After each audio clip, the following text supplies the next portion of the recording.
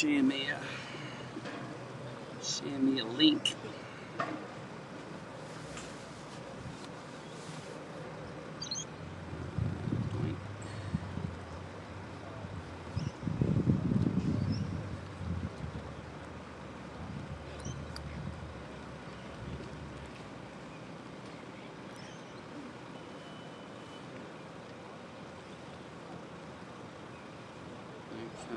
Let's share this.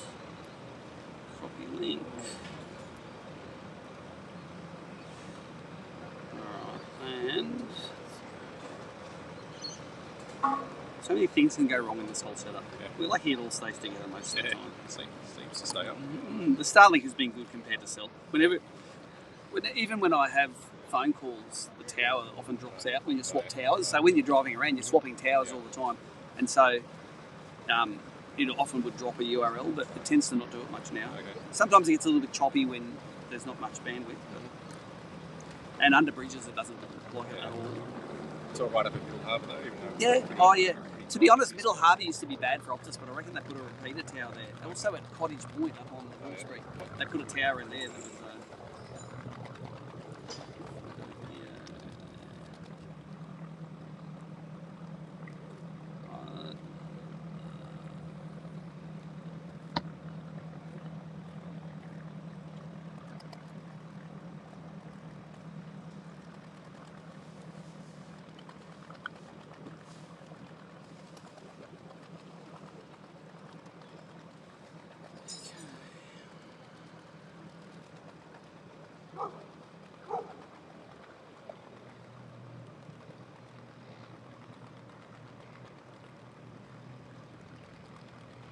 Publishing. Let's get this up.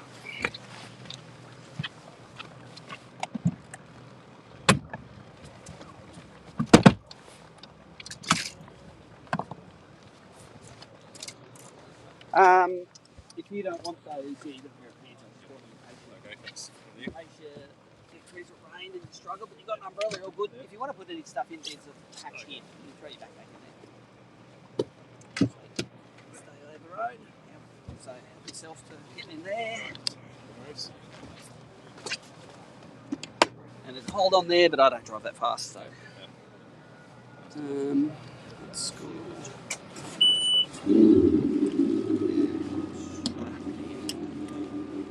Grab my phone before we get going. Yeah. Let's do it. Right. Yeah, and like if you want to get any stuff and shoot it through Nicole and film whatever you like, that's all sweet. Okay. I suppose you can't pull it off. Well, it's easier, if there's some stuff, she'll probably get access. Look, we don't do the live show till the third day. Right.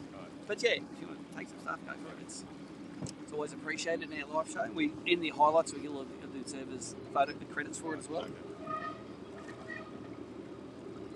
Okay.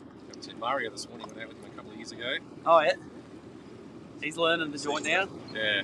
Yeah, he's due to win one of these soon. Yeah, it was the same. I think he just fishes playing dough. Yep, that's it. That was my advice to Mr. Just learn one spot really well. Yeah. And that's a place where winning fish have come out many times before, so why wouldn't you do it? This is your year, Timmy.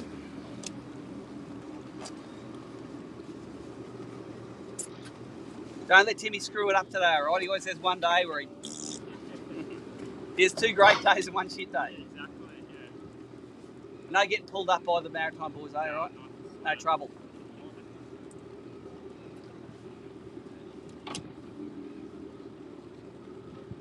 Hey, that dock you like fishing inside the thing, I looked at it yesterday. I'm leaving that for Timmy. Which one? The one that's inside of North Head. Oh, yeah. I'll let us add. Did you update the map last night? I haven't looked. Yeah, it's only Barangaroo ferry docks. Okay. And there's an oil wharf in Berry Bay Yeah. that I've extended a bit. Okay. That was it.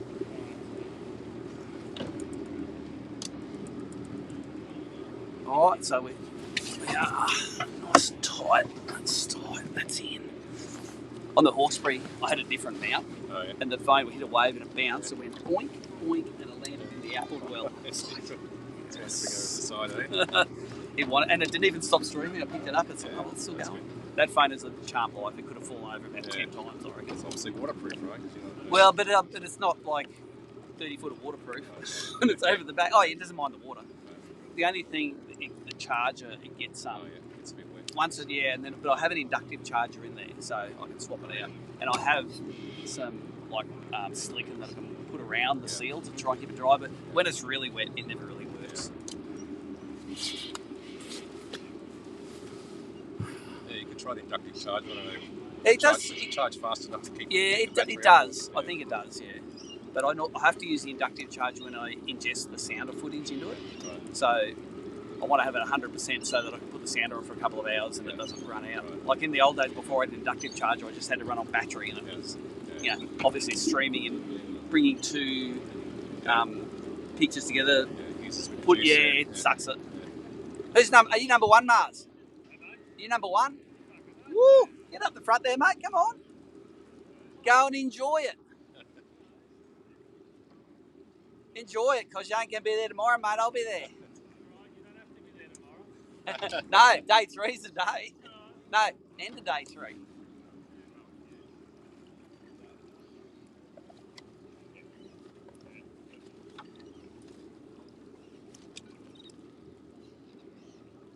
It's a pretty cool site, though.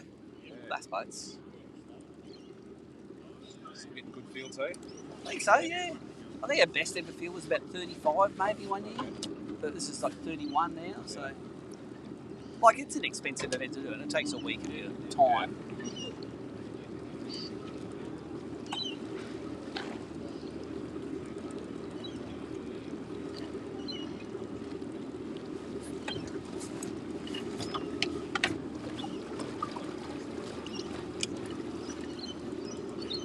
Boat's looking good, Corey.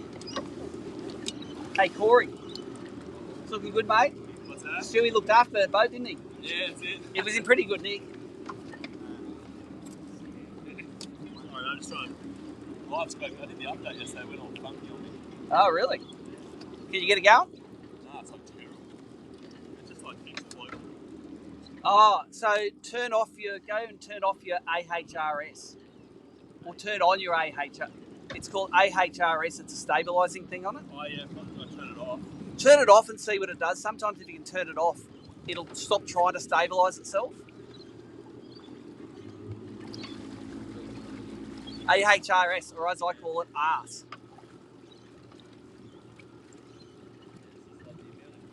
Is it any better? So that means you have to manually, with AHRS on, your transducer can be off and it'll still be good. Why am I drifting everywhere? I don't know. Hummingbird live on your Apex. Yes. I might bring one in tomorrow. You can chuck it on your. Do you need a spare I've got a spare transducer No, in the car too. Transducer. I run it on me. Spore's fine. As soon as I put it on the Apex, it's jittery as hell. And I can't get out of it and update it. It's just like it pauses for a second. Really? Yeah.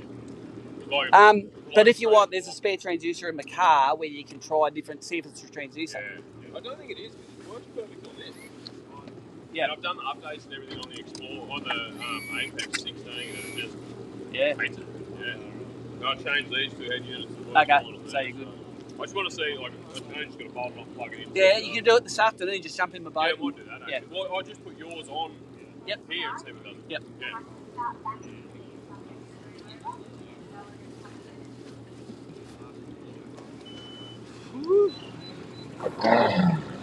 3 minutes, 2 minutes. So 3.5 kilos is par, and anything over that's a bargain. Yep. So we want a bag of nothing under 30 in the bag. Yep. But we have no say in that. Fish have say in that. I'm looking forward to the run of these days. It'll be a bit rough, very wash all the time. And under the bridge is always the roughest part. Yeah. It's straight. He's on a pasture on the Riviera under this bridge there. Oh, yeah. This is taking an hour and a half to get over from here.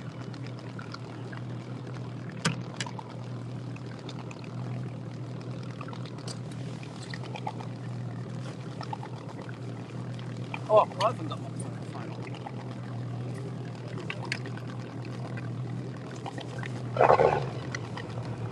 Mic on, eh?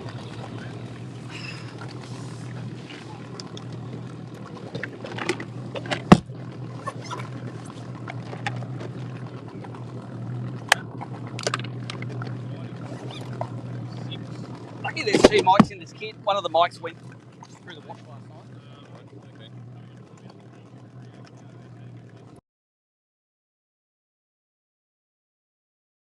Okay. Come on, mate, this ain't no bass tournament. This ain't no bass tournament. Get back in there.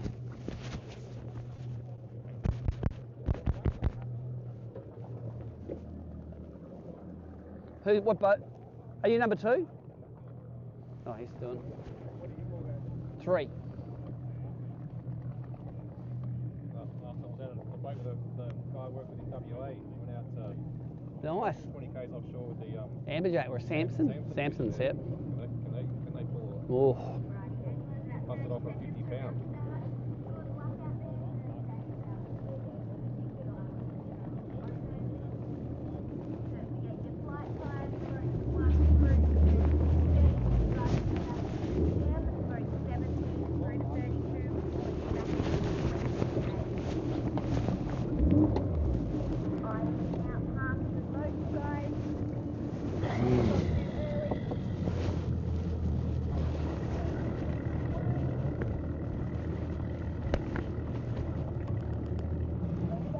Chris looks really stable. Looks good.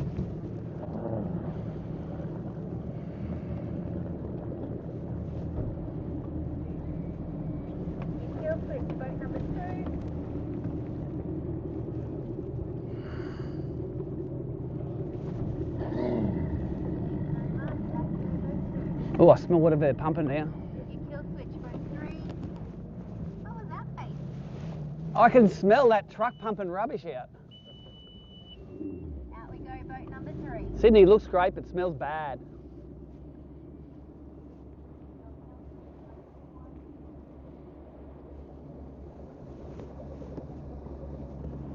Yeah, my only advice for the bass boat is if you turn around and look, hold on to your glasses. Yeah. No, don't suck them off your face. I'll only drive at 80 k's an hour max anyway, so. Yeah, that's. I think we're doing like 30 knots and it's 200 litres an hour. Wow. It's like about a... This gets 2 kilometres a litre, this does. Yeah. This boat's got two 450s on the back. Wow.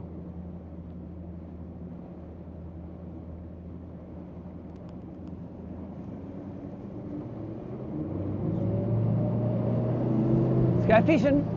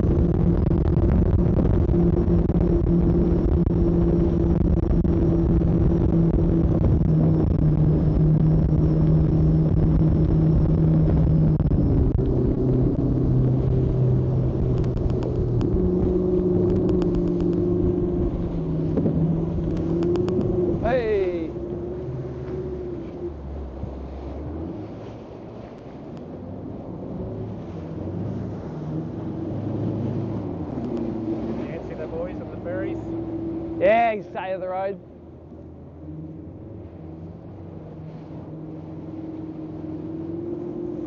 He snuck around from around the corner there, didn't he?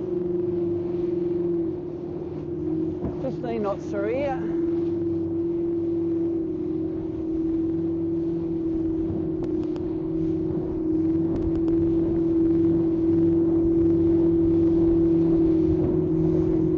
Bit of commercial traffic around this morning. Hey? Bit of commercial traffic around. Out of the oil refinery. Yeah, out of Berry Bay, yep. Something working over here too. A Sydney chip hatch.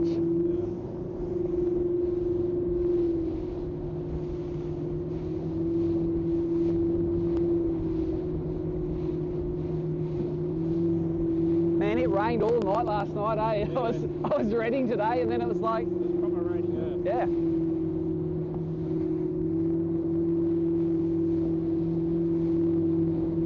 Where do you put in? Did you put it up in Roseville or down? Nah, Taplin Park, Correct. 5 Dock Bay. Oh, yeah. It's free and it's around the corner. It's got a pontoon.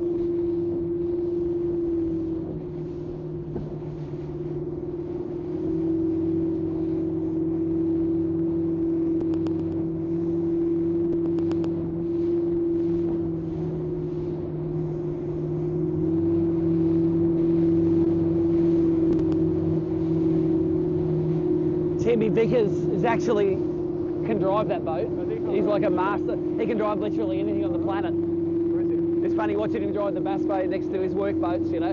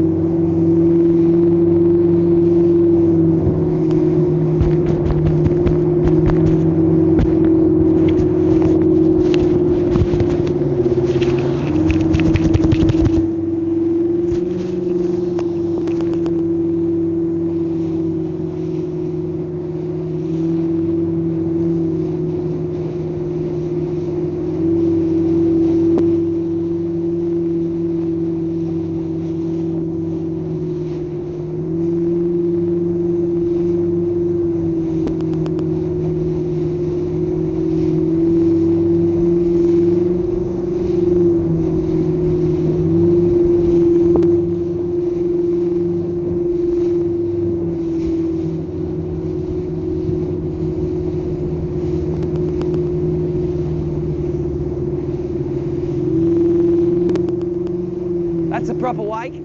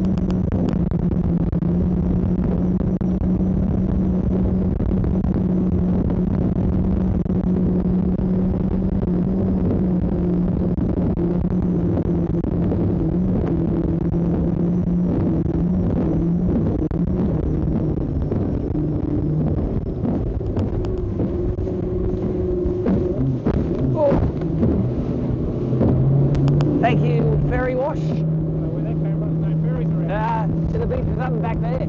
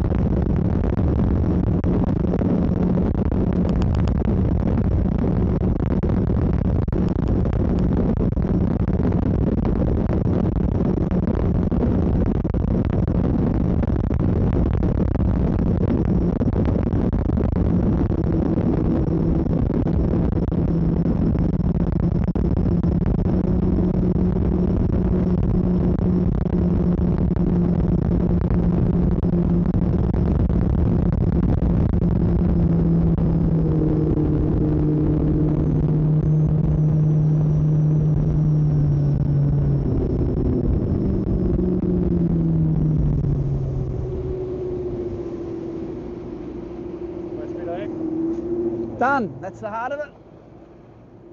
I've had some hairy ones coming out of here when it's been like 4 or 5 metre swells and you're crawling out of it like woo. I've never had it breaking though, but I've been fair worried. I've never seen it break across the head. No. But I bet she'd crack on that beach there when it's like that. Yeah. She'd.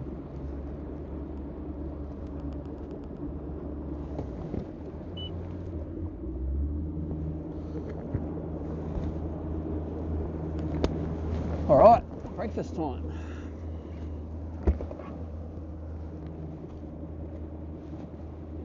Breakfast because I bought some milk for cereal this morning and I left it in the car overnight last night and I wasn't game to drink it. Okay.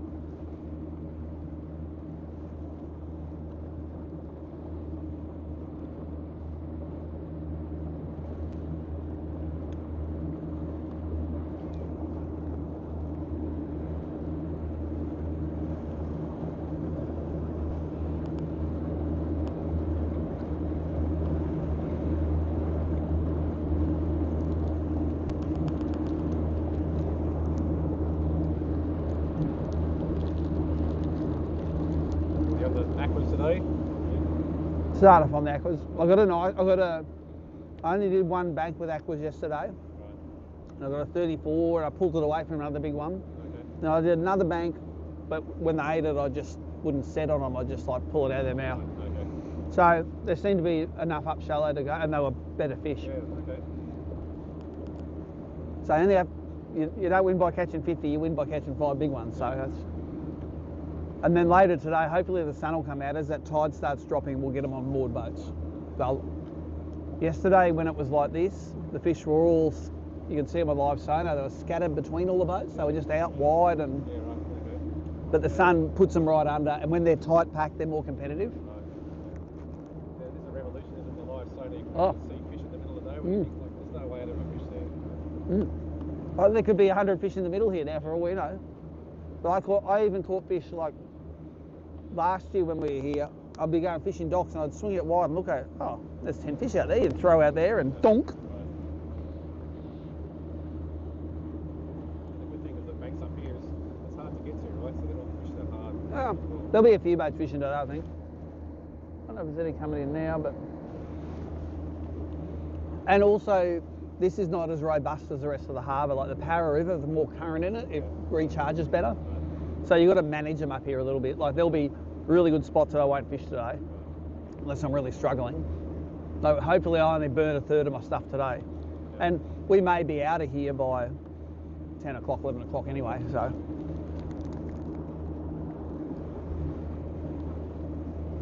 Whenever I have the gut feel that they've pulled off the banks,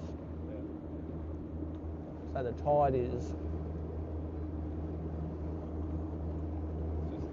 No, it's about 9 o'clock. I think the high tide's like 10 o'clock. Yeah, yeah.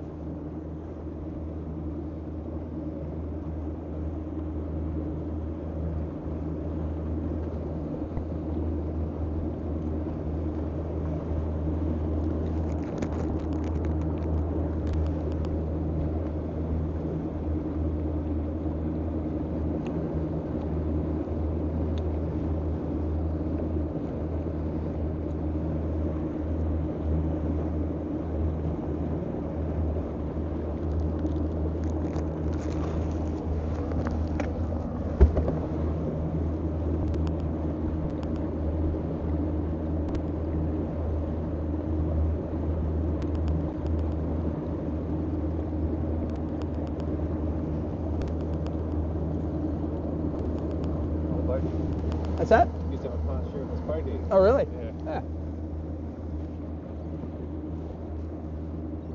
You want to try and park it in there in the middle of the tide. Like it really comes through here. Yeah. Oh, yeah, on that corner. So many bream around here on the end of this bridge yesterday, I couldn't catch any of them. Yeah, really. You'd see them. I could see them with my eyes, see them on my live. There'd be 500 bream on this bridge, and Yeah, right. I reckon they need a bit of colour in the water to bite there good. They need to, like, and it's, even with that rain last night, it is not dirty, this water. It takes like 3 inches of rain to make it, and then it only stays for 1 day. Yeah. I had it open once where we did get the 3 inches of rain. I crankbaited them up on the upper middle harbour. They were just savage. And I said, that's my plan. Yeah. The next day, I went up there and it was this colour again, and they wouldn't eat. Right.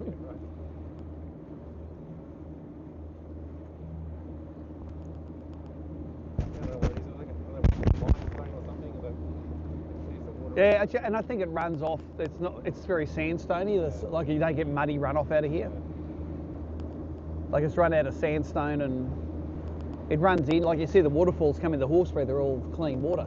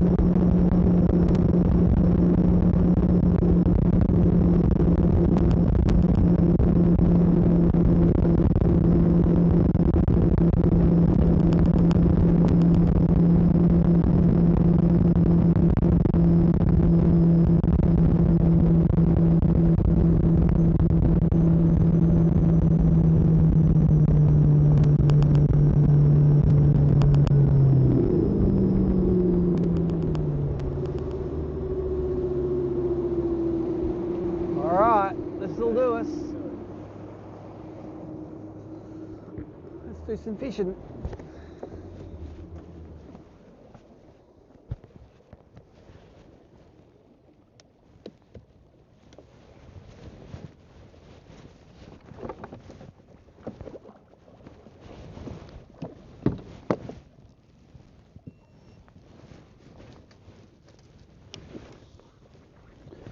Yeah, what sort of mess have I got here?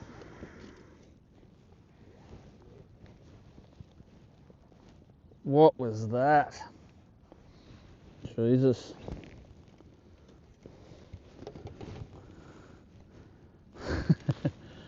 Yeah. I think that's this. Let's just pull that off. Somehow I lost a bit of line off that one. So I'm just gonna... Is it? Right. I'll let go of that and I'll pull her in.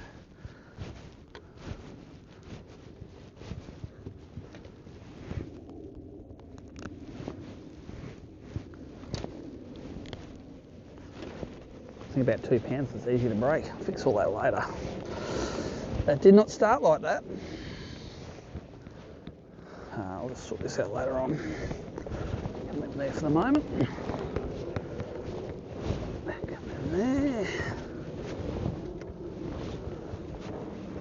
All right, I'm looking for an aqua rod. That'll do it.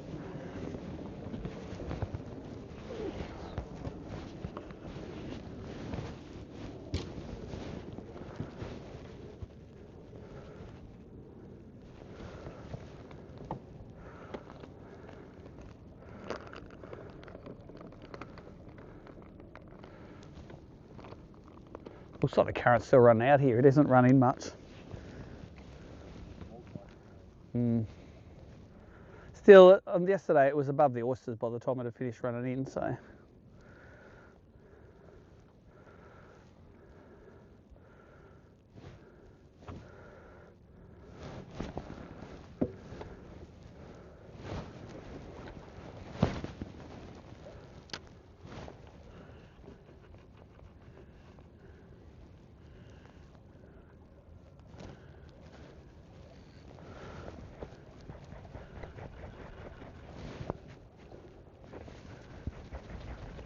There's great ledges up here.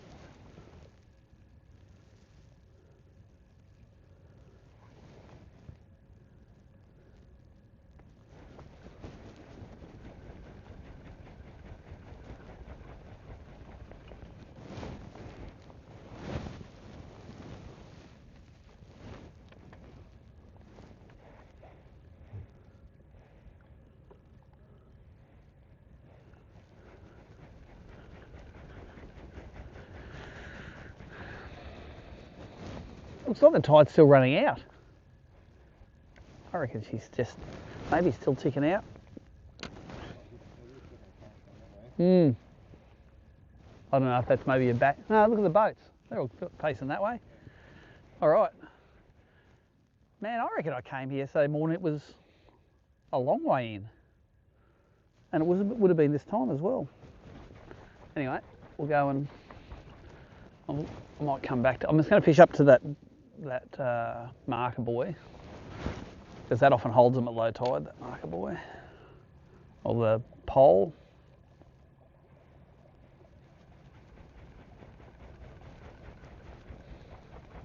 I think these fish don't move too far, they just move up and down with the.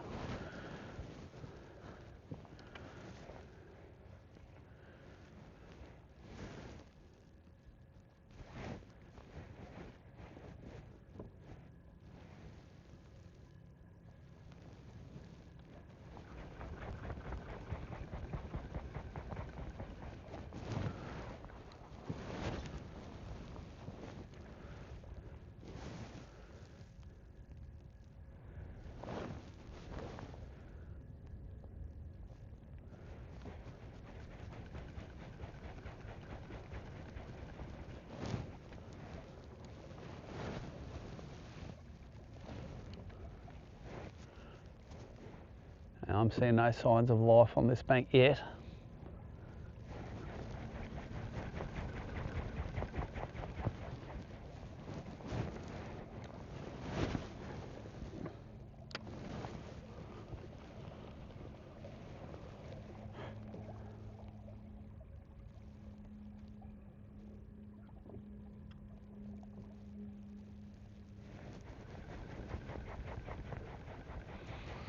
Someone's making toast, it smells like. Burning toast.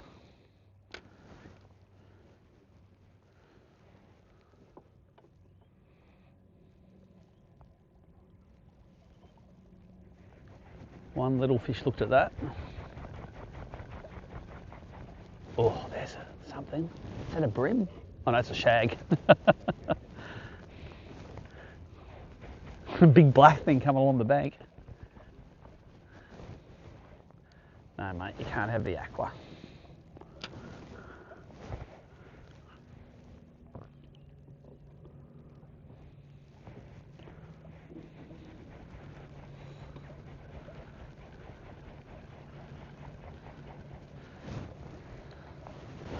All right, burn up to this pole. I think I need to tie a crab on actually, not on. Crabs.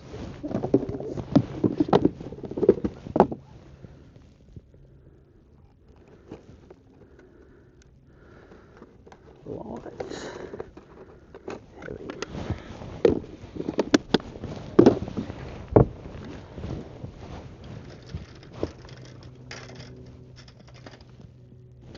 Rod, crab rod. Yeah, because it tied so low, I'm going to have to change of plans, but I do want to fish this one first.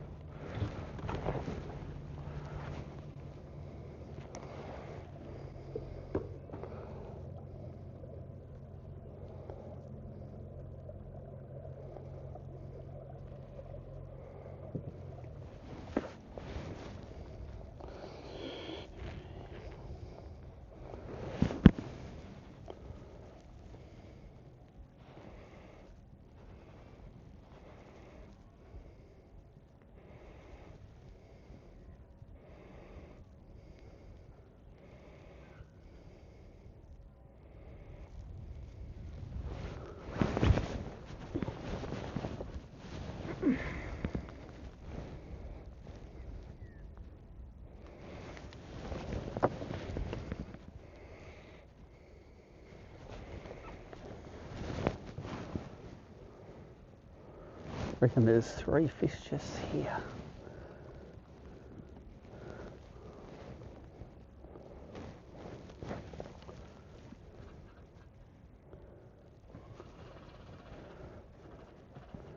It's not like the lure landing on the heads though.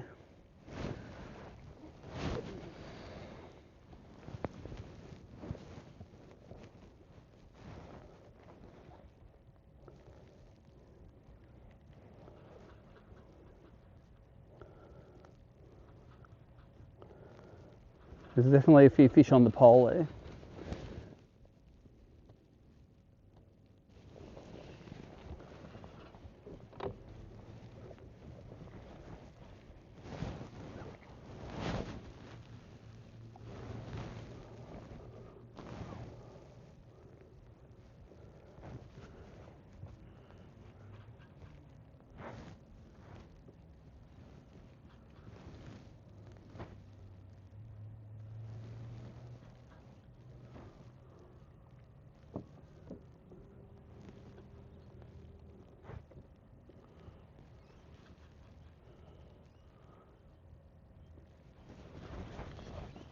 Weed. That was.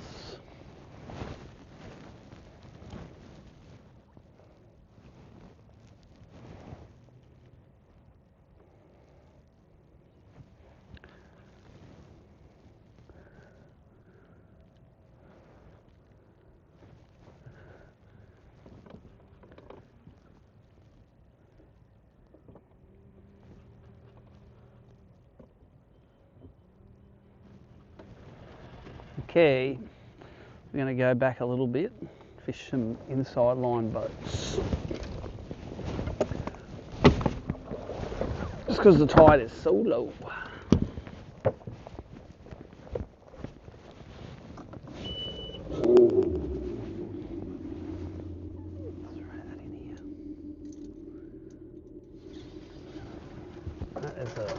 later on problem.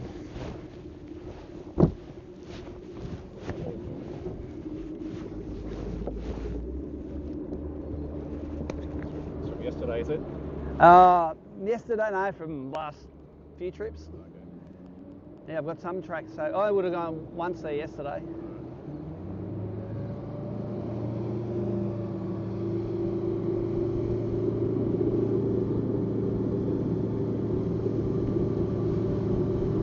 Yeah, I think there's all the Sydney trips in here, all through Manly and all through Middle.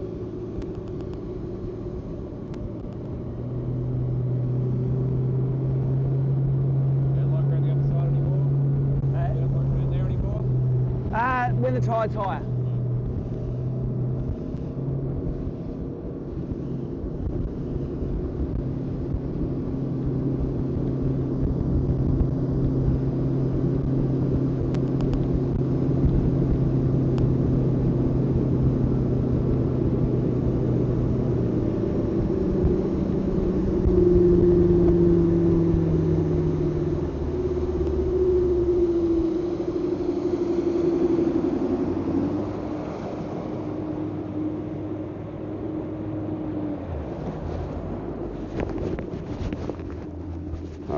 Let's go to a little sticky on one of these things.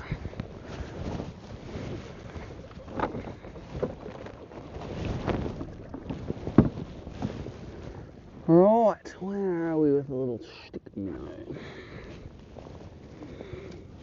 That's the one. A little bit of stench on it.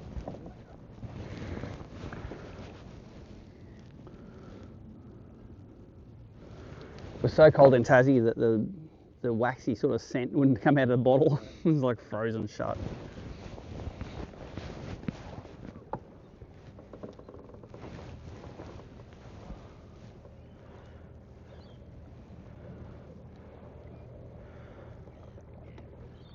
So welcome to the live viewers' first day of the Open. I've come up Middle Harbour, but I expected the tide to be up at least another foot on what it is now. But it ain't, so I'm changing to a low tide plan sort of straight away for at least for another hour or two then until this tide comes in. My best fishing pre-fish came from rocky banks on aquas, but they would all been sitting where there's no water at the moment.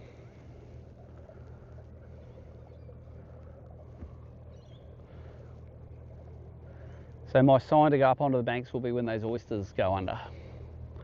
They can get up in the oysters.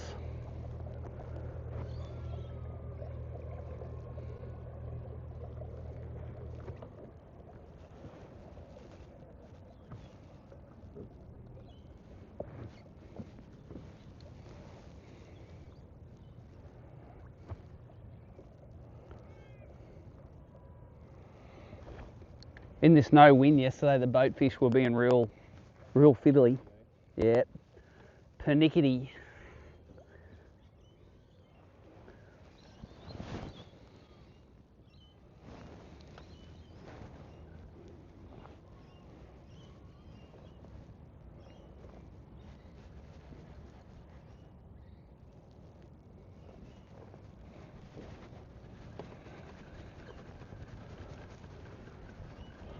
Another thing I will do today is a little bit of boat cranking.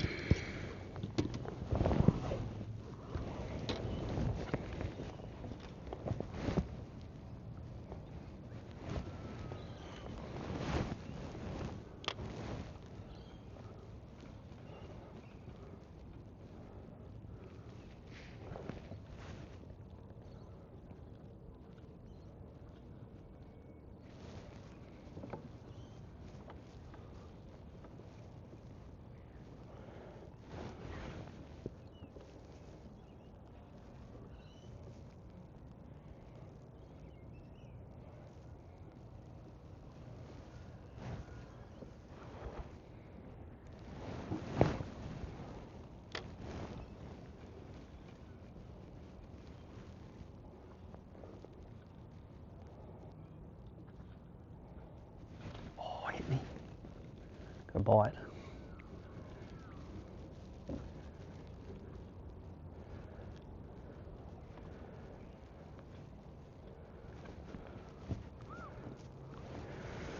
One little pluck. That's what they were like yesterday. They weren't normally on a windy, sunny day. They'll be hit. Oop, got one. Yesterday they were like one pluck, and they're like, hey, no way. So if I'm a fair way away inside, I'll throw a sticky at it.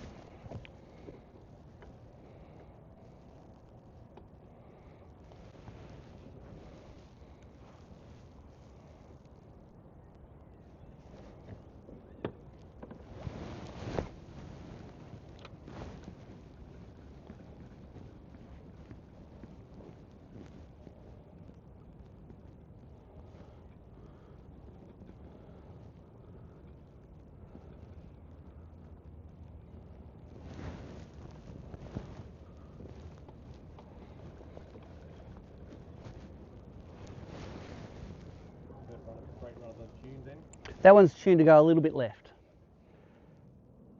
Not crazy left. I don't really know if I don't think I like this colour. I'm going to put a different colour on soon. But I wasn't sort of judging on yesterday because they weren't eating much yesterday. Weren't eating much that was good.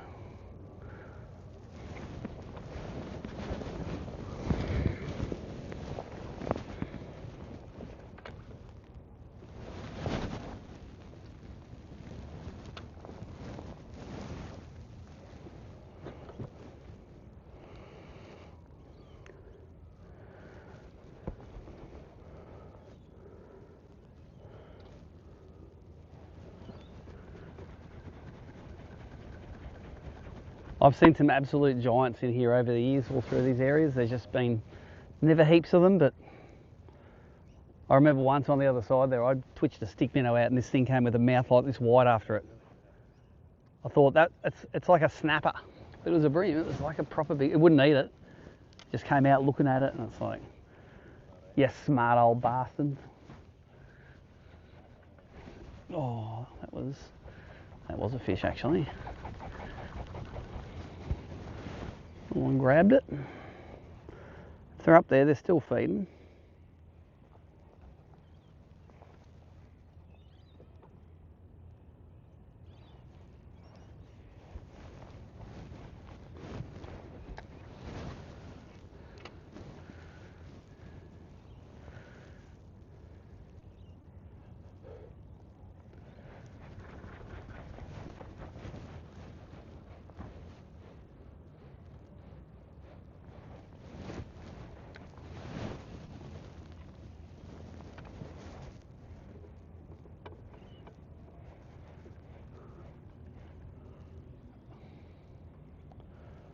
It's a little one. Let go of it. There's a big, oh, that's not a big one either. I'm trying not to set on the little ones. Oh, yeah. It was only just legal. But if a little one spits it out, the big one's more likely to eat it. You got to have the, it's tempting to set on them, but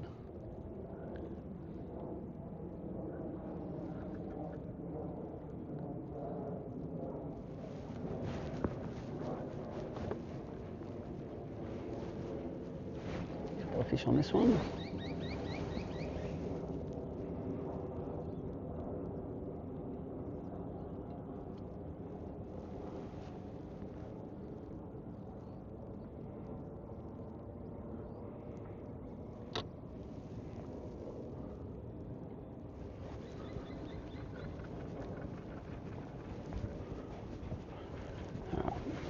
Grab these sunnies out.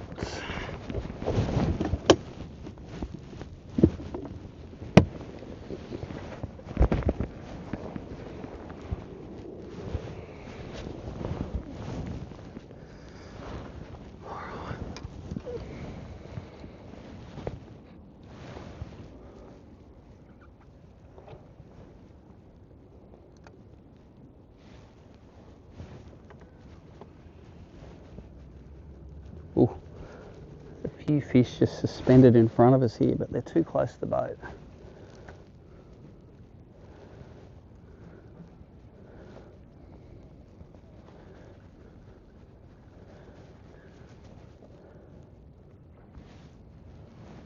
Are they bream? They sound like it. Like bream eating bread.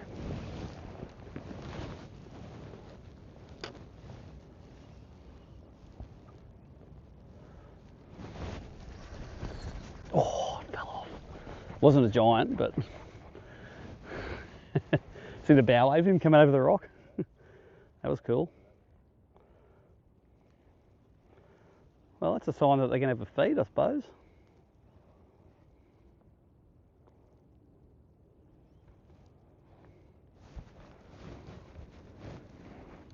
You never know whether it's too much or not enough hook set on them.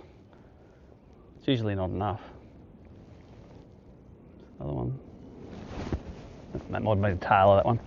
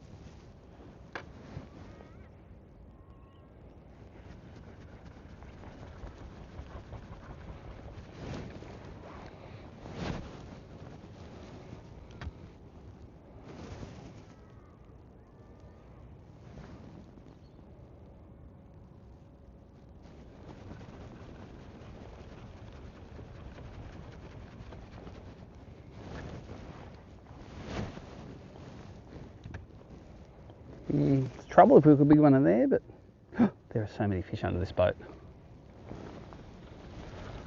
This boat here has got heaps on it.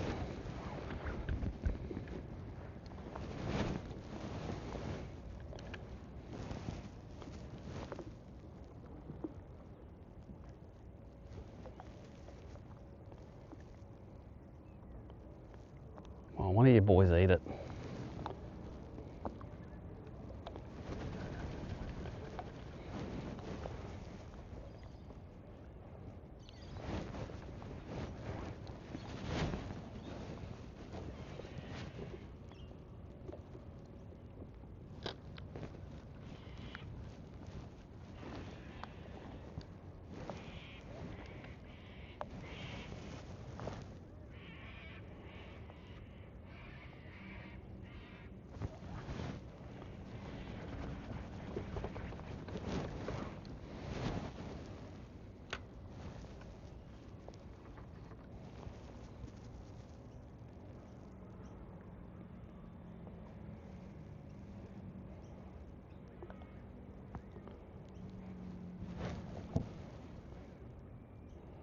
funny, there's like 30 fish under that boat. There's nothing under that boat. Must have their favourites. Hey. Small lead or not.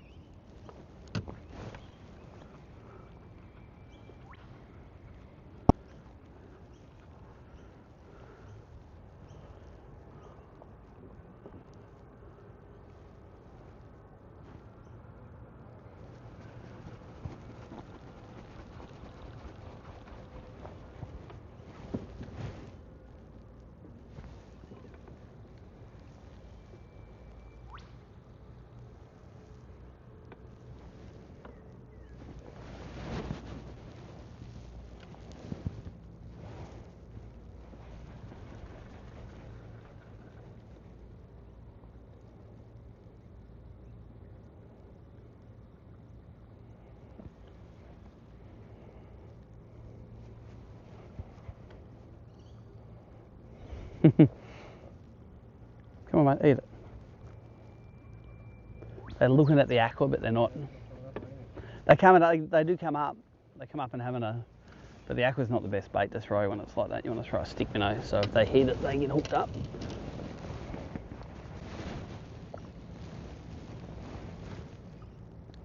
There's a few fish on this boat.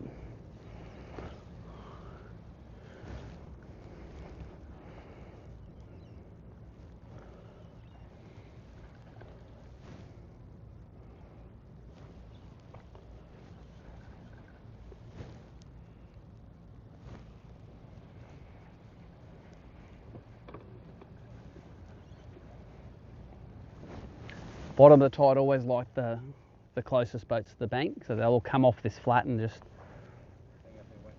The blue one on the tip there's from memory, and this yellow one are ones that generally hold them. Mostly.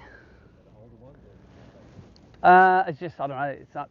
I don't think it makes. Sometimes it's no keel, sometimes keel, but just some boats hold them better than others. It's got to have a good enough memory to remember which ones they were.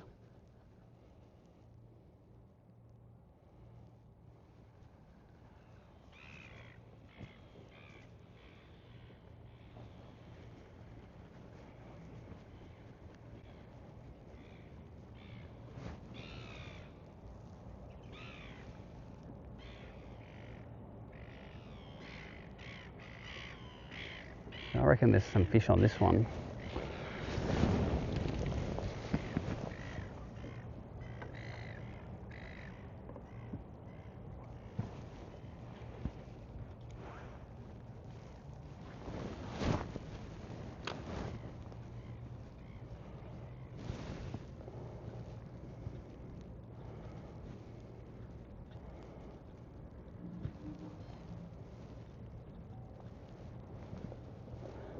Nope. Seen on old yellow either. Nah, we fish a lot of boat bag boats on the Gold Coast, but I don't think it makes any difference. It's all just structure to the brim. It's all just, if there's a crab on it, they might be up under it.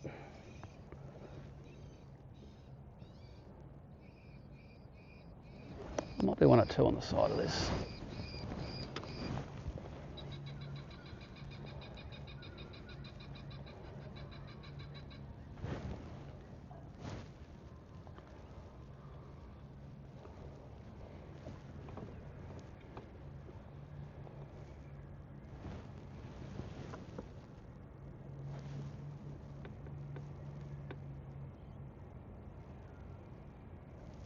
See the tide's just turning now, they're all just starting to go woo.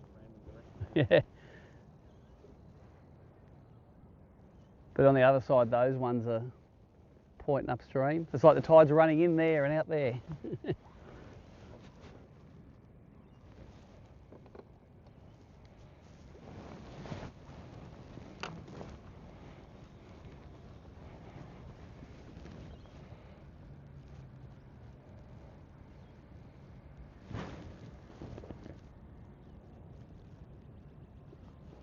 No fish on that one. About old bluey here. I see there's a few under that. Bluey's always got them.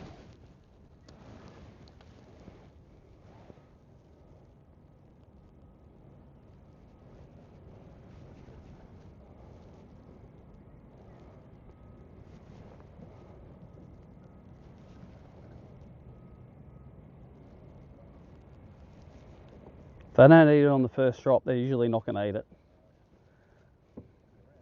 Yeah, be around on the...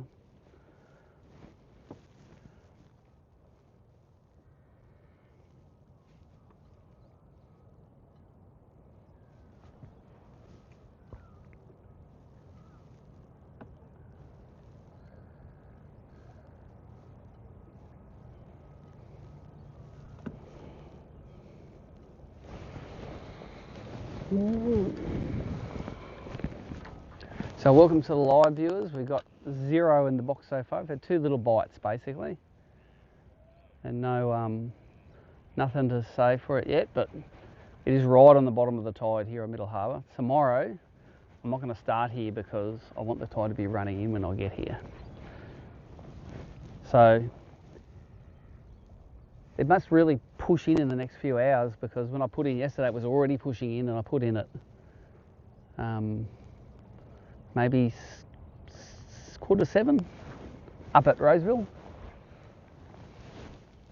I don't really want to throw an acre at that, but he got it.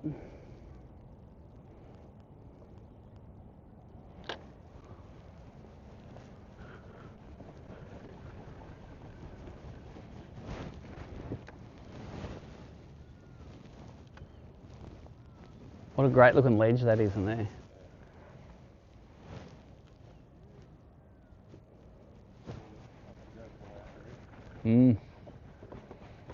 Soulmate got mini golf there in his backyard. Looks like it. 1 hole.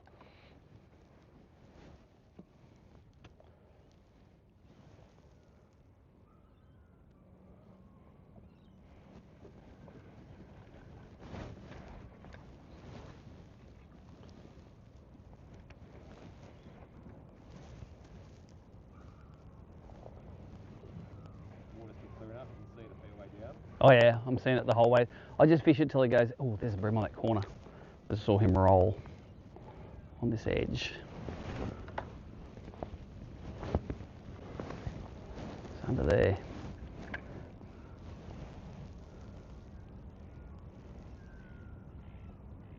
Yeah, it's super clear.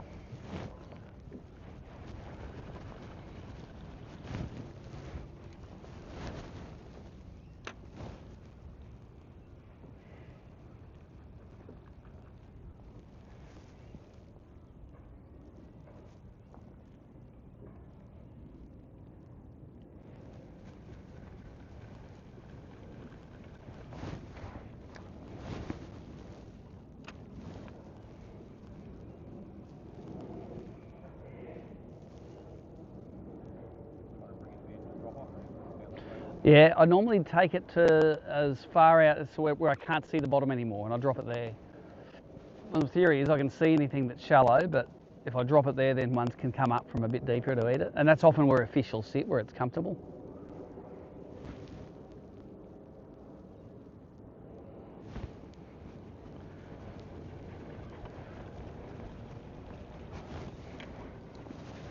Obviously at low tide they like sitting under something over their heads, so.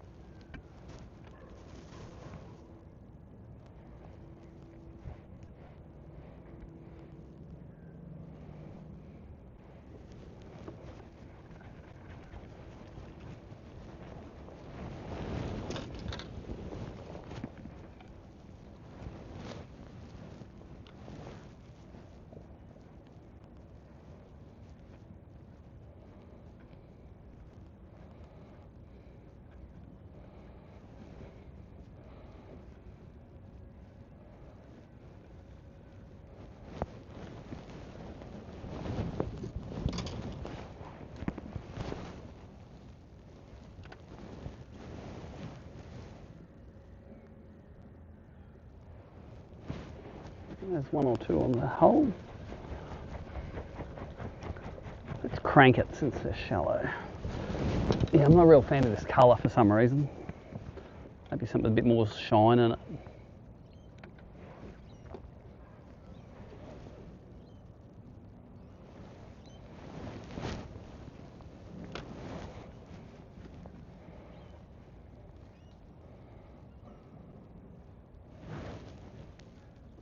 Followers, 2 followers.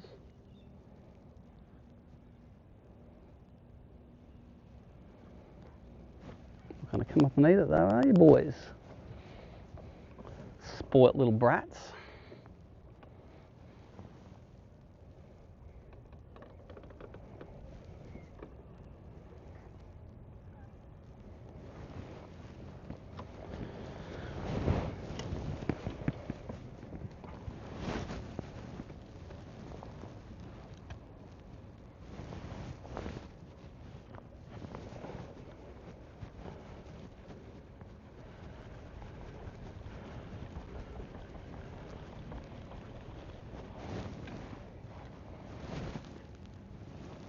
What a rubbish cast.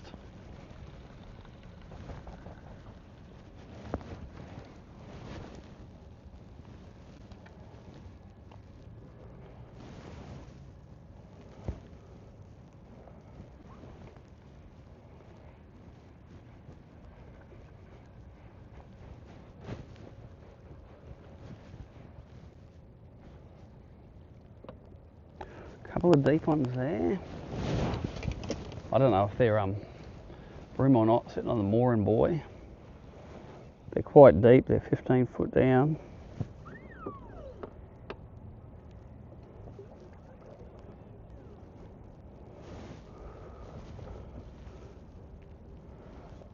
Could be leather jackets too.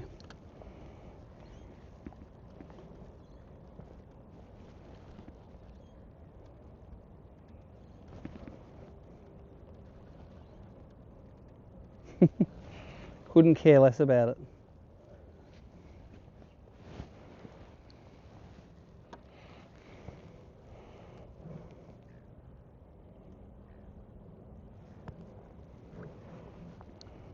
But yeah, they could be leatheries as well.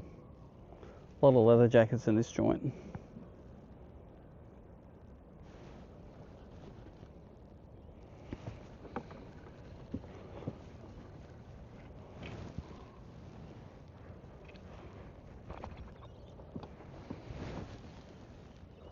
Oh, man.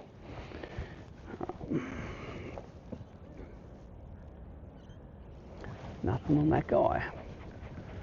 Which would be true for a working boat. Normally there's none on those. I do remember this arbor though. That has them on it, and there's an old, I reckon that old yellow one way up there. It's on its, I reckon every year they'll be sunk, this one. Nah, still not sunk, so they'll be on that one too. Let's test the theory. Yep. But 100% I think as the day goes on today, the fishing will be better.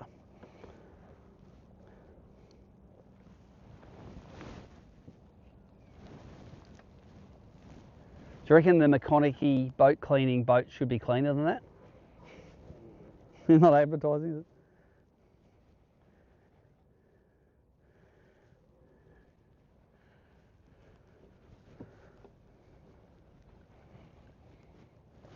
All right, come on, let's get on the board. That's a Geno.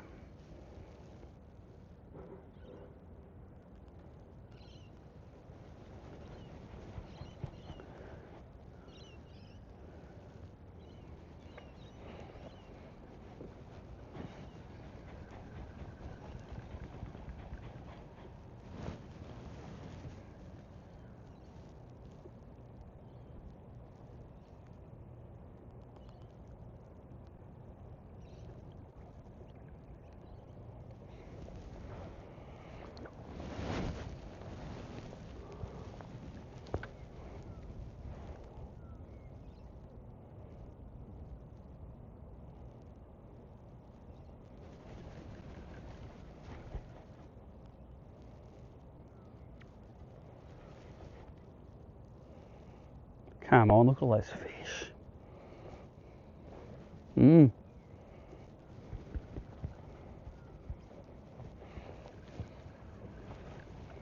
Try cranking them.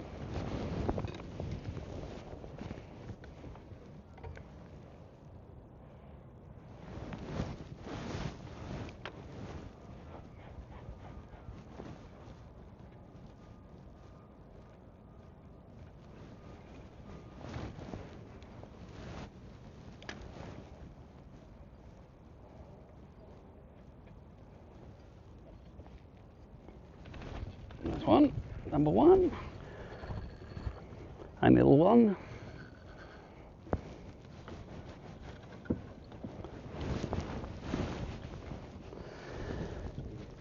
Just a little bag filler to start off with on the Samaki Reddick,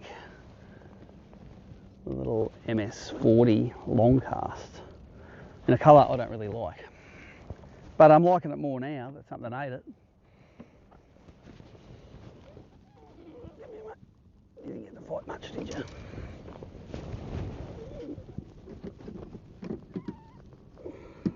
Those ones or these ones?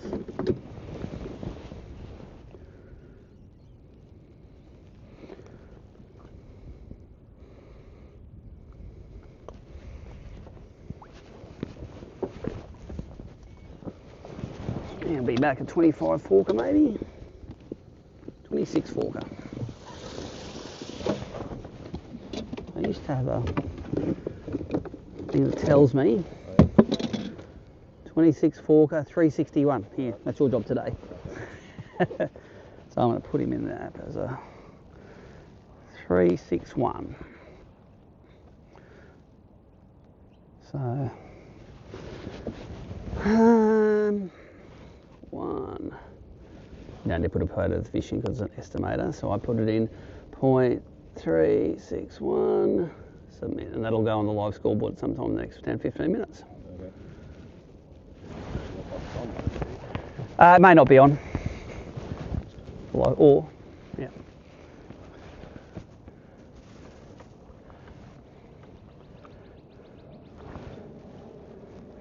$361 grams. I don't think I'm going to win the Open with 361ers.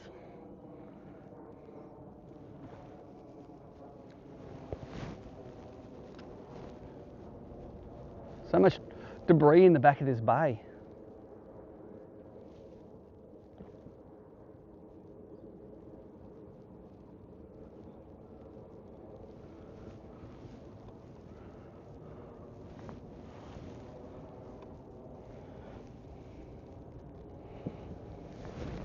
There's a whole lot of somethings out here.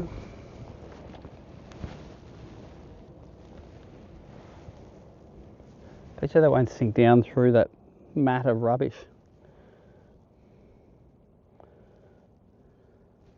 Nah, it's just suspending because it gets caught on all the crap above it. Need to sink a crab down there. Crabby go.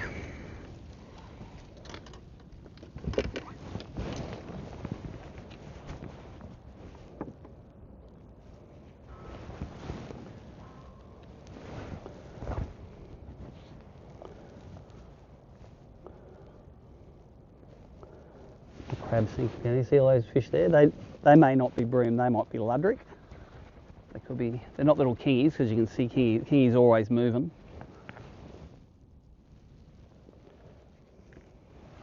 They're sort of out here.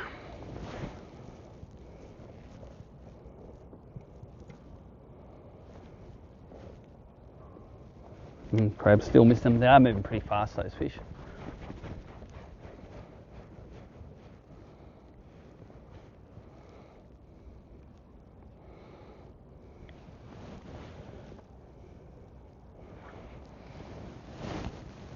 I think there was something on that crab.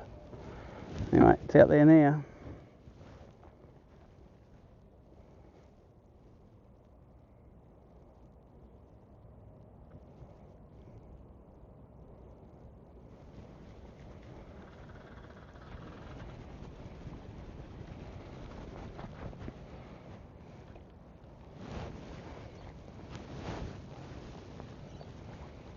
Yeah, this must be all the leaves that got blown out by that rain. All ended up blowing in the back of this bay.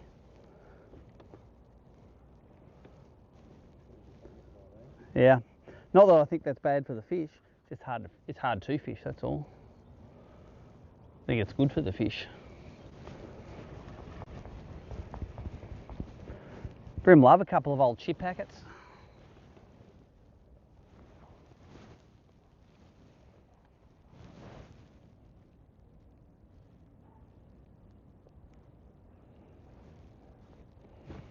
Crab falling down on top of them there. That feels better. Oh, look at the head shake on it. That's a better one. Oh, 5 pounds straight through, I like it. Or 4 pound at least. That's a big one.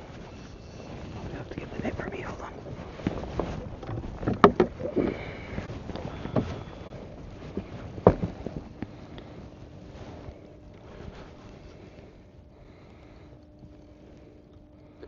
Come on, don't get caught on all that stuff on the bottom.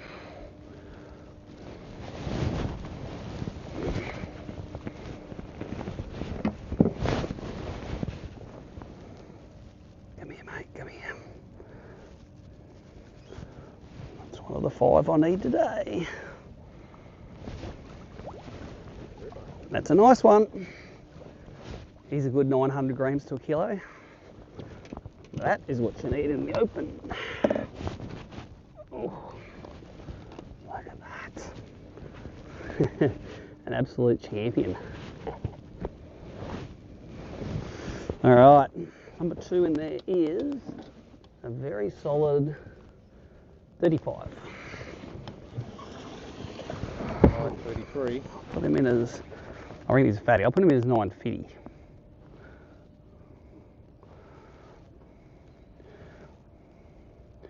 .95.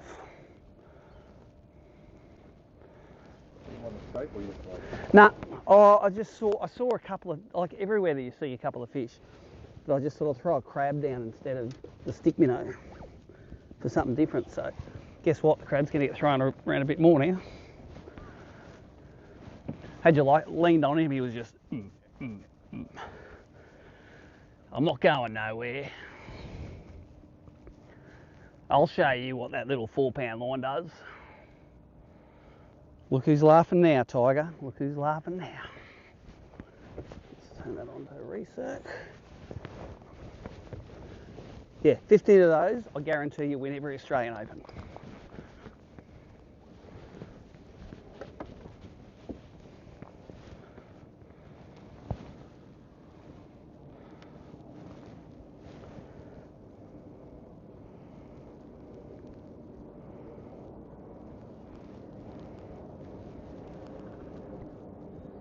Oh, there was one follow on that all the way to the bottom, but I think leather jackets, you can tell them on the scope, they're so slow. You don't see any body movement, they just got that little fin going. So when a leather jacket's follow on it, you can sort of tell. There's 2 or 3 on the mooring line of this one.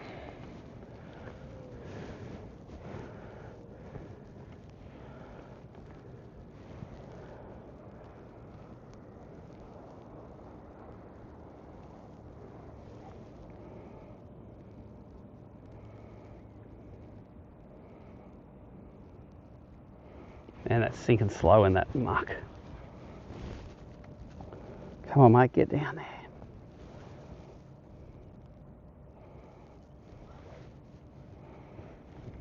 I don't think it's a bream that far down. That's 25 foot down, those fish.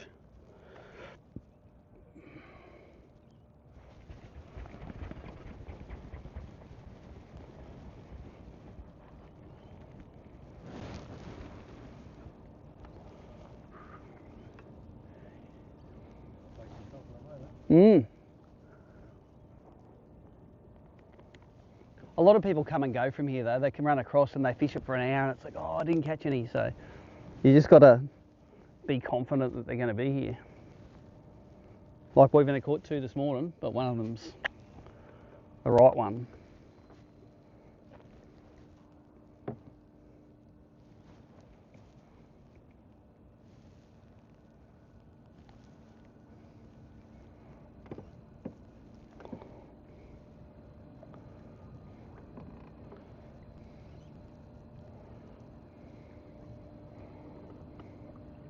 think the other thing about Middle Harbour is it's a real finesse fishery.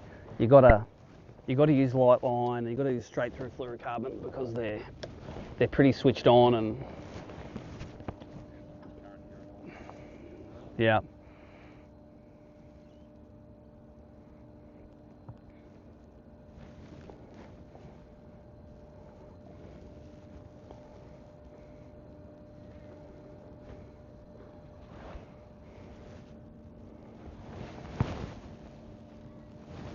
So often with the scope you'll throw in, and it's only after you throw in they'll reveal themselves. When it splashes down they'll move.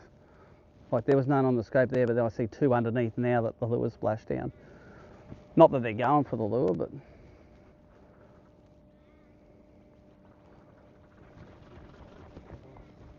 yep. Oh wait up, there is a boat right there. That is one of our guys.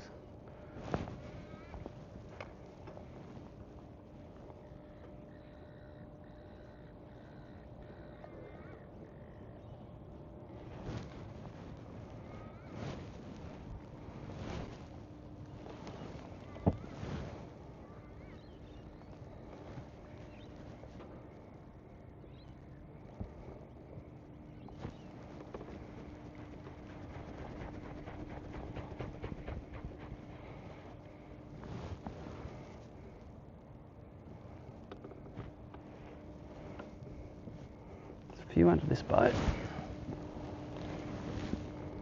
Are they going to find that?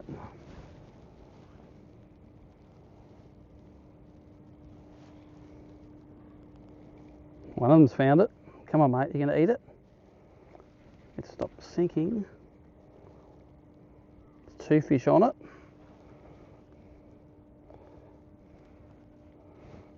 Let's drop it in the school.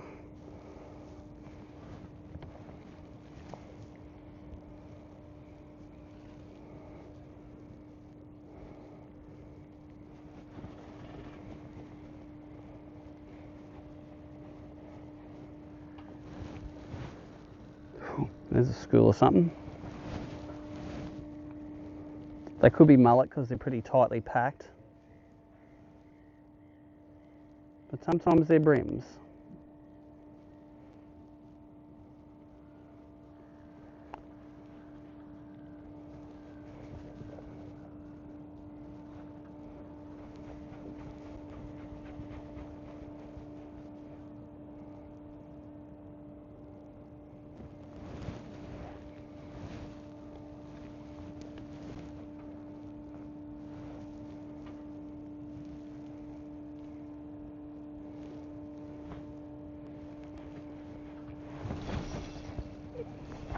Another one. Oh, I came off. Didn't break me. He wasn't that big. He was a keeper, but he wasn't like the last one. Had those little head shakes, and I could just see him as he came off. So.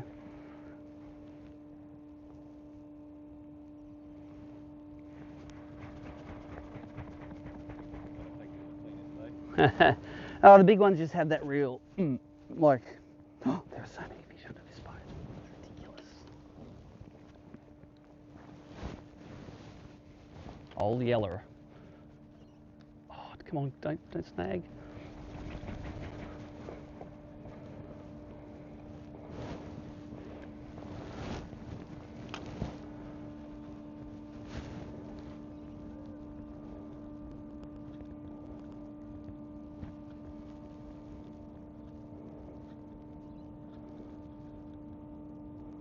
No, I spooked him with that first cast, and plus picked up some crap.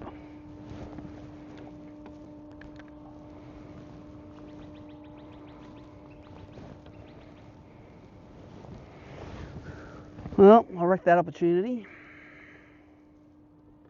Yeah, they're always on this whole thing. Always. What's that in front of us? That's not a bird.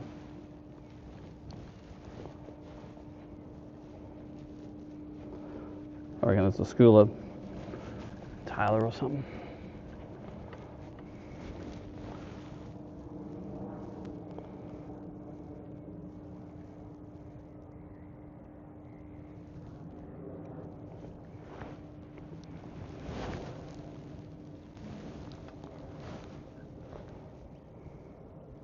Oh, one of them, look at them spooking to the bottom. I don't want to eat that. One of them's going towards it and two went straight away from it.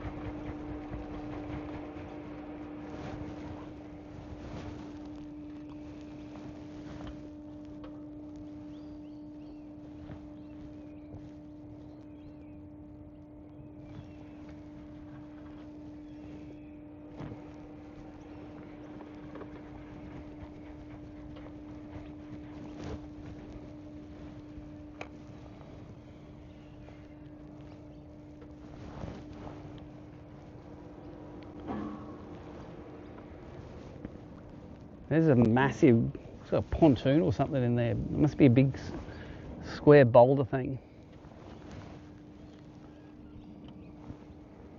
Let's go, mate. That's all good. You're not missing much. They're pretty slow this morning. Yeah, I got two as well. Yep, there's heaps on it. Yeah. But they lure landed, they all went poof, straight to the bottom, so they were onto us.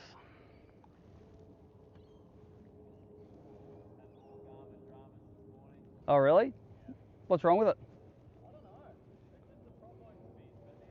Oh, so it work. Okay, so it's working now. I've got a spare one of those e-boards if you need it. Oh, do you? I think I do, yeah. So it's in the back of my car. I think I'm alright for now. Yep.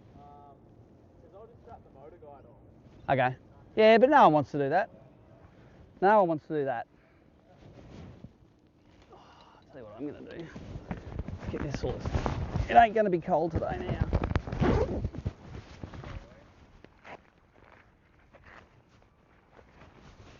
I reckon I can get rid of all this.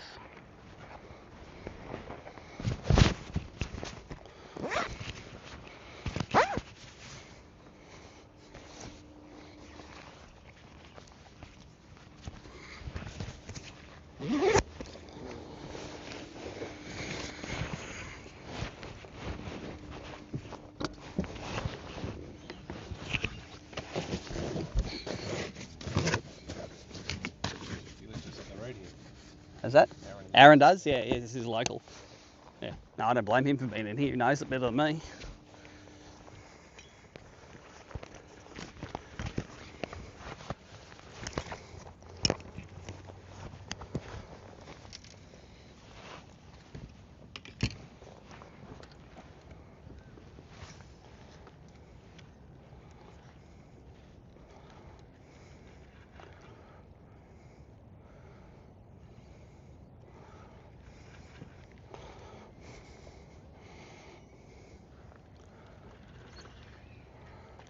Alright, just going to throw one in on this boat here, which normally got on it, and I'm going to move. I still see tide must be running out because those boats are all pointing that way still. I know, and it's up past 8 now. Whatever we lose in the edge fishing, we pick up in the boat fishing anyway, so.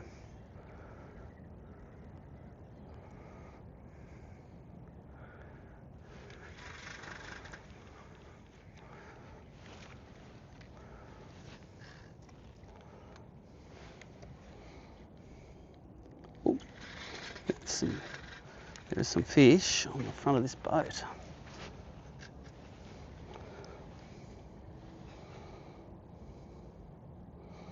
They're coming up to it too. I like them when they come up to it. Don't swim away from it.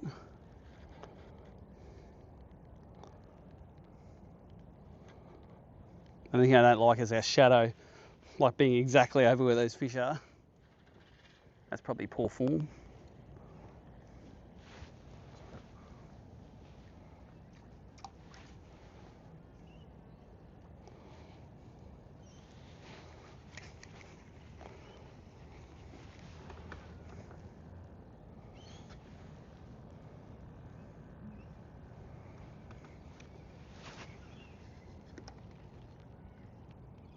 Ah, that'll be in a rope.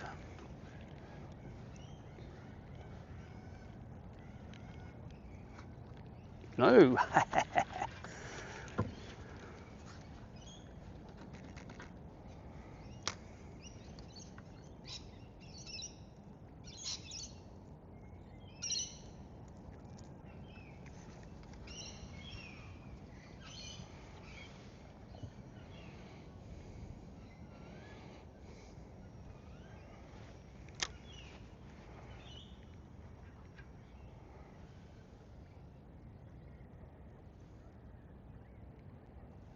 Full of ludrica in here. 5 or 6 luddies.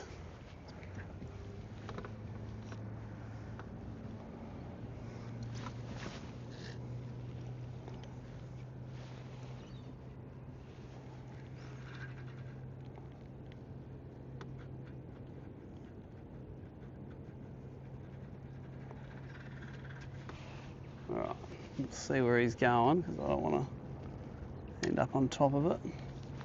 What is he? Nah, I don't know. Nah, they're all everyone's spots, but I want to do that line over there next that the sun's on because the sun should push them underneath the docks.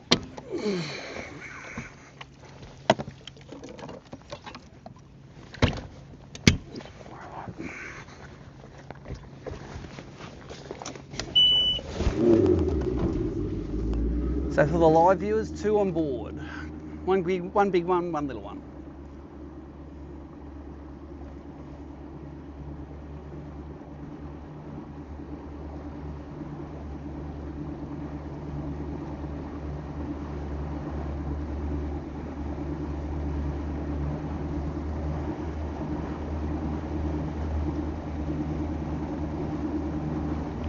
So estimated scoreboard. Jono Fitzgibbon's got 2 for 1.9.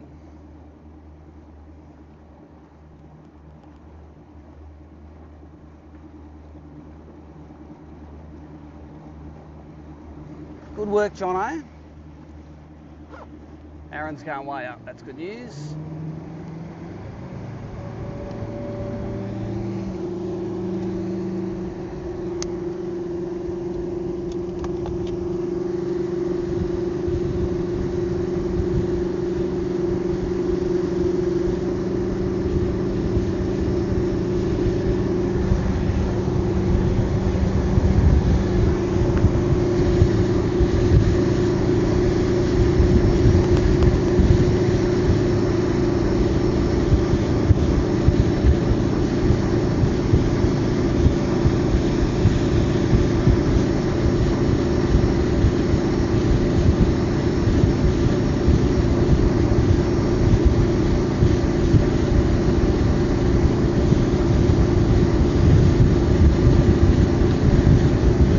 Always keys on this point here. Yeah. Yep. Okay. On these boats. Yep. Right.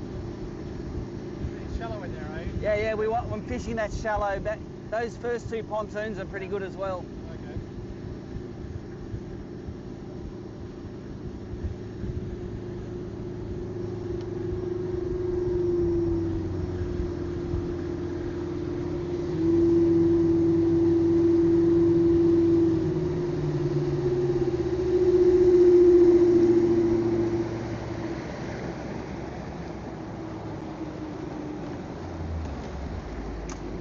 So we can catch one off this the stick first.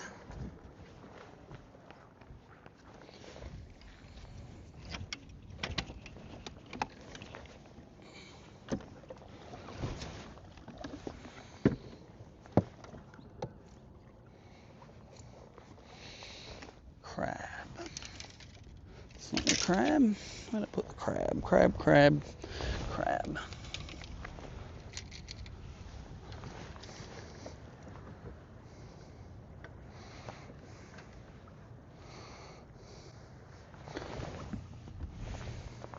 Yeah, good bent minnow point on some of this one. They get up on all the rocks in there.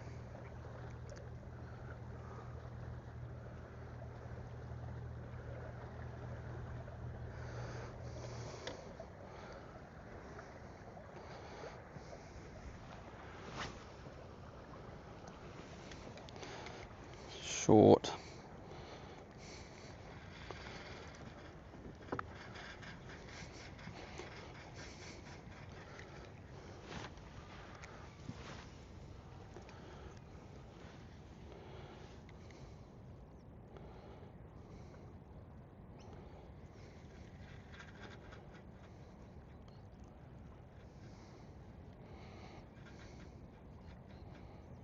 Ooh, rattle, rattle. Come on, boys.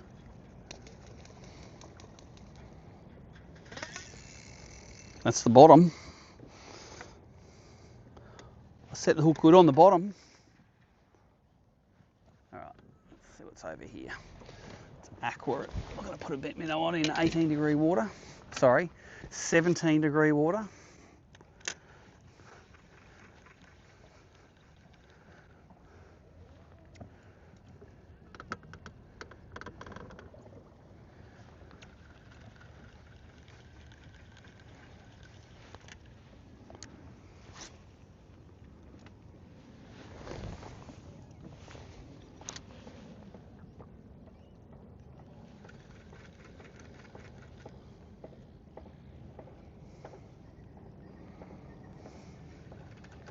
Ooh, it's a fish bit that.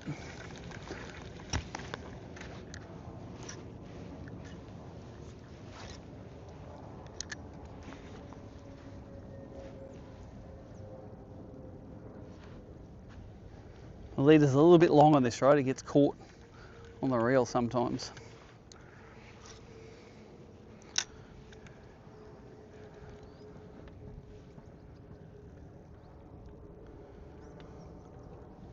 You notice though, all the oysters are now under.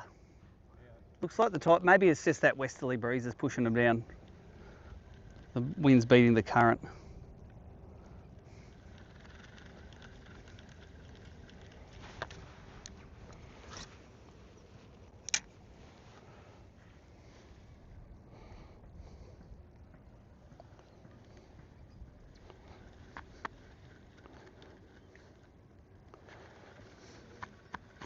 Oh, there's some fish out here. Look at that.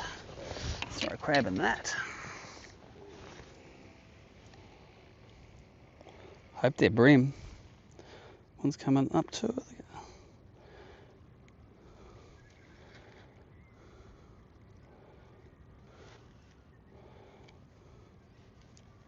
One of them's got to be a bream. Look, they're all balling on it. I reckon he's got it. Yep, he has. Might be a kingy as well. I hope it's a bream. There's a decent run.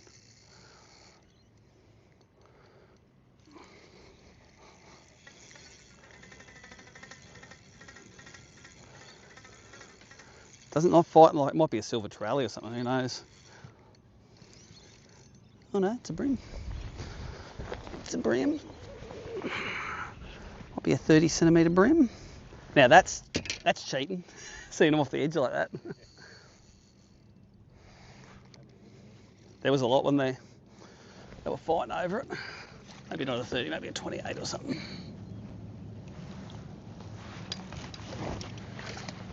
He's one we want though. He's one of the right size.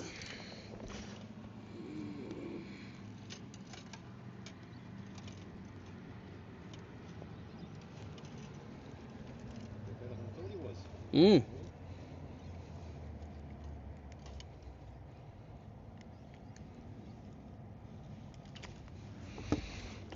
There you go, number 3. He might go 34-er. Oh, about a 32 and a half. 737. 737, just like in the sky there. All right, let's put number 3 in there. Nice, that's the right fish as well. John Fitzgibbon's got the 1.2 in there. Yeah. 0.7. When they're round weights like that, you know they're an estimate. That could be a 1.4 or an 800, you never know. It's only an estimate. Another 800 grams will be handy. That's the first group of deep fish I've thrown to. Yesterday I threw to a few of those and none of them ate.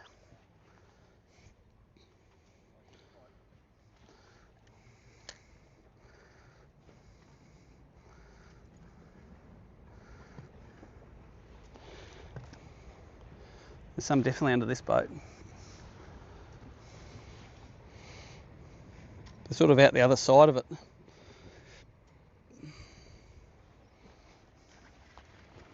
Let's get back on this dock. Over about 15 feet, they're normally not bream. Normally something else.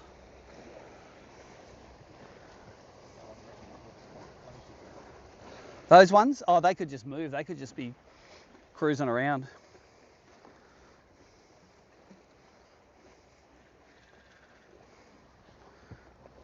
But when you saw them all go down for it and then they came back up, that's one of them's got it in their mouth and they're swimming up and the others are swimming after it, you know they've got it in their mouth then. You start whining when you see that.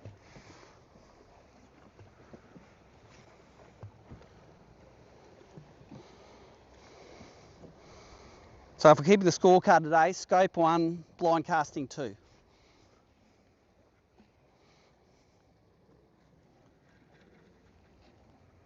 This is normally a pretty good corner though, like those fish might be up on that flat on the top of the tide and then they just drop off the edge on the low tide. And there's 2 or 3 more little points like that as we go down this side.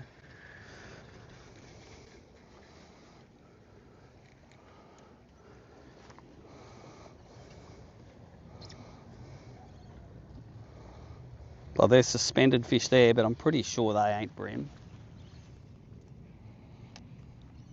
Well, it'll fall right on their heads.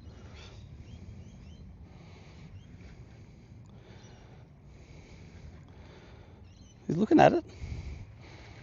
Only for a little while though. They're like kings, are like, I don't eat crabs. That's peasant food. Oh, look at all the fish out there. I'm pretty sure they're not bream.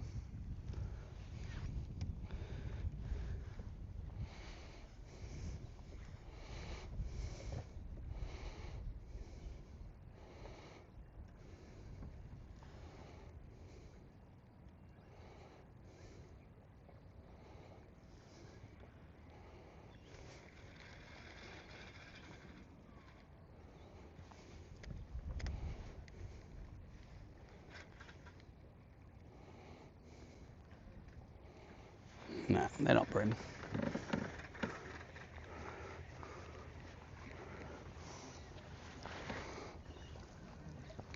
I tell you, there was a whole heap of kingies at the Roseville Bridge yesterday. There was heaps, like a school of over 100. And I hooked one on a bream crankbait, and it was like, oh, good bream, and it's like, zzz, zzz, zzz, and I'm looking at the scope, and they're all following it. I did not get it back. One of Callum Dow's puffin cranks gone. Okay, I'm going to throw an axe. See these are going under now, these oysters. There's got to be some of them moving up.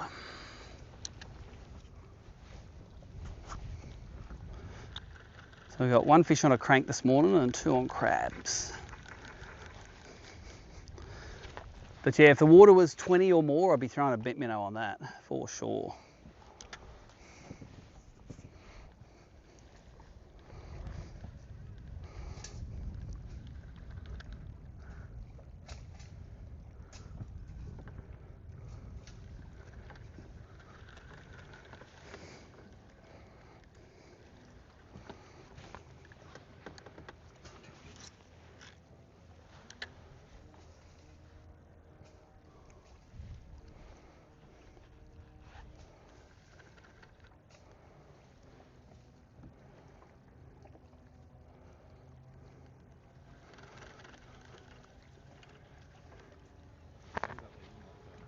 Oh yeah, no ballast rating on it.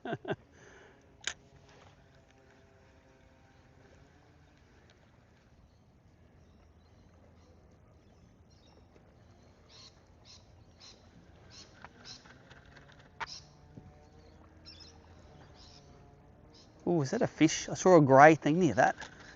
Right. Couldn't see my aqua, I saw a grey shape swimming across. Didn't eat it though, whatever it was. Like with the 8 pound leader, I sort of, I need there to be more than one fish there that's fighting over it. Like one fish giving it scrutiny, they'll go, nah, I'm not eating that with the 8 pound leader on it. I think that was just a snag. It's just they can see the line.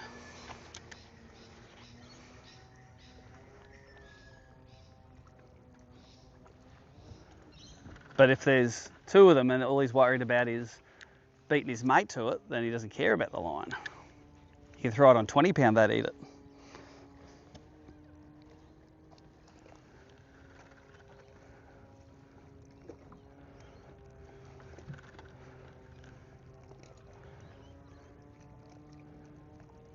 Oh, something just took it down.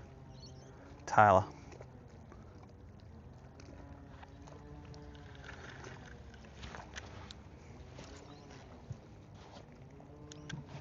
Yeah, those, see, oysters are all under now. Magically, it's come up that high.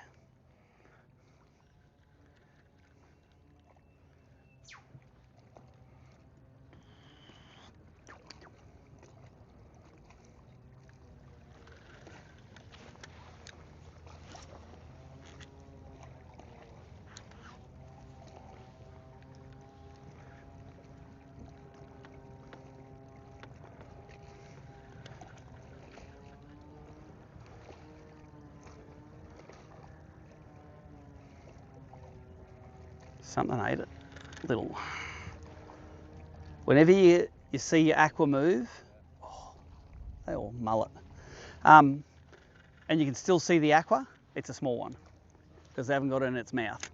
And they normally get it crossways, like they bite it like that. And you can strike, but it's usually little, plus it's only 1 in 3 chance of getting it. You got to wait till the fish goes boom, and it's gone. Then you know when you're striking, it's gonna pretty good chance of it being in its pie hole.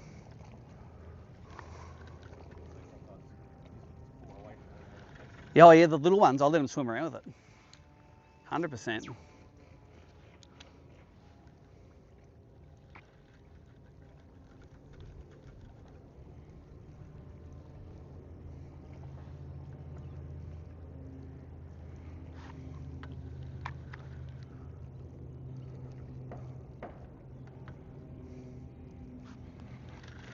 These are always good, these ramps, because the fish will sit in the shade underneath them.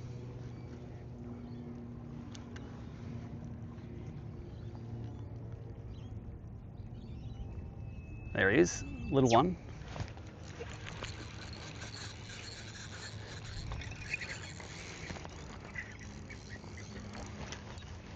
Puppy keeper.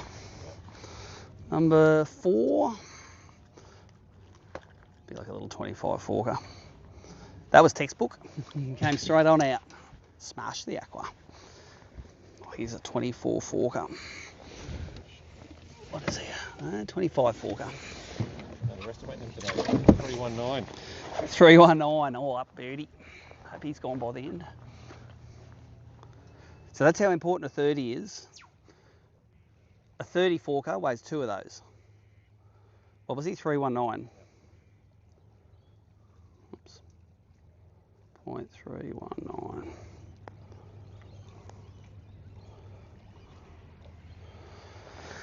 Okay. 2 that I want in my final bag and 2 that I don't want in my final bag.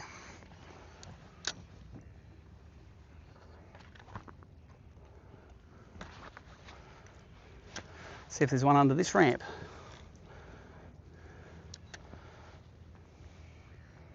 Yeah, I didn't see that fish eat it. All I saw was the white just go dump, disappear.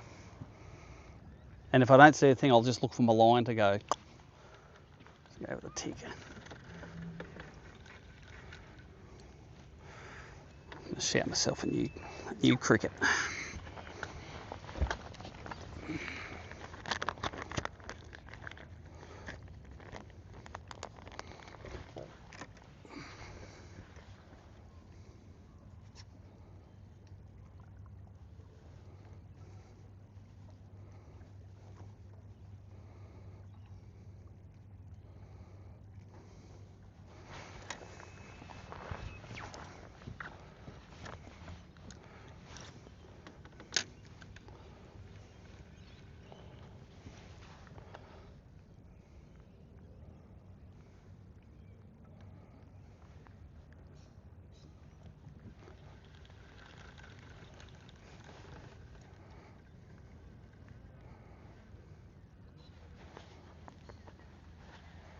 I reckon it's a kingy or something there. You can see his tail. See his tail going? I'm not throwing at that thing. Yep. Although on the aqua rod I can give him a bit of a hard time, but it still wastes 5 minutes.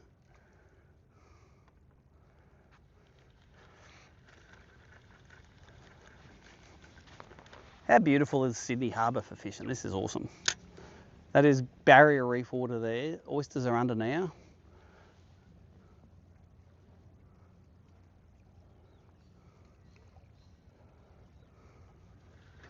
Oh, damn, a little one grabbed it there. The big one had it, then a little one's got it now. Look at them all swimming around. Now it's bent.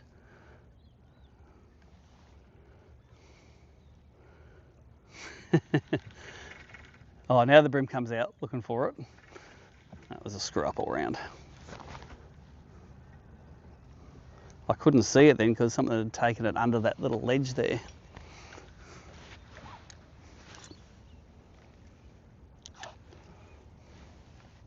Oh, there's a big, is that a bream? Spooked him, whatever it was.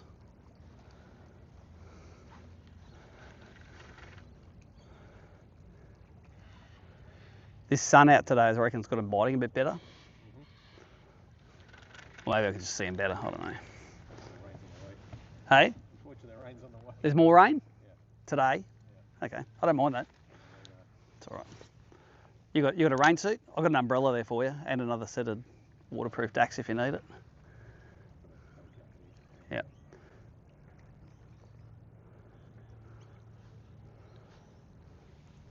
Are they all bream? School the little fella swimming across.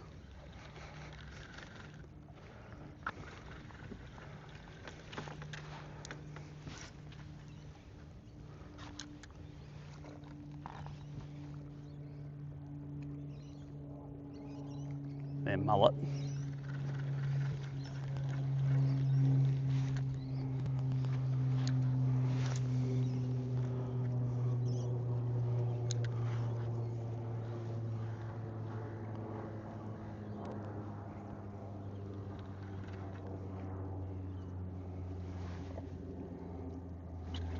There's a few under this boat.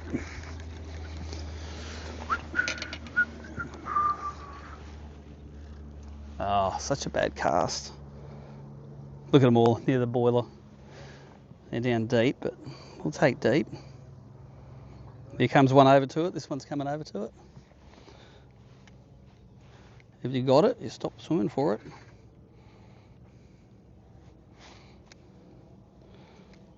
Drop it all the way to the bottom. He's followed it all the way to the bottom. I like the boats that blow into these rock banks.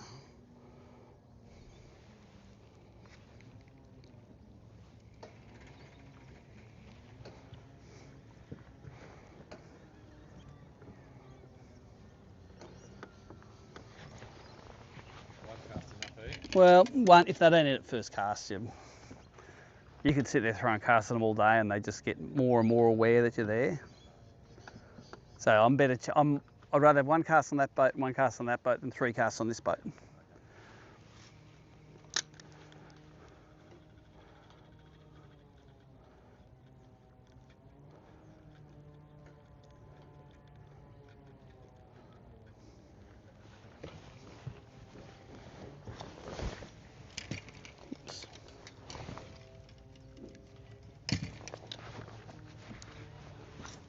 Beautiful ledge. You look at that, you think it's nearly man-made, that, but I don't think it is.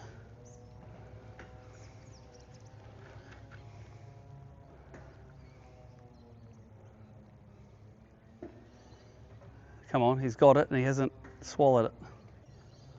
Let go. There's one looking at it. Little one again. He's bent it. Yeah, best presentation is little one spitting it out, a big one saying, or a big one just beating it up and taking it off it.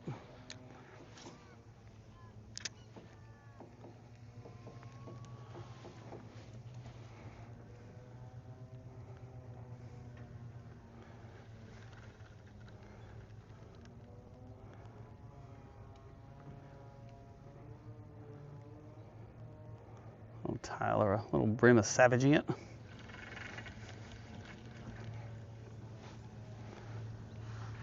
Is that a turtle on the bottom there?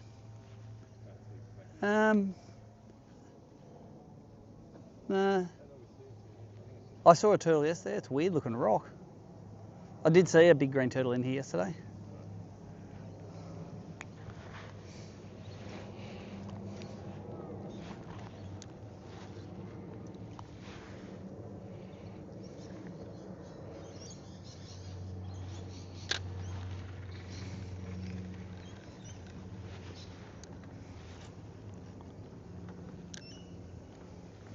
Oh, a couple of brim there. Plating. That was a crap strike. If he gets on board, he'll be number 5, but one I want to upgrade.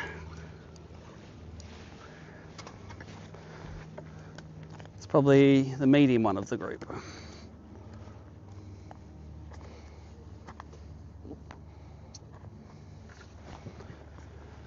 Aqua for breakfast. All right, he'll be about 27, I think. Let's see, 28. Centimetre short all day. Yep. Managing my own expectations, see? Yeah, 458.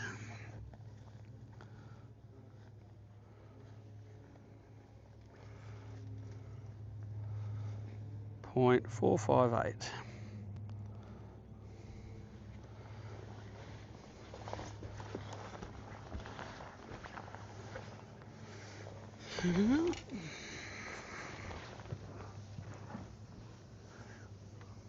They've been pretty consistent, those little docks on the edge. Oh, what? So what's the score say? Mars. And I've got 5 for maybe 2.7.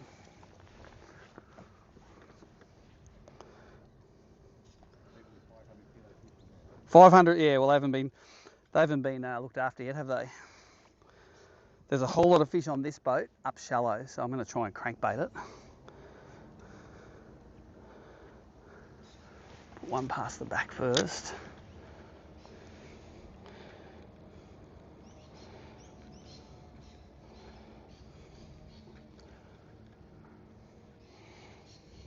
Fish tracking that. I can see him, look at him. Come mate, come and eat it.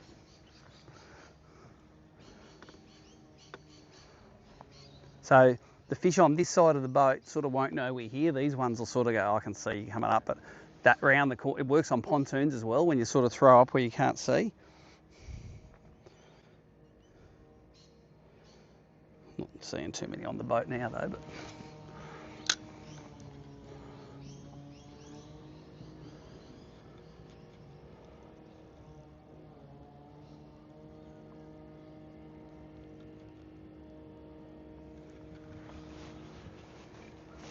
What's on this boy?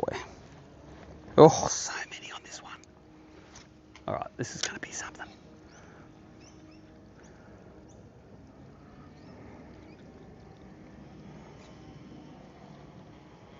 One spooked, another one came up.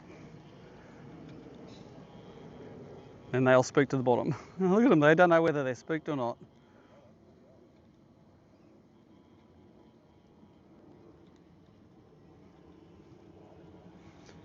So now that they're on the bottom, I'm going to throw a crab in them. Now I've spooked them proper. Oops.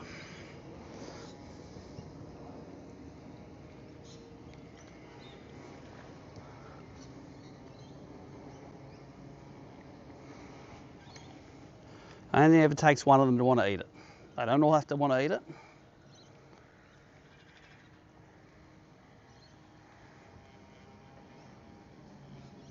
But as usual, once that first cast is done, I think we are too.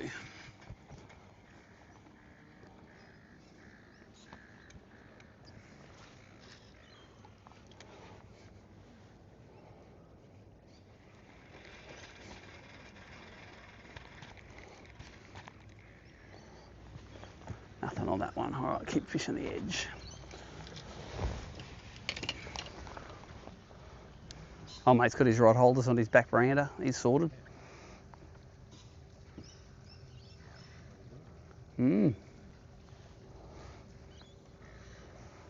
These couple of docks are pretty good too from memory. Let's see if we can upgrade before we get out of this bay.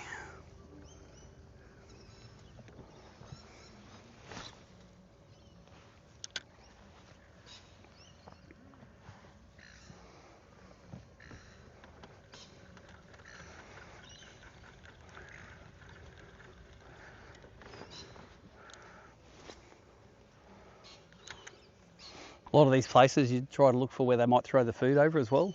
Often there'll be on the Gold Coast especially, it's like if you've got a nice balcony like close to the thing, they just throw all the scraps over. Bream are like waiting there. There's a radius of about 10 metres where they're really dumb.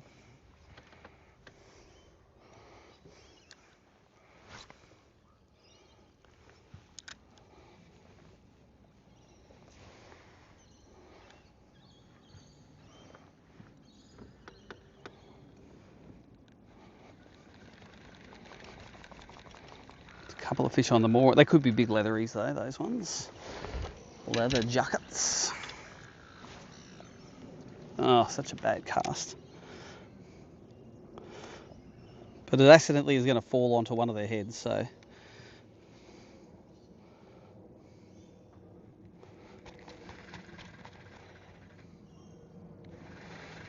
They're all on the anchor rope.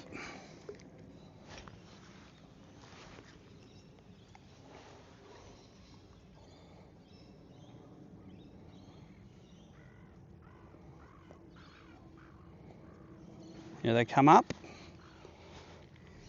Mate, you can eat it.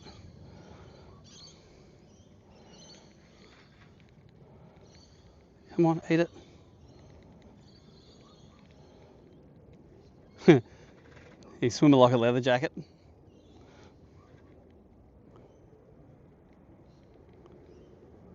Bream aren't as silly as that, as to just keep on cat and mouse in it.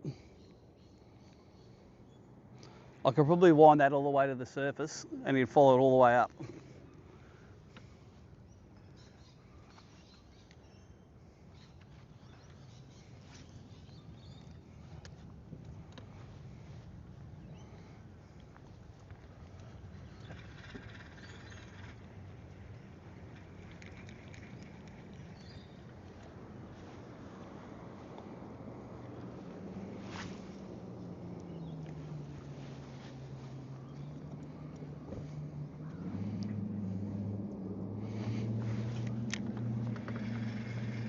Old mate's doing doughies in his, you know.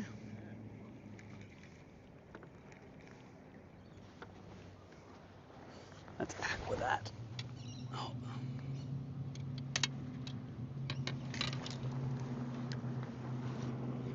But we need a bit of wash to get them going, so. Oh, there's a big bream there. Come on, mate. Came out from underneath. He just came out and swam away though. He didn't swim over towards the bait. Yeah. So this is where we're going to go to the side where they can't see us now. That's a bit tangled, twisted, that thing, but let's try one there. Tailor.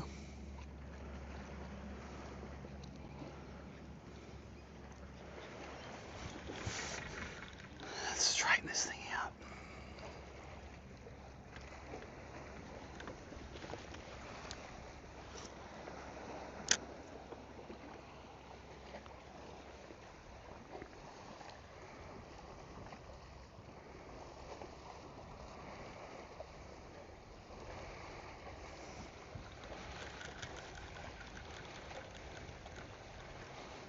Let's do a crab on the corner.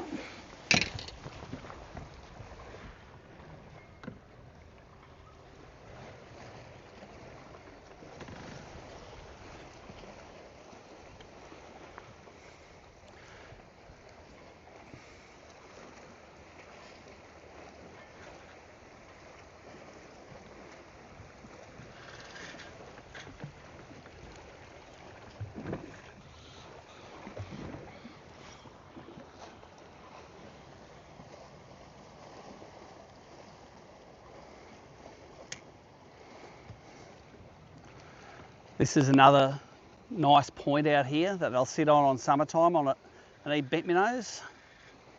You'd know it, you're a local.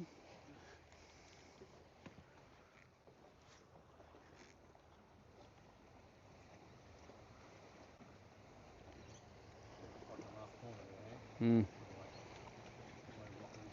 Yeah, they love that shelving rock, eh? I don't know what they eat in summer, but they're up there. I don't know if you get many prawns out of here. It doesn't seem sort of like a prawny sort of area. You don't have any big muddy backwaters where they can grow up. Yeah, on that flat in the bay, yeah.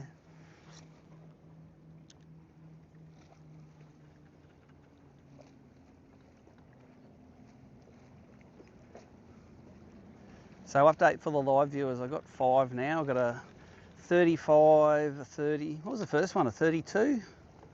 35, 32, 28, and a couple of 20, I think a 27, 26 maybe. So 2 that I need in the end bag and 3 that I don't particularly want there.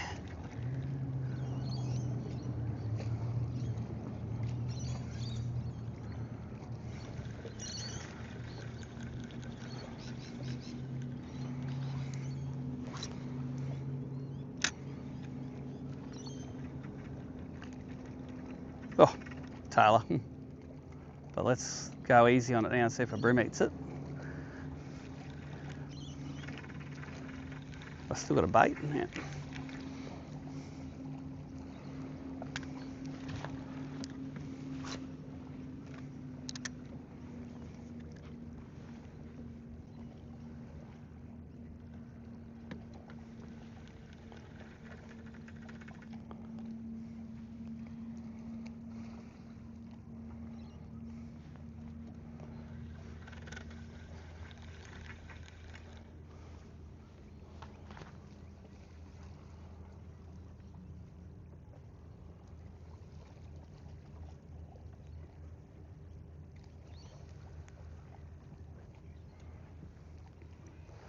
Look at that oyster paddock. It's like a minefield. Probably just not enough water for him to get up on it though.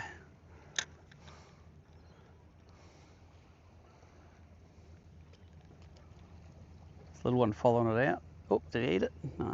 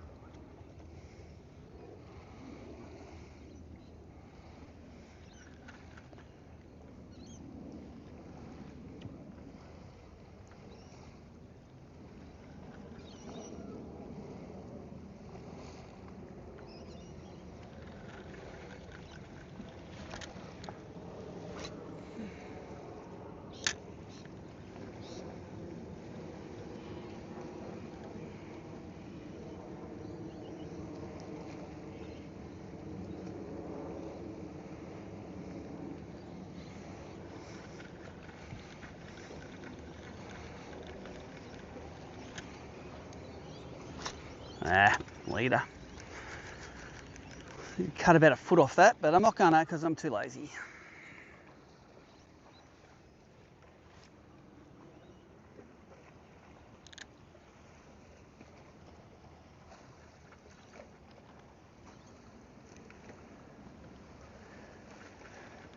Come on, Sydney bream. None of you is good enough to bust me off. They like a challenge in here.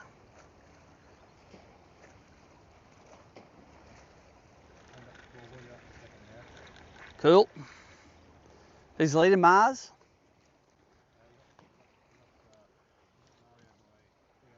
Nice.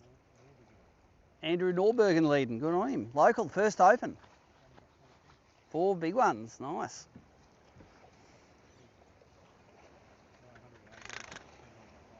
Nice. He'll be stoked. Leading the open on his first try is a great effort.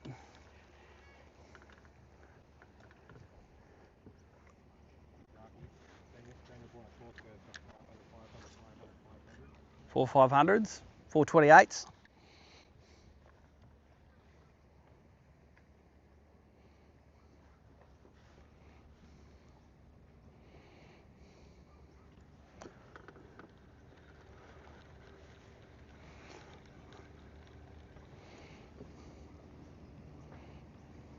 Seen a couple of fish on that thing. See who's estimating who's Yeah, who's using the thing and who's not.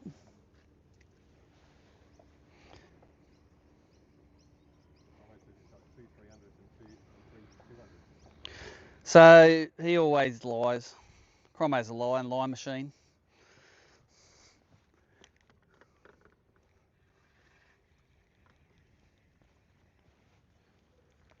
Lie machine.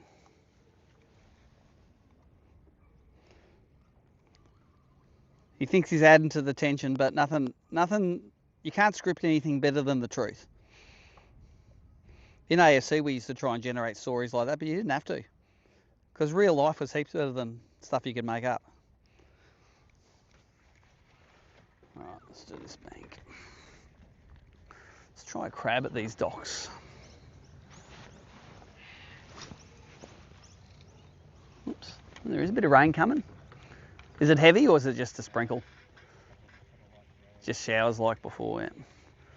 Yeah, it's supposed to burn off today, so it sort of hits the Blue Mountains from the other side and just peters out, doesn't it?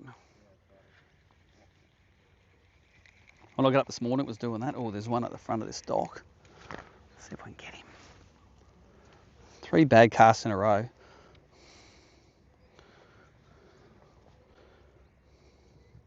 Eat it off the bottom, mate. Come on.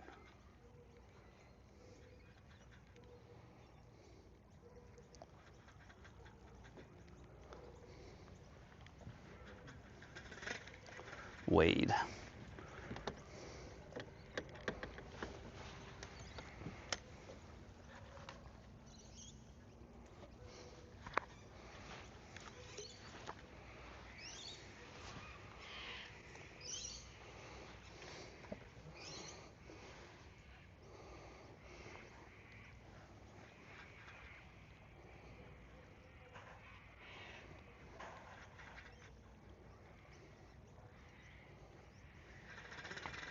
Quite a few fish under that dock, just suspending, so let's try the aqua.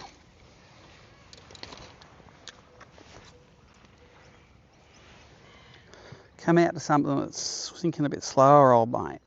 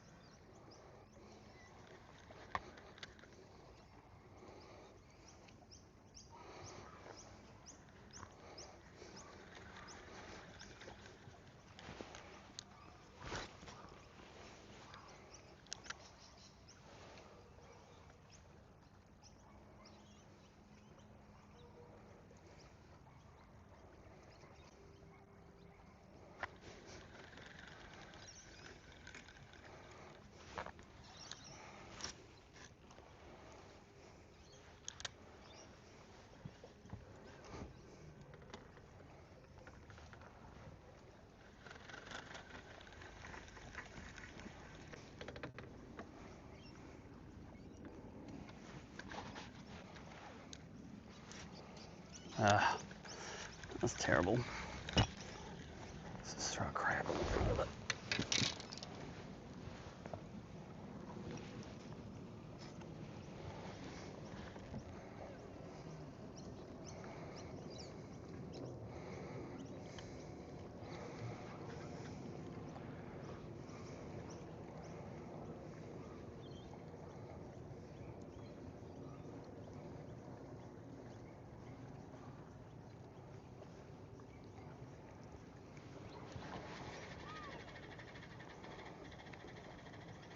Tell that one's got a wing keel underneath it. Oh, there's some underneath this one. Let's get a crab under it. Oh, so bad a cast. Will they come out to eat that? Looks like they are. Look at the massive fish there. That's crazy.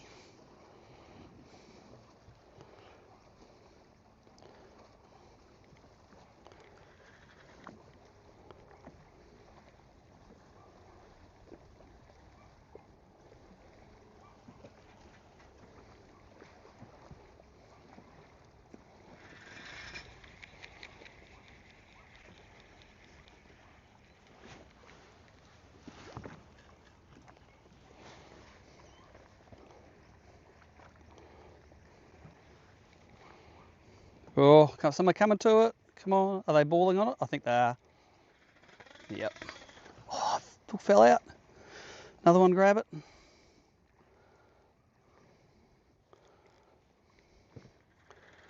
Ah, crab was tangled.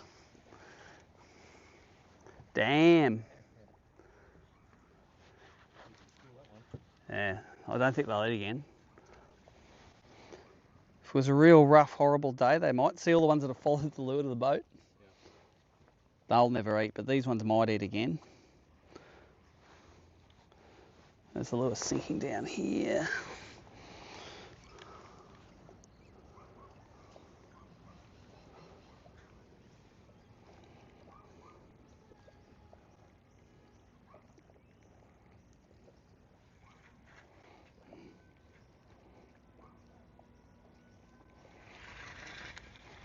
First drop, so important.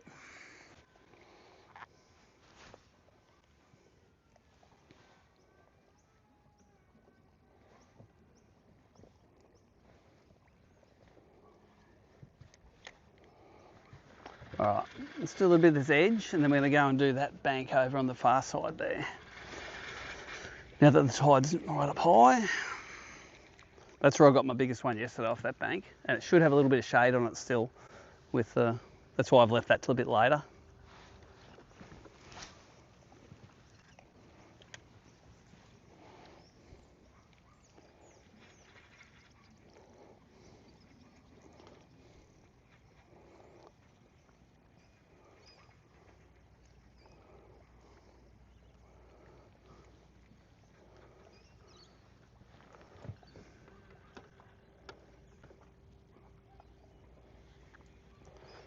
Okay, let's do a little bit of aquarin. You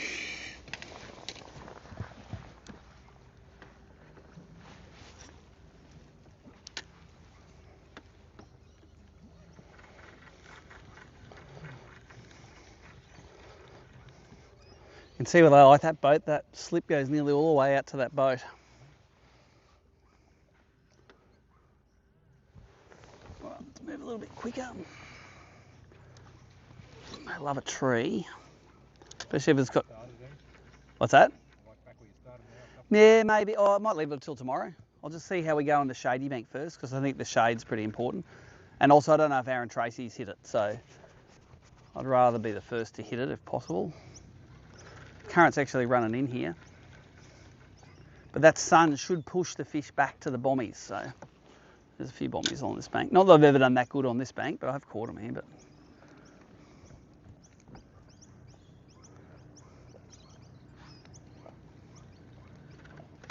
ooh, that would have been a fish, but oh, look at them all, little babies.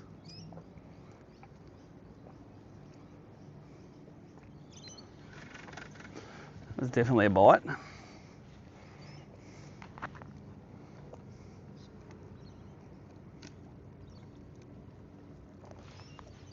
Not even put my raincoat on for that shower. So the sun's there.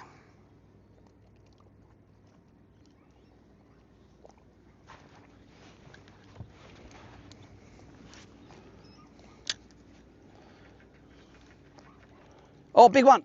Got him. Get out there, get out there, get out there, get out there. Get out there, get out there. Shaking his head the whole way out. Got the aqua wedge in his mouth, but I don't know if I've got a good hook stick on him. Get out of there. Come here, mate. Come on, come on, come on. Not a kegger, but he'll definitely upgrade a 26 forker. See him bow wave out? He was like the grey submarine. Whew. No, he's fighting now, mate. It's all over. Just got to wind. Have your drag screwed up and wind. Because more will, if they find their way to the snag, they'll get away. But if you very rarely break your line on a straight pull with 8 pound. All right, that's a 31 and a half. Oh, I've got to throw the one out too. Let's put him in first while my hands are dry. 667. 667.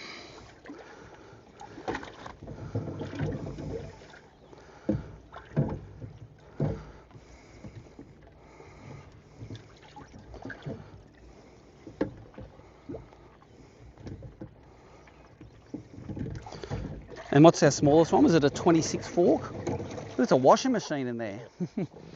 26 fork is the littlest one, maybe? And all in.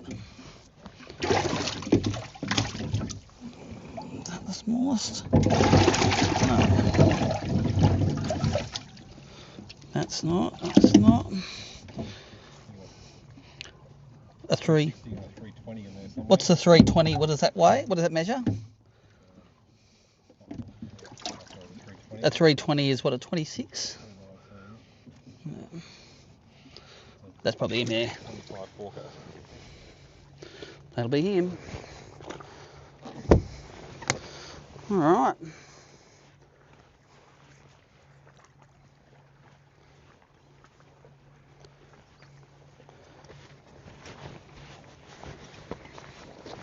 What's that, 300 gram upgrade?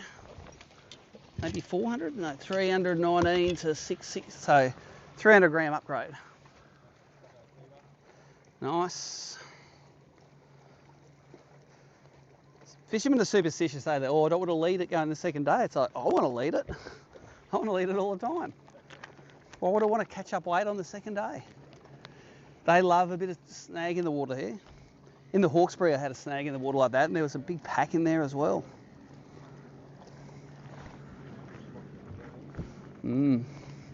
Like personally, I think they'd hang out under that ledge, but something about a bit of wood in the water.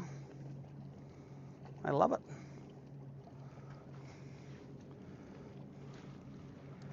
There's another bit of wood in the water.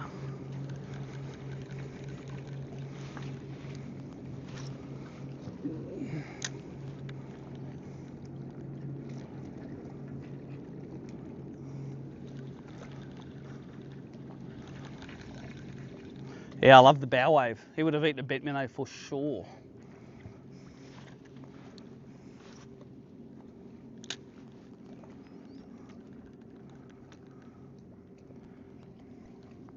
Let's go another half screw of drag on that.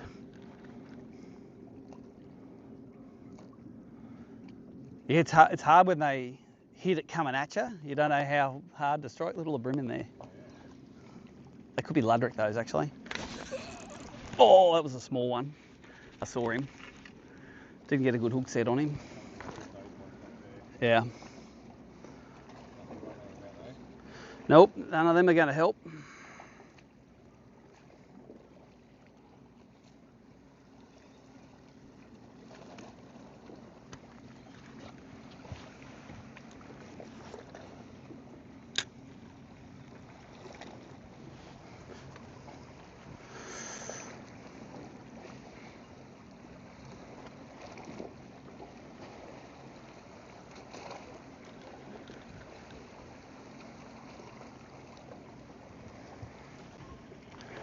Let's go have a quick look at this boat out here. I think it's in, nah, I'm not gonna, it's too deep of water. If it had current on it, maybe, but otherwise it's a no from me. What's that? Yeah, although sometimes that doesn't, in the harbour itself, it doesn't worry them at all. You can crankbait them off boats in 50 foot of water. But not so much in middle harbour because there's less current, I think. You haven't got a big river pumping into it.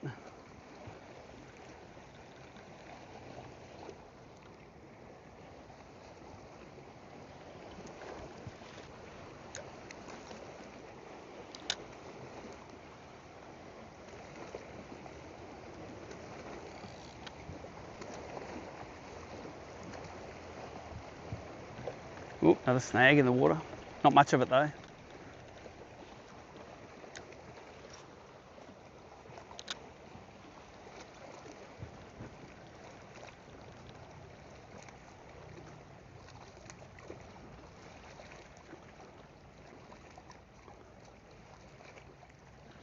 Ooh, there's a little one.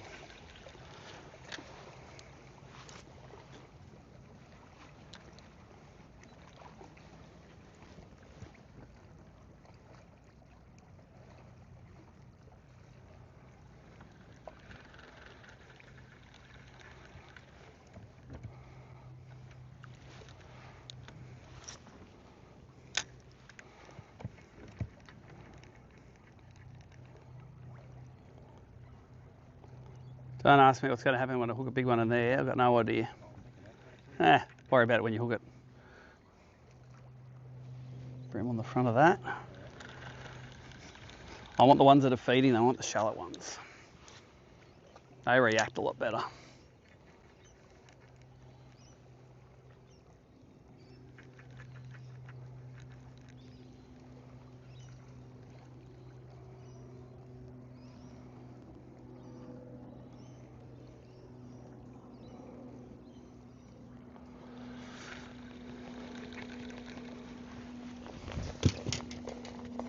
Alright, get rid of these duds.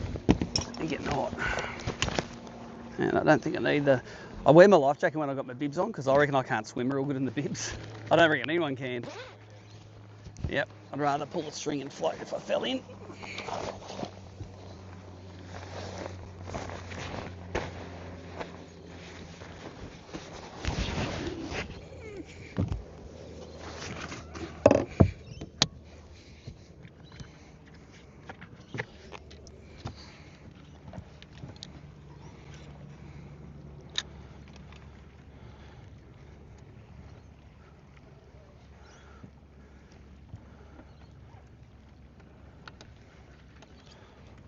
There's any no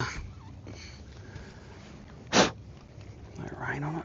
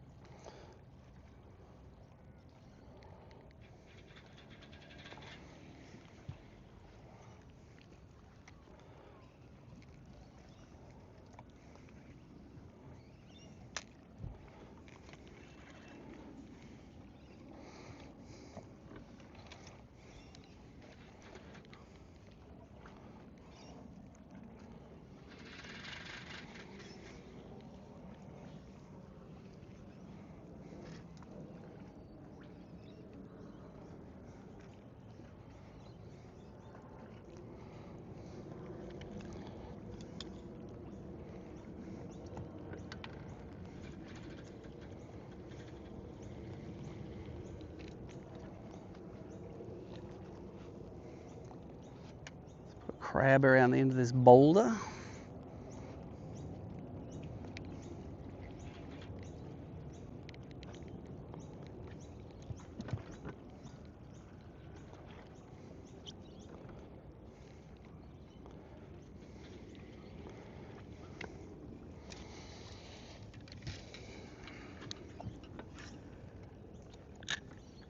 Yeah, these brims just here. 4 of them just. Well, I reckon they're Ludric. I reckon their tails aren't as V'd enough to be brims. You can see the black spot on the top as well. Yeah.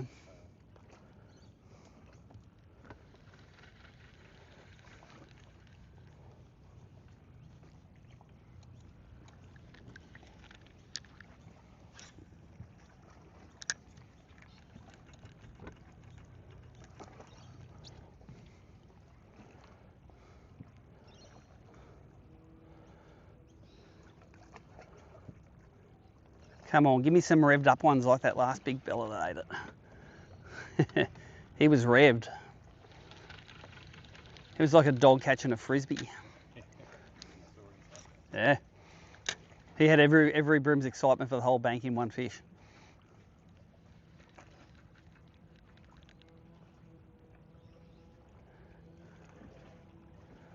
Oh, a little had a swipe at it.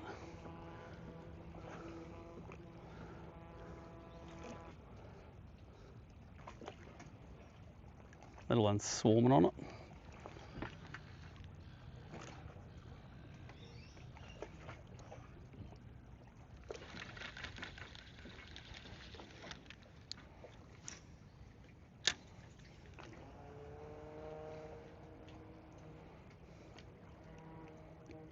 Oh, is that a fish?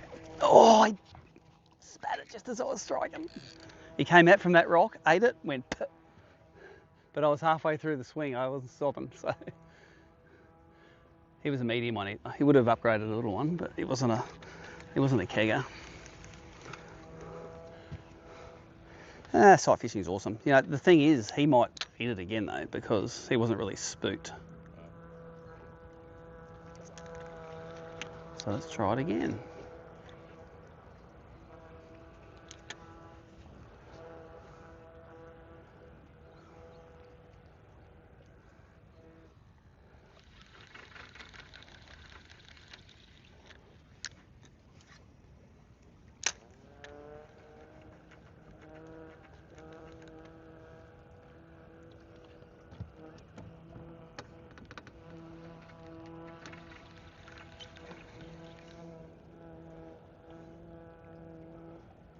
Slightly dirtier than yesterday.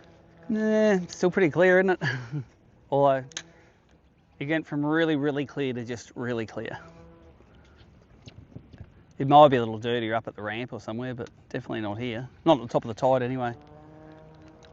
And there's so much volume of water in here, like it's hard for that dirty water to push down, like it's 50 foot deep, you know, so get them all racing in, those little fellas.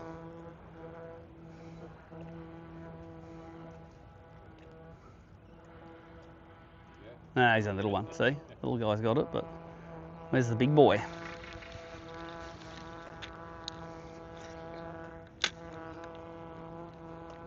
I don't know what that is, but she's sure annoying. Must be pressure washing, I think.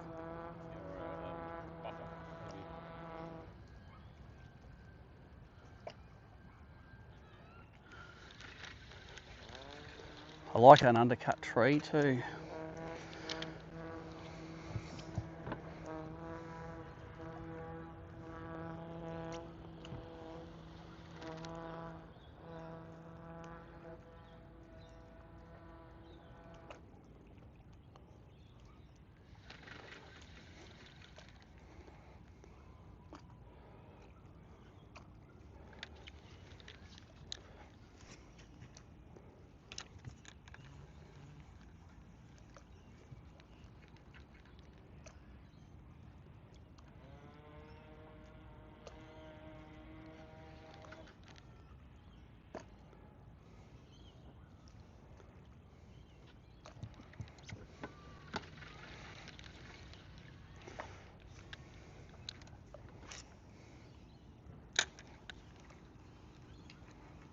Come on, just like a top water. Who's gonna charge it? Yeah, it just sort of snuck up there, didn't it? Little one, stop it. Don't take it behind that oyster. Another one. Little ones are on it. See, he's got it crossways across his mouth. That one. We don't want him. Yeah, he just swims away, and it's like, it looks like two little aquas are swimming away.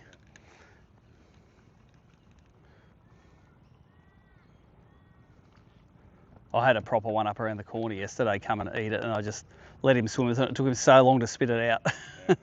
They will hold on to it forever, these things. Especially the aqua, it just tastes good to them, I think.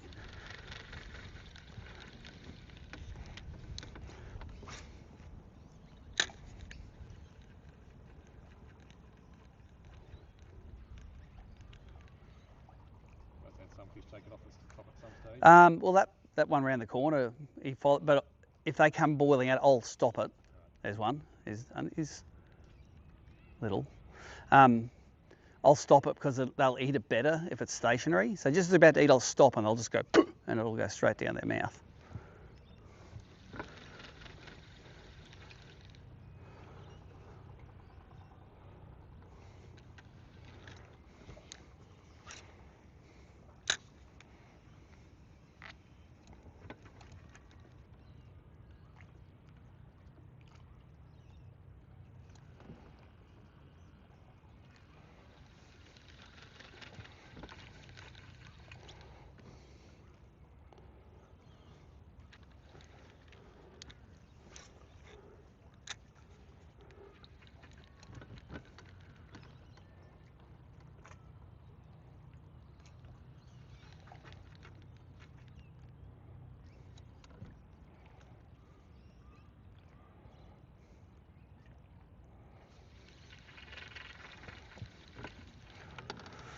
All right, I think this is getting a bit shallow. Let's go over to the other side and maybe chase a little bit of shade.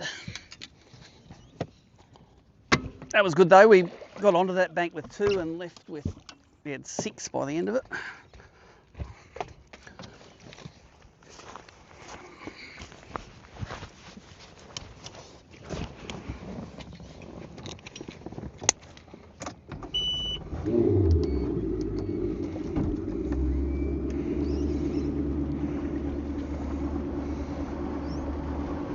Alright, let's go and do a scoreboard check while we're mucking around.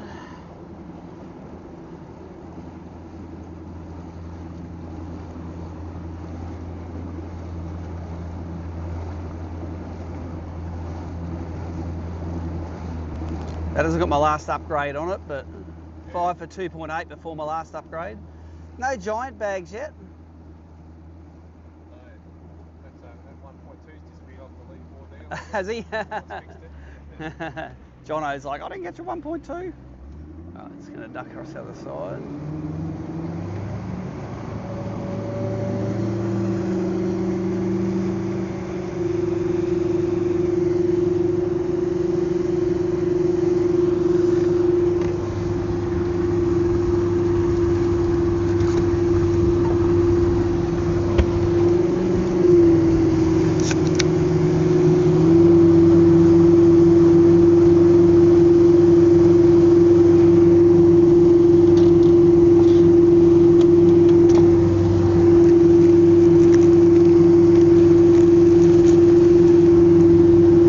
Have a few. All right.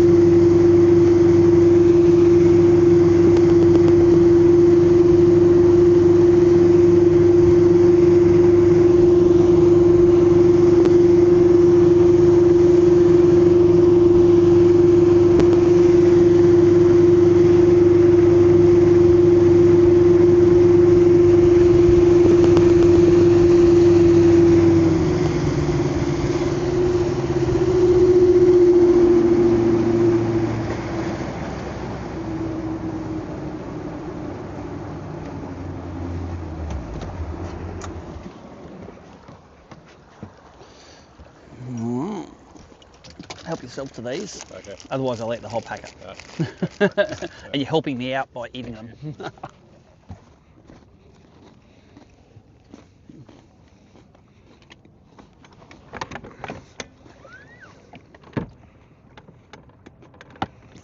There used to be a boat on that mooring, always loaded with fish, loaded. But I came here this year, the boat was gone. Yeah, first time like ever, is it? I only found about 4 years ago that you catch one off it every second day.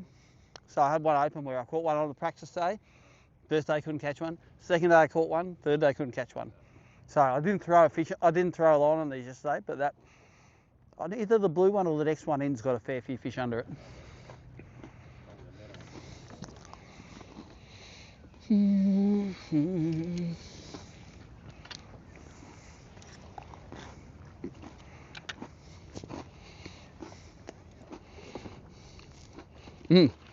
There's still fish on the mooring rock.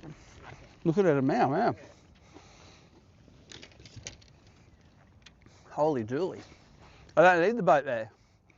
You can just be on the mooring line. Look at them all.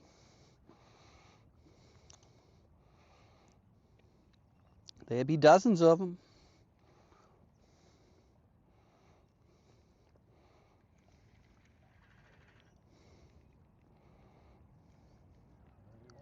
Well, there might be ludrick too, who knows? Often this time of year, the ludrick start schooling up.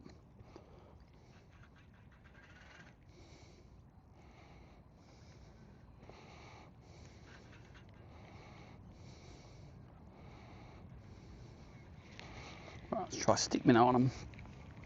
I normally catch them here on stickies. I don't know why I threw a crab at them, because I'm an idiot.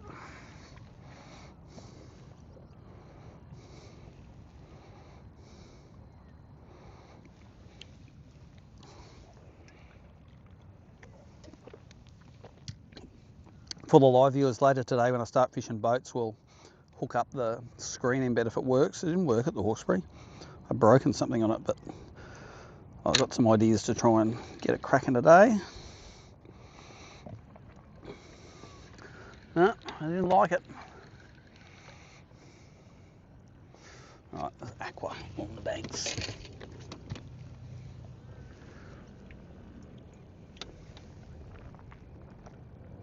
This looks a little more coloured than yesterday, but not much.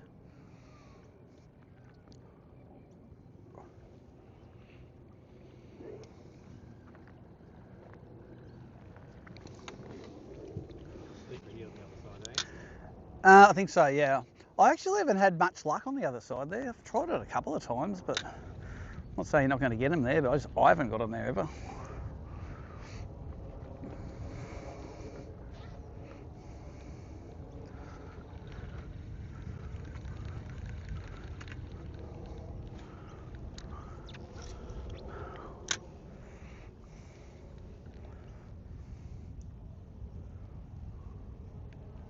Little one's got it. Look at him running around with it. Where's your big mate? Where's your old brother?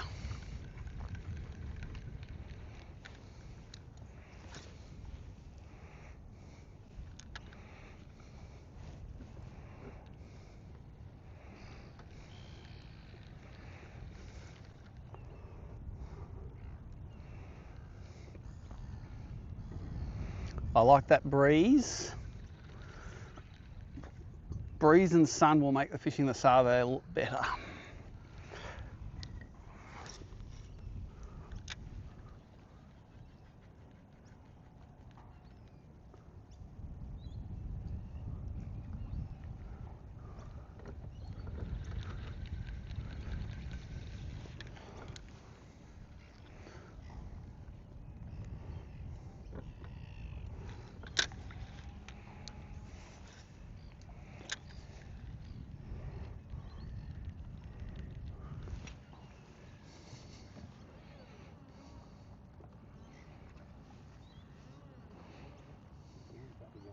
I don't think they're kingies, no.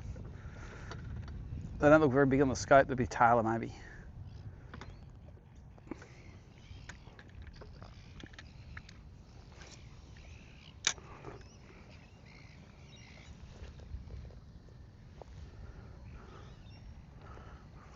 Oh, tailor.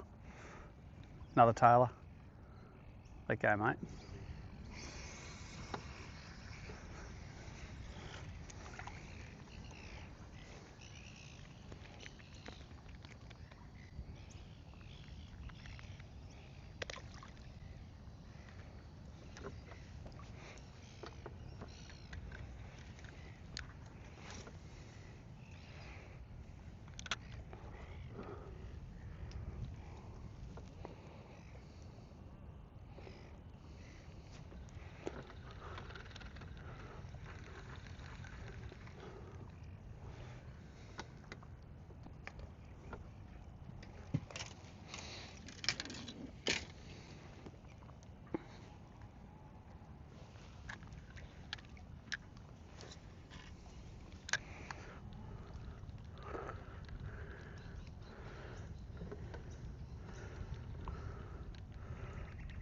from the day one at the Hawkesbury comp on the weekend, I had a couple of proper ones come streaming out from the real shallows after the aqua, yeah, but single fish by themselves, and they needed another fish with them to eat. Just they'd right cup to it, they go hit the brakes with the fins, and they're like, nah. It's like, no, eat it, come on, eat it, you little bastard. You get that, that's why you cast up so shallow, is it? Yeah, I reckon the shallower they are, the more they're feeding. So if I can land it right near a big one in shallow, or lead cast one in shallow, even if I don't know he's there, I think I've got a chance of him reacting to it straight away.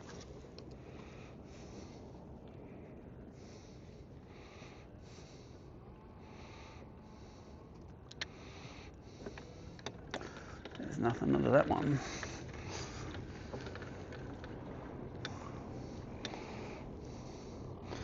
Don't see anything under that one either.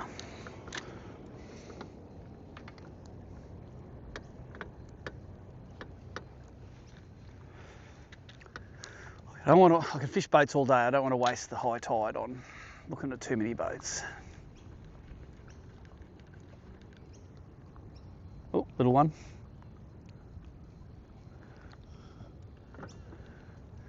Little one. My God.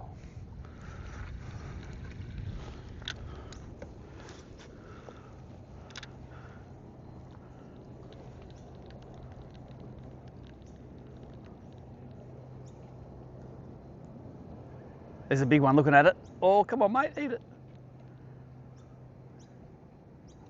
He's just hung back from it. See, he's still back in the corner there. Oh, he came out a bit. That's a big one and a medium one in here. You gonna eat that, mate? Swum over that rock. The little ones are in now.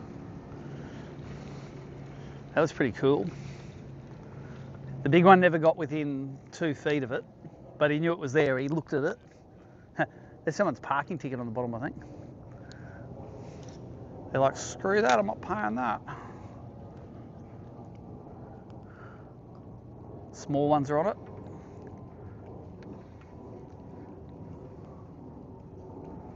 Tailor on it.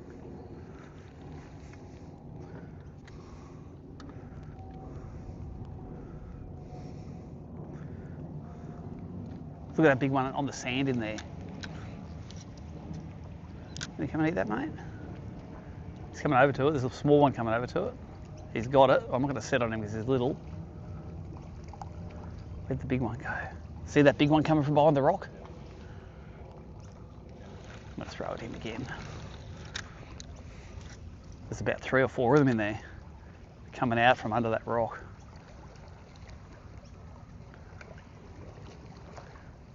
I've been outsmarted again by something with a brain the size of a pinhead. Again. Yeah. There was one and they just kept on, must have come out of that little gutter there. The little one's got it there. Taylor got it.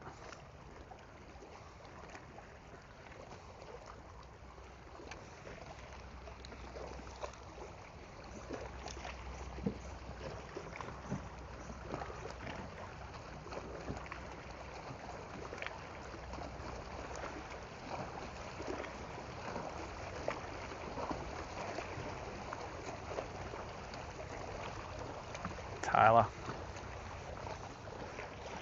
Get out of here, Taylor.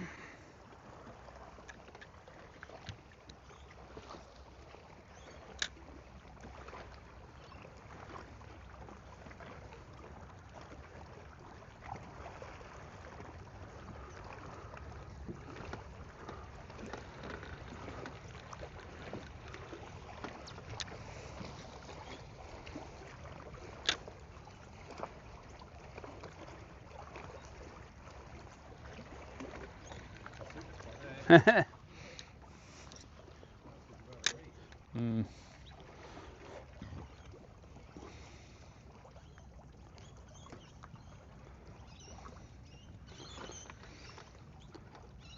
You just know between here and the point, there'll be a big one somewhere that wants to eat it. You just got to be happy to catch nothing until you come across it. Because I don't need 26 forkers now. I want 35 and 36s is what I need. If I catch 2 more mid-30s, I'll be right up there at the end of today. So today's now all about just trying to catch some big ones.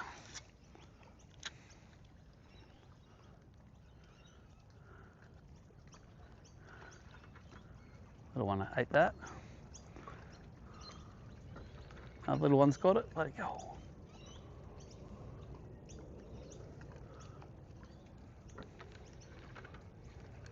Little one again. Got to hook that one.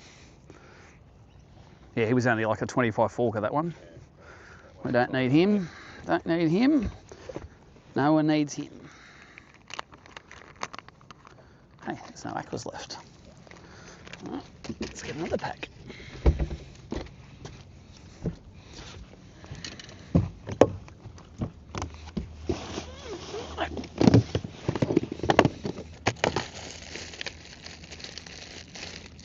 This box stinks, the aqua box.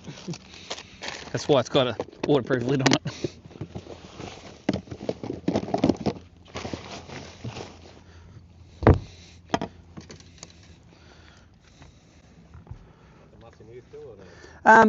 When it's colder, the water, I like it. But in this, it's slightly warmer, this water. So if I fished pontoons a lot, I'd probably use it a bit more. I just had 1 year where that was just all they wanted to eat. But that hook had a bent over eyelet.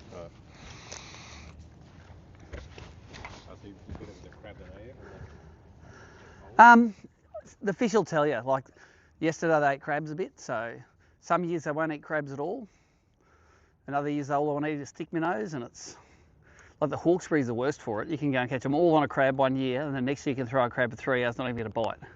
And you put a stick minnow on, within 3 casts you have a fish. And it's like, okay, this game works by you telling me what you want, not me telling you what I want to eat. So that's what I do a lot yesterday. I just have everything on the deck, throw a bit around, and yesterday it was sort of a bit of crabs and a bit of aquas. And I didn't think I caught any on stick minnows yesterday. But I didn't hang around till the tide got good and it wasn't sunny and it was just not the right conditions.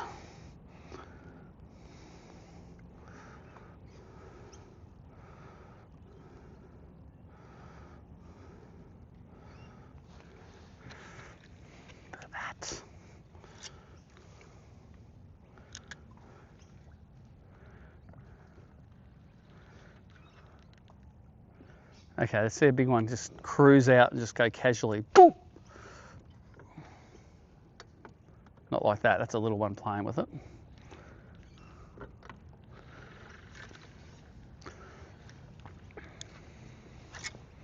Oh, sounds like there's something going on with that leader. What's going on with it? There's a little knot in it. Damn.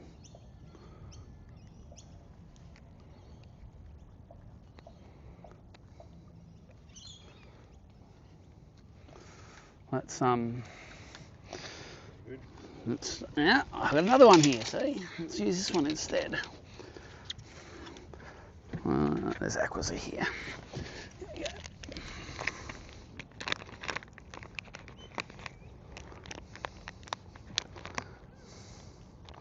There's a few shallow ones on this boat, as you might expect with all the crap on it.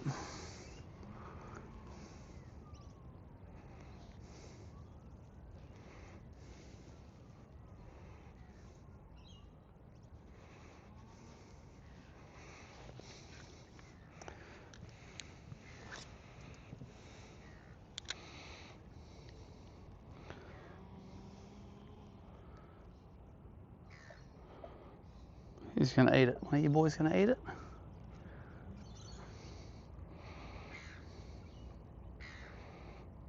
See them all suspending under the boat here? Just under the back corner of it. Do they want an aqua? Hell no. But I'm going to crank back the other side of it though. Just because I can. I can if I can get the crankbait out of this tangle.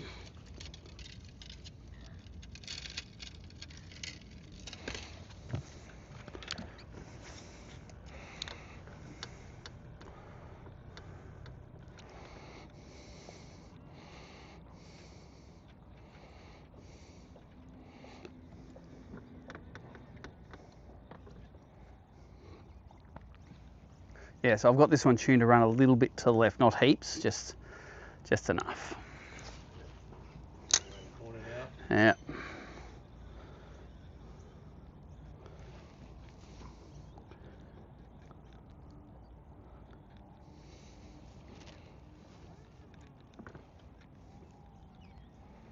I ate it though. That's pretty typical on a high tide though.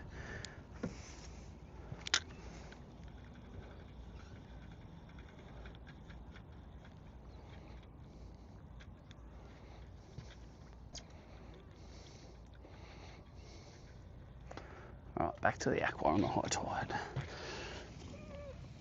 That aqua rod can go to the side.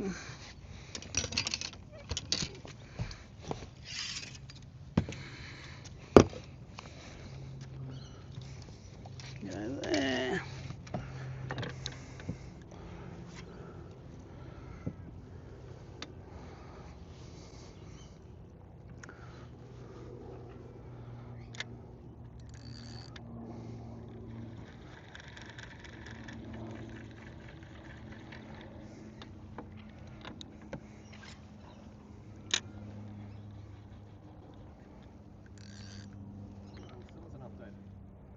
Yeah, well, Nicole might be doing other things. She might be setting up a weigh inside, or she has to go manually check them all and then hit update on the scoreboard. So she'll often do that every 15 minutes to 30 minutes. Yeah, we normally have a dedicated person to do it, but this one, because it's only an estimator, she'll just do it herself. So yeah, otherwise someone will have 500 kilograms, you know, or a 62mm barra.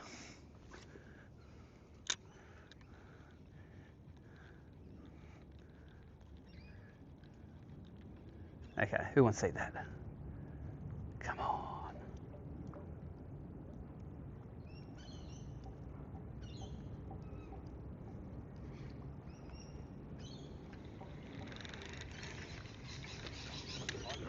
Oh yeah.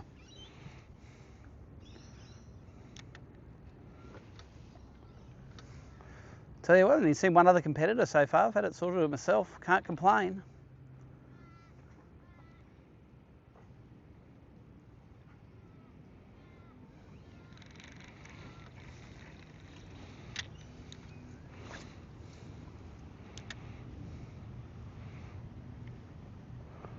Only thing better than an overhanging tree is an overhanging tree full of shags.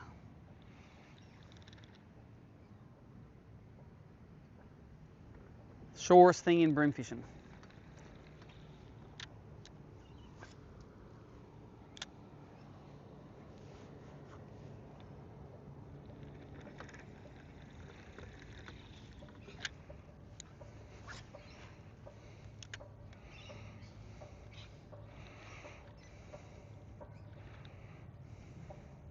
See that? Something's running around with it. See? Tailors. Stop it. Stop it.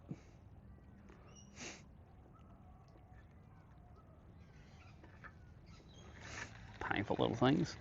Alright, let's see if there's one of this snag.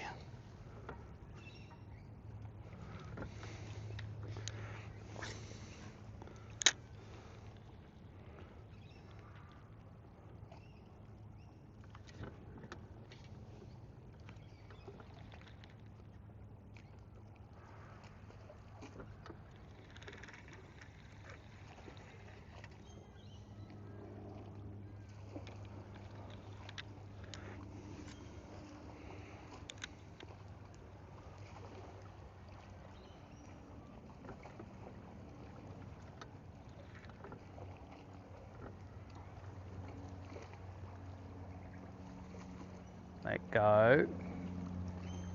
Let Mama Bear have an eat. Taylor.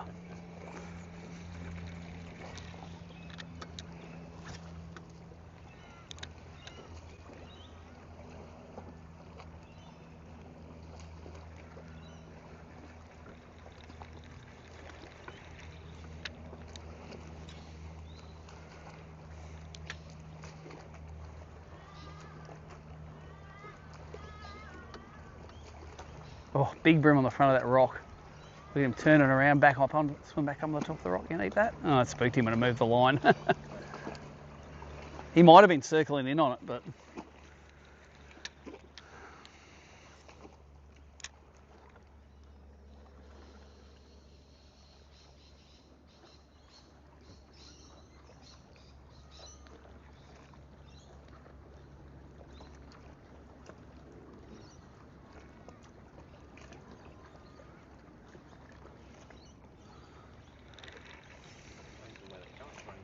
Yeah, just eddies around.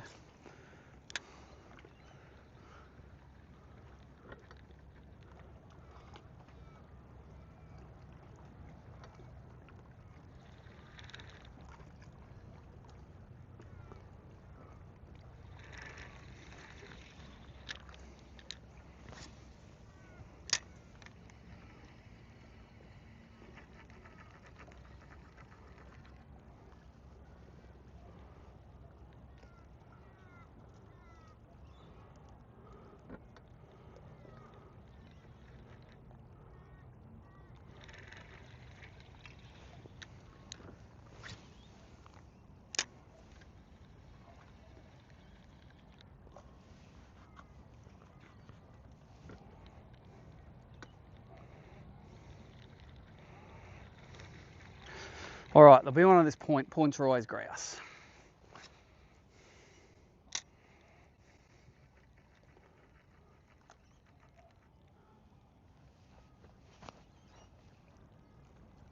Can't see the lure there. I'm just watching the line. I think that was on the bottom.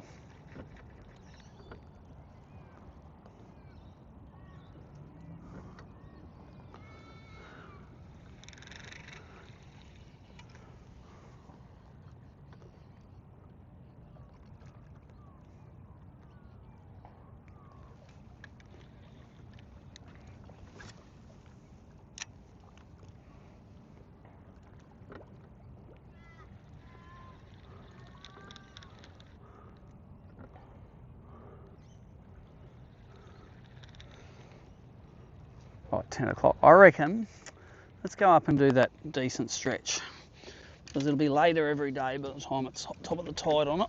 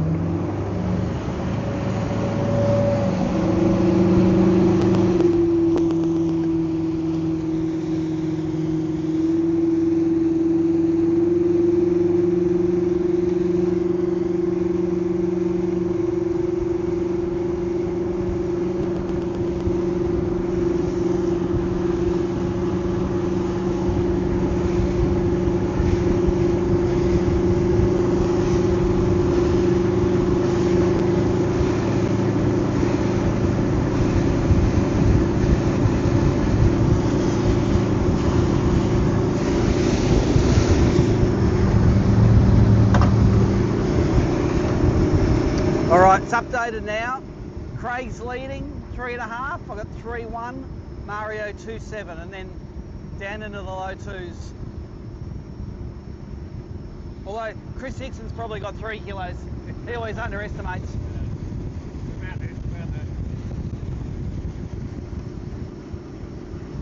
Oh yeah.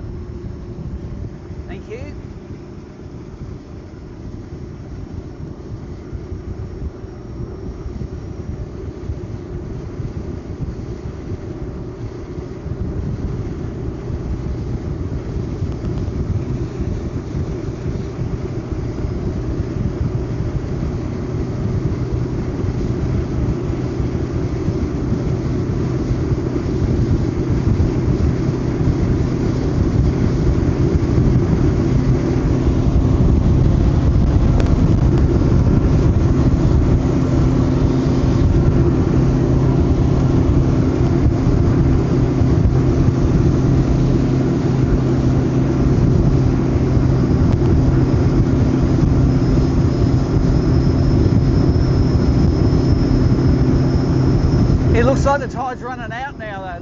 all the boats are all facing. There's a bit of wind there though. Can't all be wind, I reckon. Yeah, the wind was coming this way before. Yeah, These ones here all over the place. yeah, true.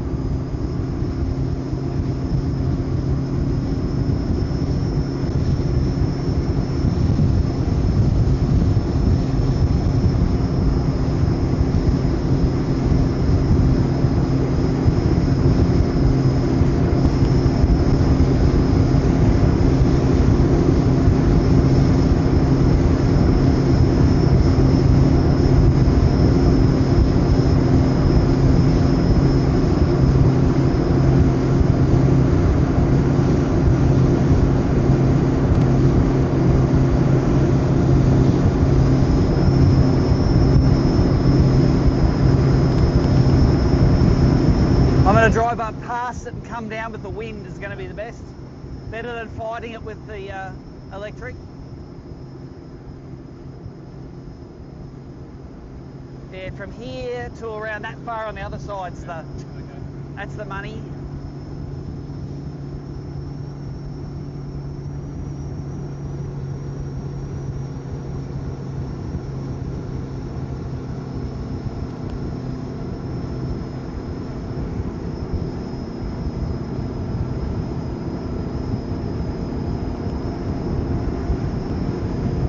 Bit of wind on it will help it actually.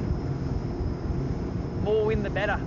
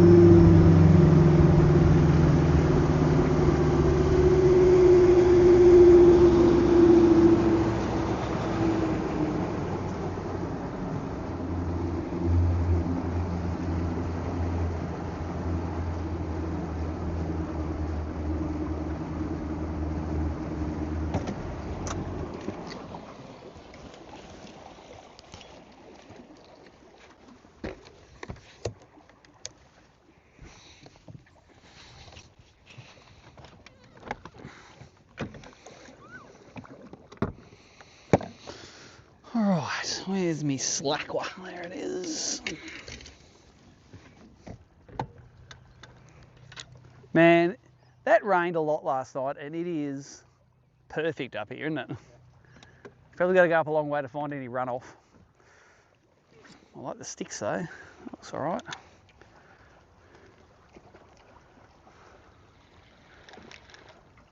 This is clearer than it is down at the other side of the Middle Harbour. Yeah. Rubbish cast.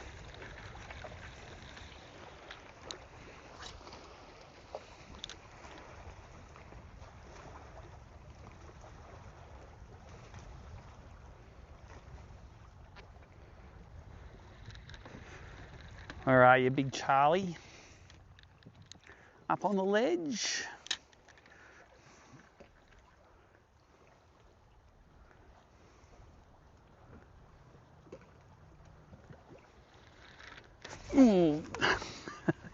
He wasn't an upgrade, but he did have it in his mouth, and he did tangle it pretty good.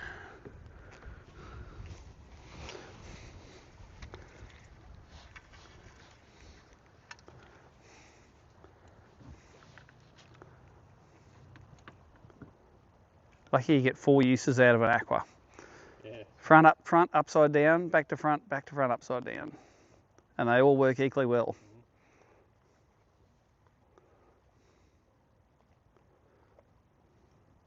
Like your undies. 4 shots. All right.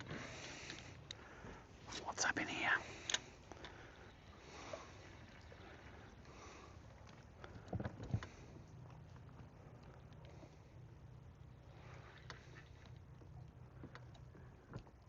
The little one got it. Let it go. It's still coming back looking for more.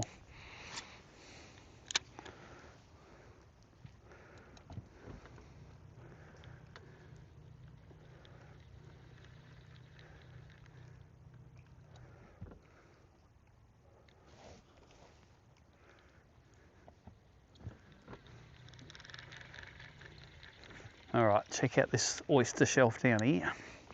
That looks good.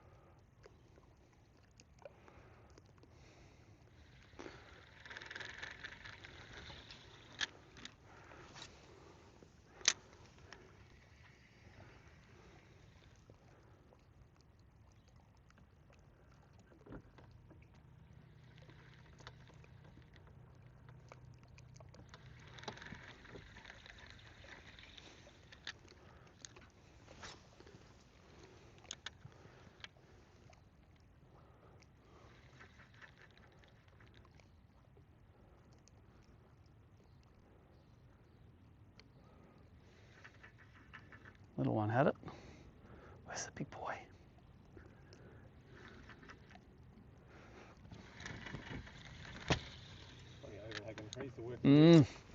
Summertime cicada special spot, this one.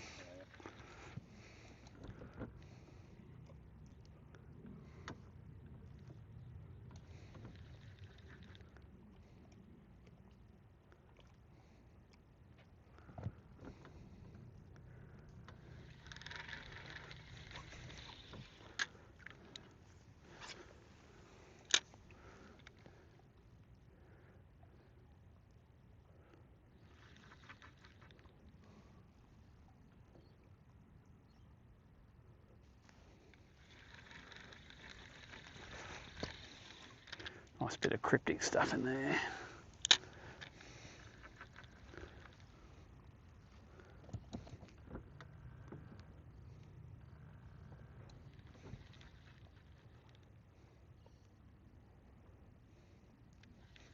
Hanging over it like a float. Yeah, hang on, up on the stick.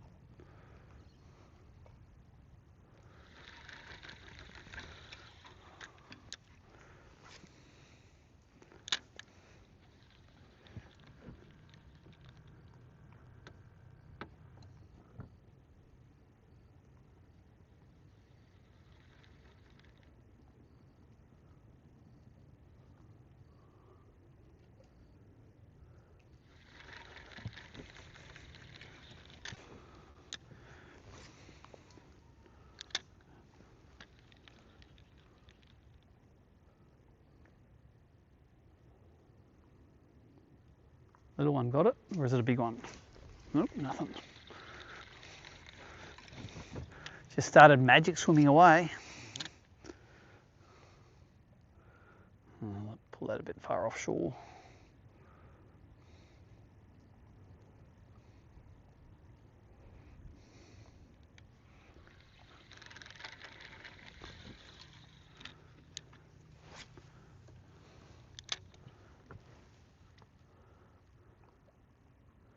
Just want to see that grey head pop out of there and just go. Doo! Now I'm going to hit him so hard his eyes go crossed. Bit of wood in the water, nothing wrong with that. Except the cast was wrong with it.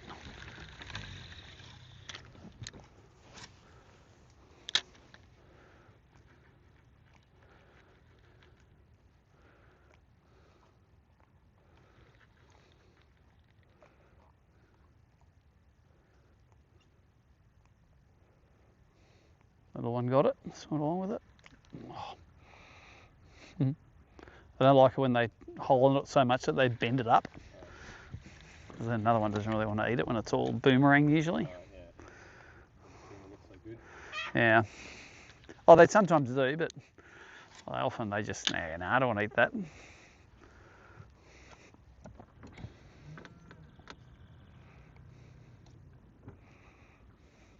So update for the live viewers, I've got a bit over 3 kilos at the moment. I got 3 that are over 30 that I'm happy with, and I got 2 that I need to upgrade.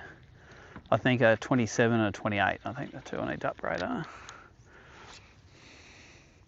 So I've got half a session to catch 2 over 30, and then I'm happy to lay it up for the day.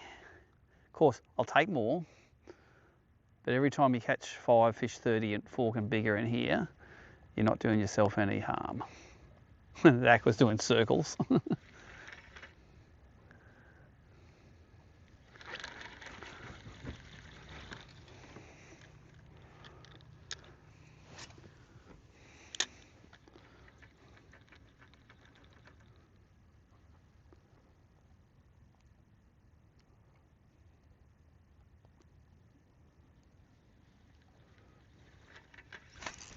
Oh, that's a little one. Yeah, how does that get it in his mouth? That's got a #1 hook in his mouth. And I don't know how. Oh, so it's gone up from under.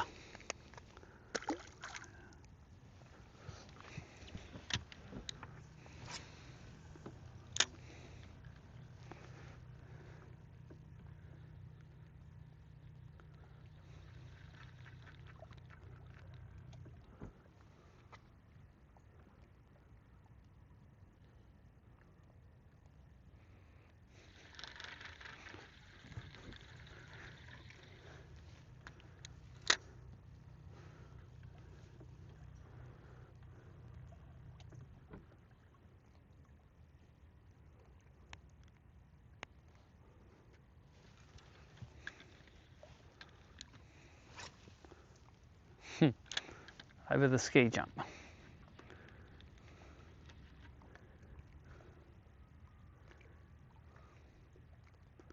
Oh, that big one out. Look at him out of here. He came out from under that rock. See him down there? Yeah. That's actually, that was not a bream. That's a blue groper. I reckon it's a little blue groper. Yeah. That's why it didn't look grey. That's why it looked blue. Little, about 2 kilos. You see a lot of them up Cowan Creek. I see them sometimes up there, giants, all the way up the river, like 10 k's away from the ocean. And you know what? I'm never going to throw a cranky crepe in front of one. They wouldn't even know they were hooked on bream gear. Little, I just saw it go missing in the aqua.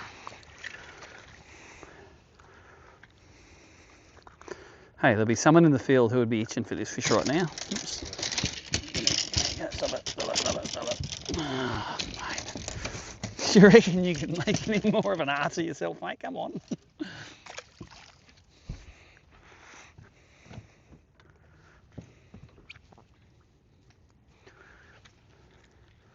Yeah, a little bit of current here now.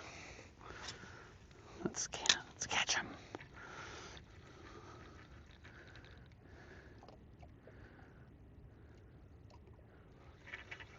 Oh, that was a little one. I'm not old enough yet, so I can't see a kegger moving in a foot of water. Well, I did have one at the Hawkesbury. I skipped under a tree, and I'm looking for the aqua and looking for it, and I'm sort of winding up and trying to see it. And when I got up on it, it was 90 degrees away. I go, all right, that one got me.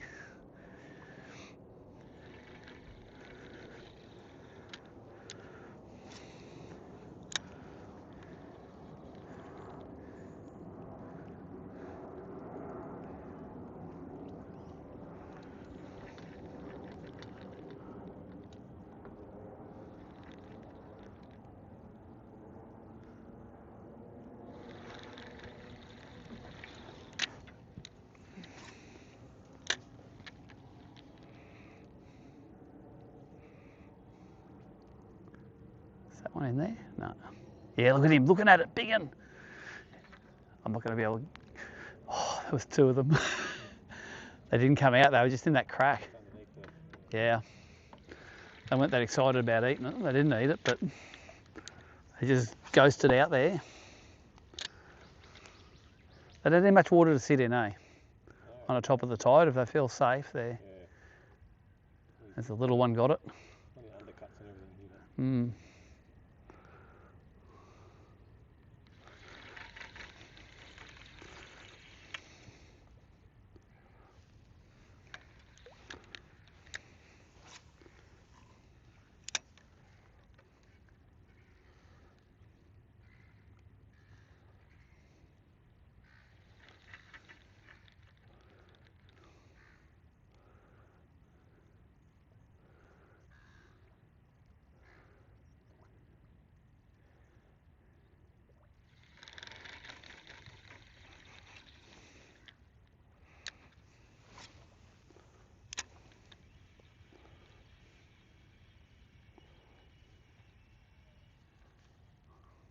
Okay, big boy, come out from under there. Stick your nose out.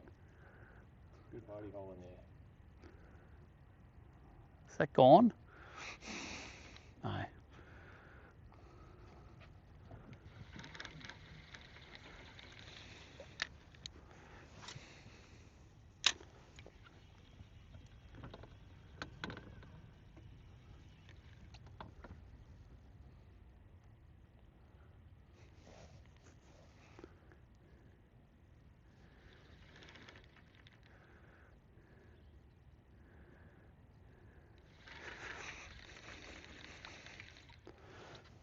Something's been digging on the bottom down there with that grey sand sucked up.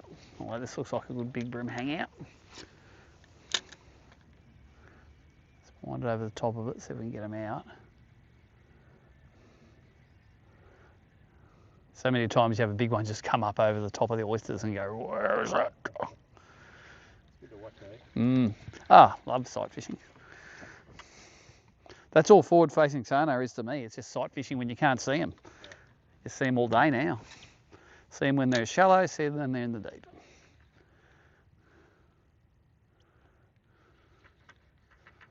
Oh, that one had it. Bent it. Another one. See, it's got it across the mouth. Yeah.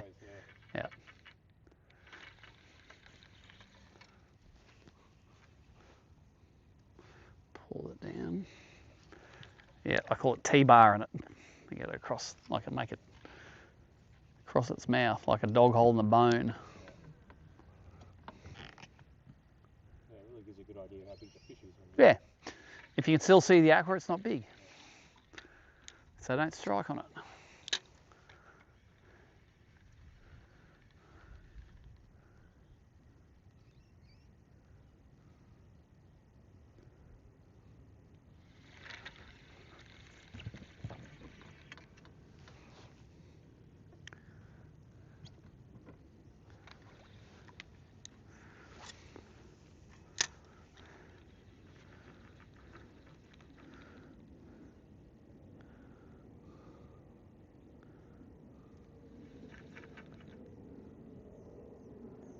The little one's swimming off with it again.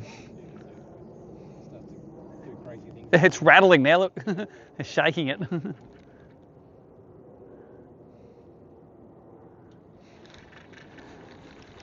It's all good sonic burley for the big boys.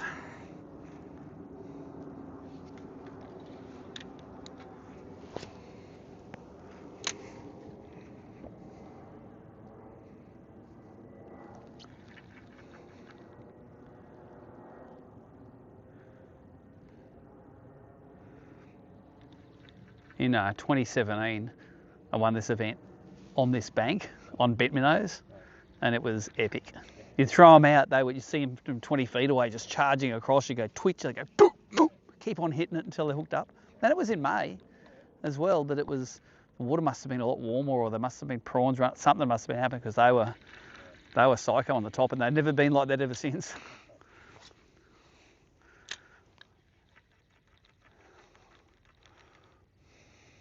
Doesn't get hit too hard, this bank here, because it's hard to get to. Yeah, I saved it for the last day. I've got about 4.2 kilos off it. They're all like 32 to 36s.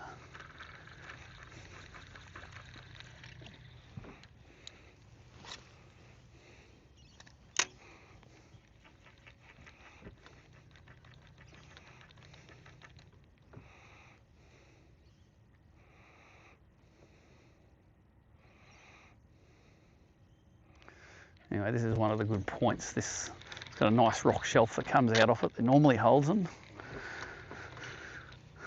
Hasn't been wonderful here, a couple of little ones, but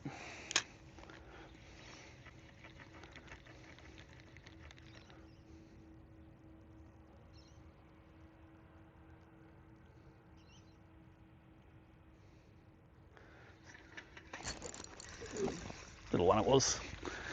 Got a bad hook set on him, but he was only barely legal.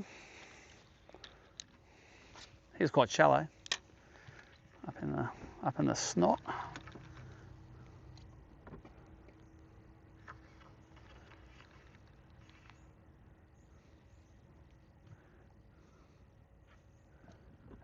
spooked off the edge there, you can see it.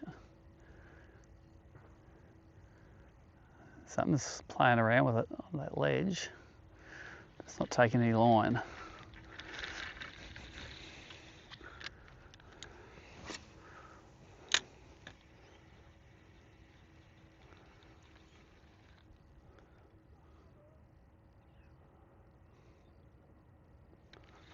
Let's get a crab on that pole. Is there any on it? This doesn't say there's any on it. But I don't believe that. They could be hiding.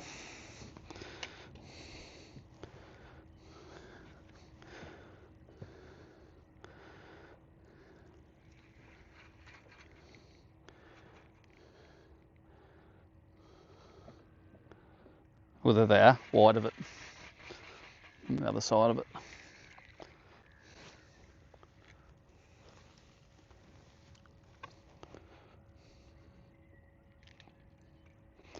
Don't know if they're bream or not. They're hanging out wider.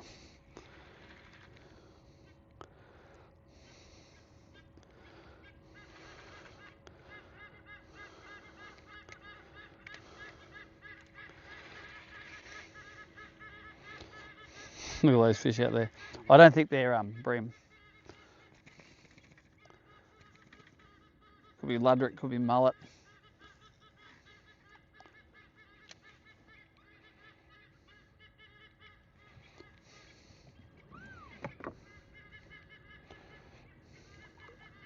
Tide is definitely running out now. There they all are. I think they're mullet.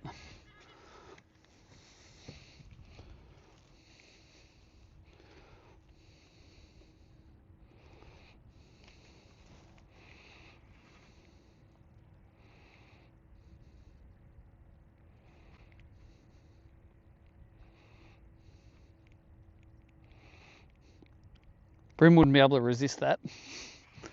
Definitely not bream. All right, yeah, I think it was a school of mullet maybe.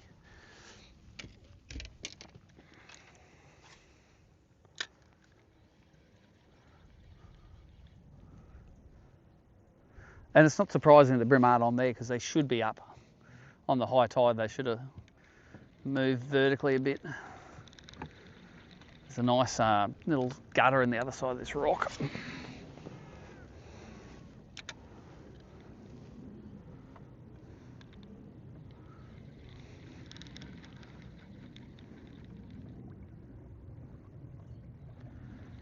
So we caught one decent one off a crab on a pontoon, one scoping a crab out deep, and then one on an aqua on the edge. They're our 330s. So there's no real pattern to them. Just a bit of junk fishing.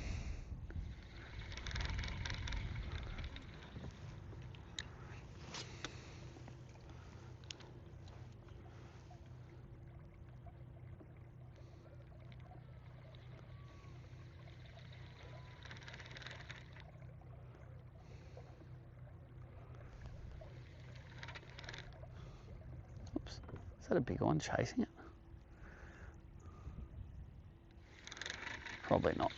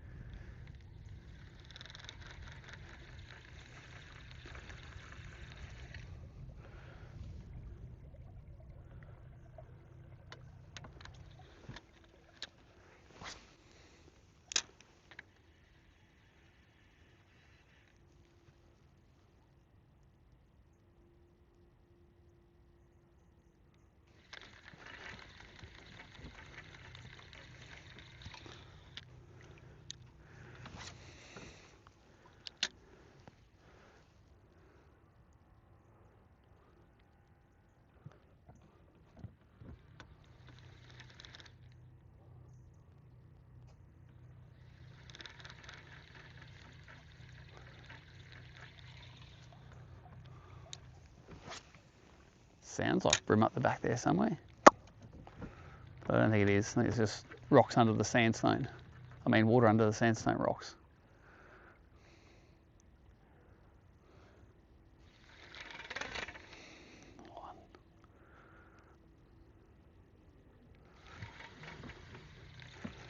This little point here might have one on it.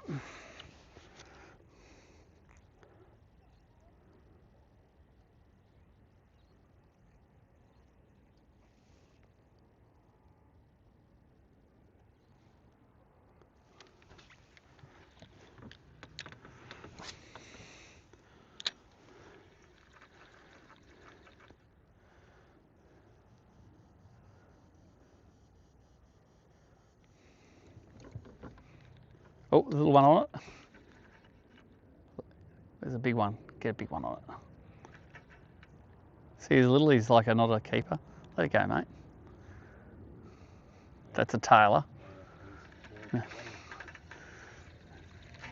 But the first one was an undersized bream. I could see him side on, like doing the thing. Where are you, big brothers, mate? Big bros.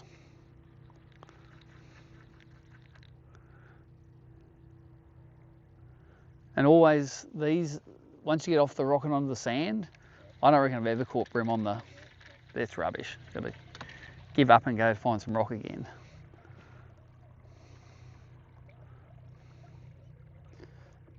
Yeah, I thought maybe that rain might have put a bit of colour in it. Yeah, it did. It put one drop of blue food dye in the whole thing.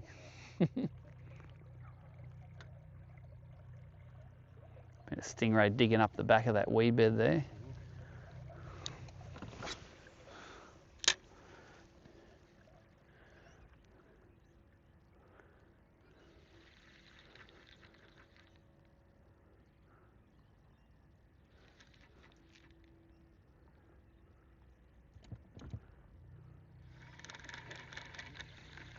This ledge looks nice though.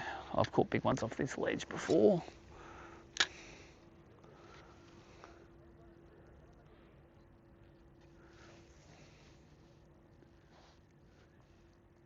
Get off that edge. Oh, there's one looking at it. Is that a proper one? Is the line going? I don't think so.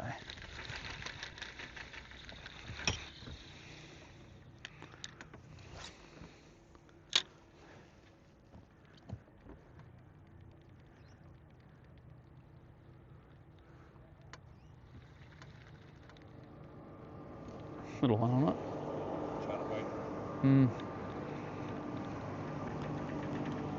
Little tailer on it.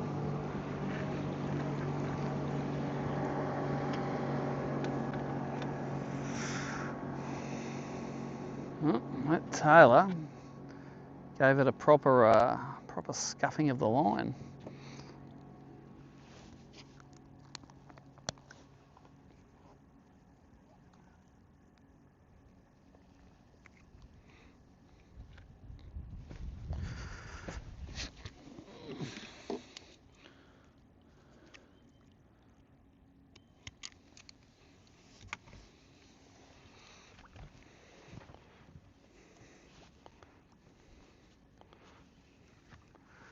Look at that little crack up there. There's got to be one up there.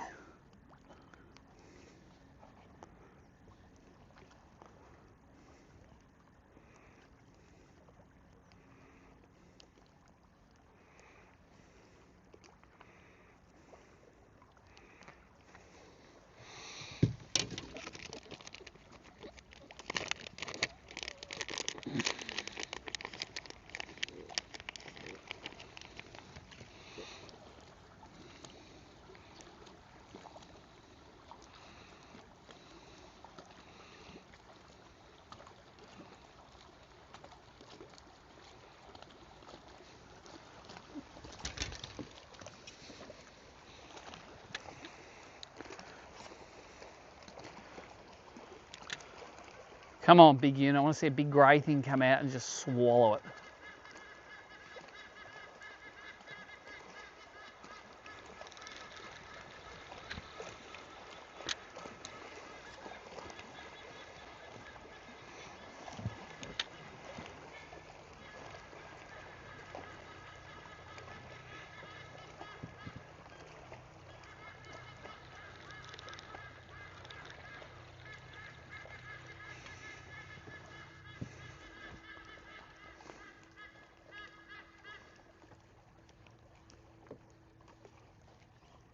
couple in here somewhere.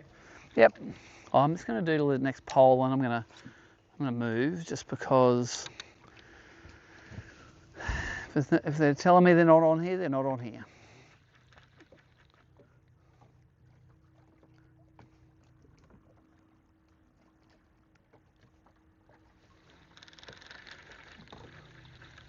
Even though I want them to be on here.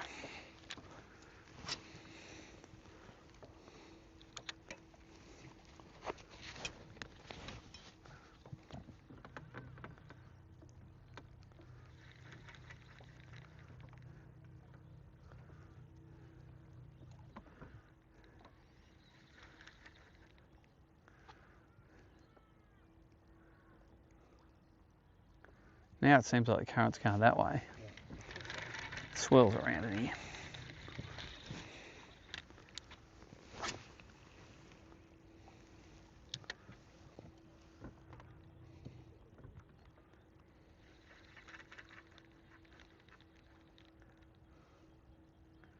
How cool is it you can sight fish that far away from the boat? Yeah. It's crazy. Little one. Would have had it crossways across his mouth.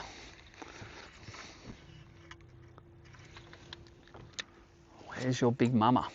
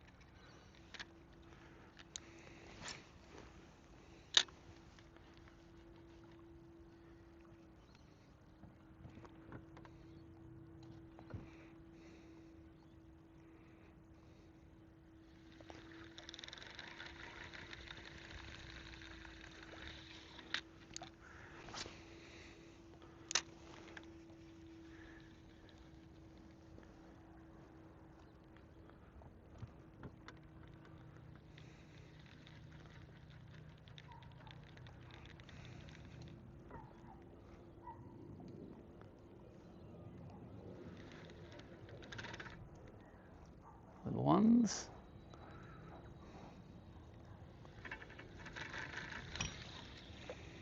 There's the best looking bottom here. Got oysters, got cracks in the rocks, got it's all rock, the whole slab, a little bits of sand in between it. A better place to hang out. That's where I'd be if I was a kegger. Close to deep water, like deep water just here, like we're in 20 feet here. Casting into 2.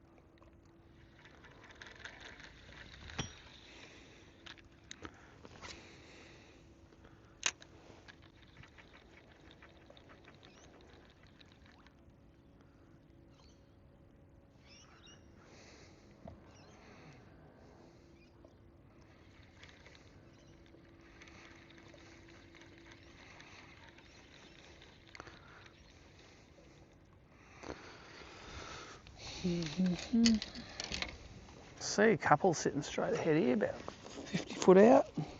It's right in his head.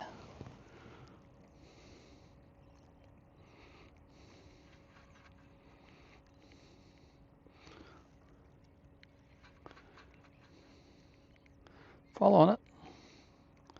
Come on, mate, come and eat it.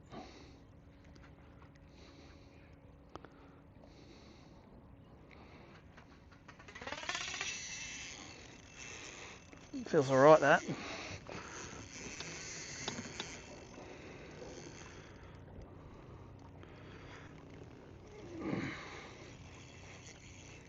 Stay out of the rocks. Stay out of them deep rocks. Oh, what are you in? It's in something. Oh, he just came out of it. Came out of it, came out of it, came out of it, whatever he was in.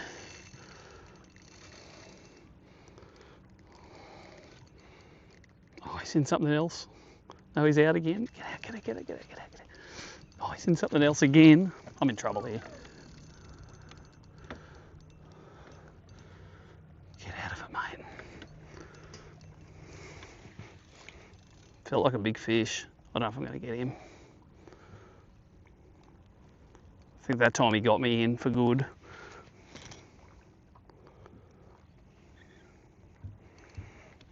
Oh no, he just came out. No, he's in it again. He's in, he's out, he's in, he's out, he's in, he's out. He's in a crack underneath. Come on, mate, swim out. He just swam out. He's a giant. He's a giant on slack line. He's a giant. He was in everything. Come on, don't break. Could be 2 pound line now. It's got 1 crab hook in him. Yes. Okay, 2 for the scope now. He's a 30 something. Oh, come here, come here. He got into the weed 3 or 4 times. It's a big old local fish with really yellow fins on him. How good on the crab. That throws out a 27 forker. How's that, eh? 1 decent fish on this thing was all we needed. And look where he is, right on the point. As usual.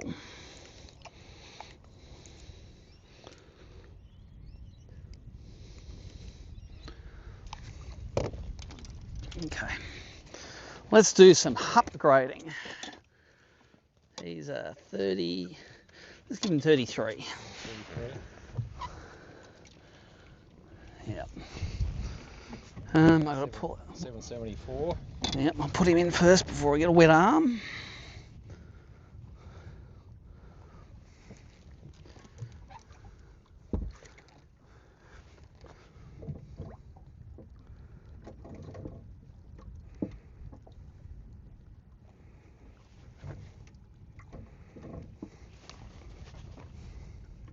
Come on.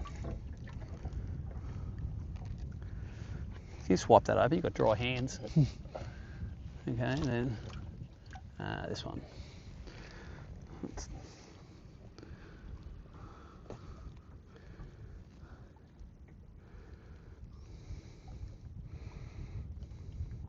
$774. Yep, And there should be like a 27 in there, which is 26 forker in there. okay. 26, another 26 forker. Yep. And the next one's 28 forker. 28 forker to throw out. Right, got one. Yeah, I think this is the 26 in the hand, is it? That's a 27. Just leave it there for a tick. The little ones always get in the bottom here. What's that one? There's 25 and a half, so that'll do. Maybe I didn't throw the smallest one out before, but I'm going to get him. I'm just going to chop his tail so I know he's the smallest. I'm going to pull that one out that's got the little chop in him. Oh, you know what I should do? I should put him in the other live well. Sorry. I'll throw him in the other one.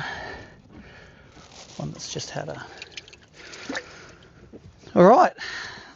So they're all over 30, those ones. Yeah, got 2 wells, I've got that. It's a luxury. Let's give him a little drink for a while.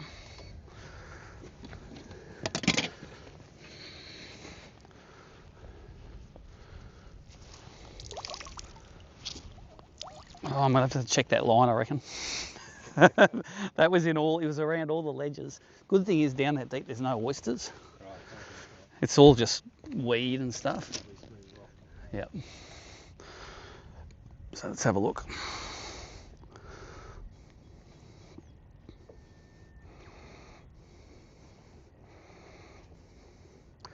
That should give me 3.5, I reckon now. Yeah, mate, straight over the back. You can hold on to the poles too. Save you falling in. That's scuffed, that line is scuffed for metres up there.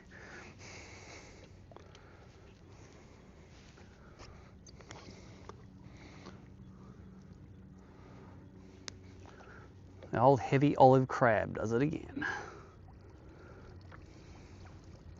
So I've got a 28 forker I need to upgrade, which is about a 500 grammer.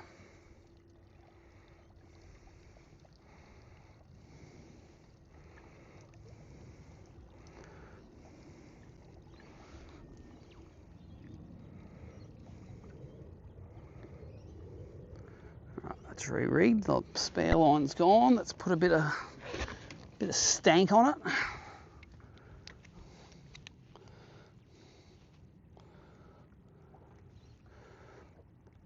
I did see two of them on the scope, and he was following it for a long time on the bottom. I could see him just sort of crawling, and I was just shaking it along, and he finally ate it. Yep, 2 for the scope, 3 for traditional fishing so far. I'm going to throw one of that pole there, and I need no scope to tell me there might be one on that pole.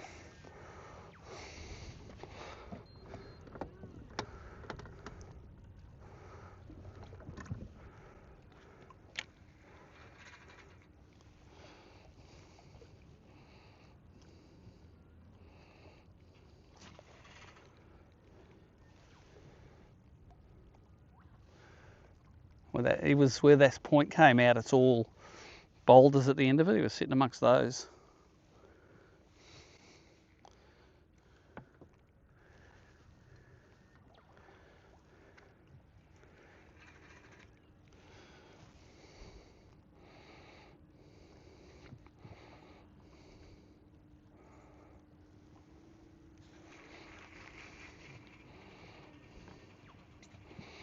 There's still a couple around the base of the pole. Just updated now, so you got 3586. Cool. Where does that put me? 60 60 over Craig, yep. back on 2.7. Cool. So if I can get rid of that, to be honest, if I can get rid of that 28 for like a kegger, that'll be a 500 grab upgrade. That'll be 4 kilos. That's above par. I'm on par now, I reckon. If that's all I get for today, that's 100% not out of it.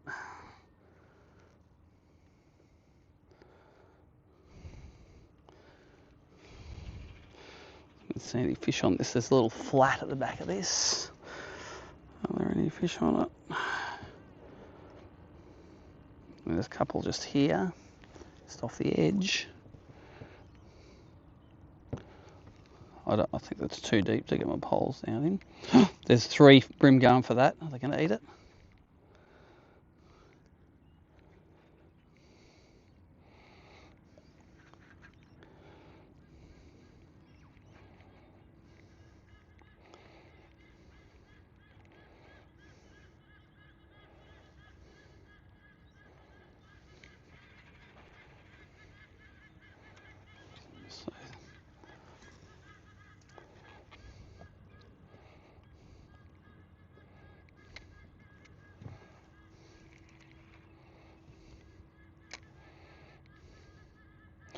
A couple of fish going to follow that to the bottom actually. I wonder if they'll bream.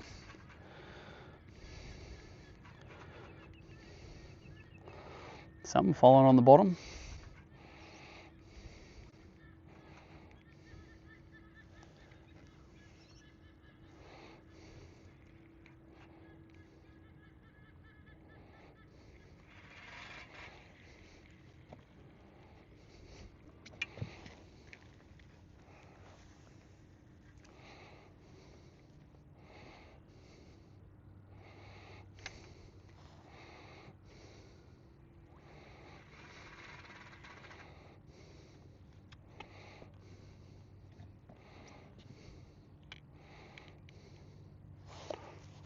Going to the bottom, 100% to go in the bottom. Look at that crab. You don't just suspend and then swim to the bottom for fun.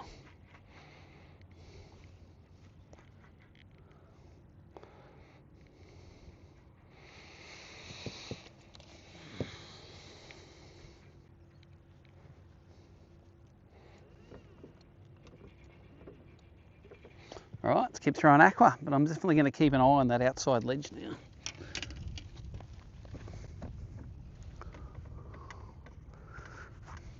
So 35, 33, 33, 32, 28. Let's get rid of that 28.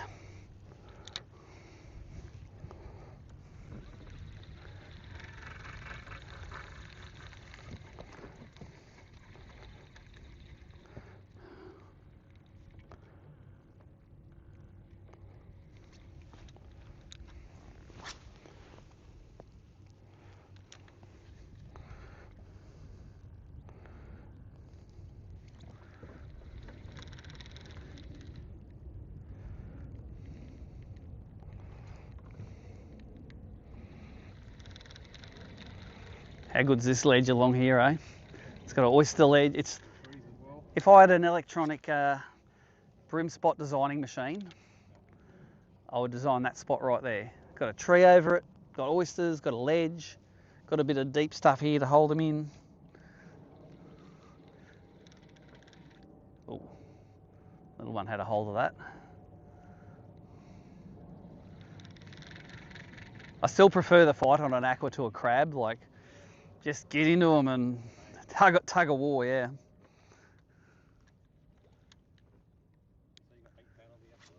I got 8 pound leader there, yeah, and that on the crab is 5 pound, 5 or 4 straight through. Anyway, it's a lot. It's heavier than the 2 and 3 I normally fish for exactly situations like that where I'm throwing it at a pole or in close. I would probably get more bites on the 3 pound, but that fish I probably would have lost it.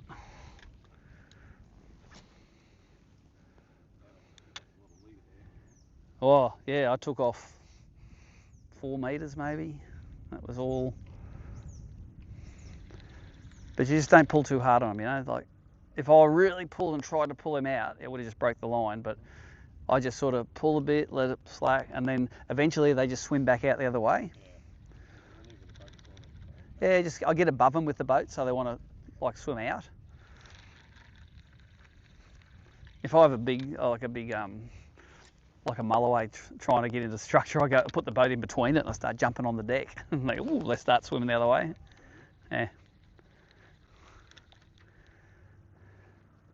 If I lived down here, I reckon I'd be hooked on catching big mulloway, because all the ones I catch at home are little. They're all 50, 60, 70 centimetre ones. But down here, they're all giants. Like they get to a metre in my river and they leave. And they go in the deeper water. Like I've caught 5 99s. Probably caught 50 over 90. I just haven't ever caught a metre one. You reckon I could make one of those 99s stretch, eh? But no. I'm always like, oh, it's just not, it's not there.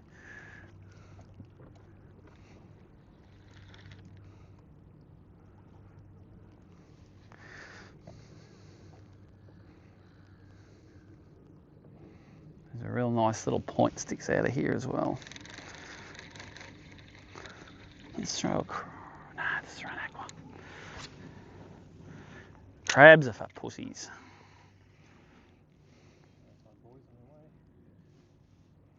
Oh yeah, they're pretty good. They normally don't pull us up too much because they know they got all the safety gear usually. One of our competitors, Carl Morandi, worked for the waterways down at Sydney here. Yeah.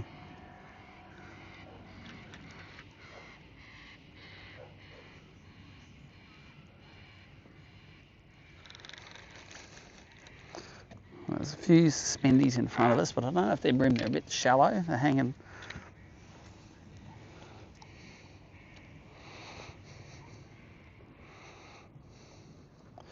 They're going to go down for it? Not really.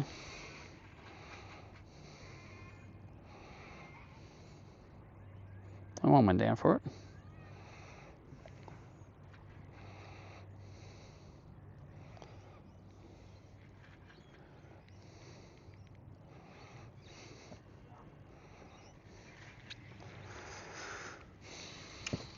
You don't know when you catch a fish like that if it was a fluke or not. I'm just going to knock this onto timer. You're right standing there. I'm just going to knock the timer on the live well because it's been pumping the whole time there.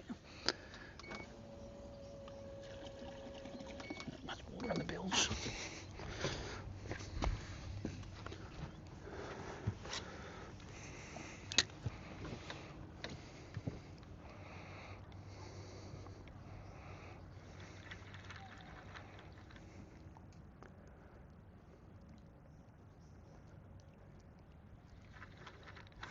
Little fella.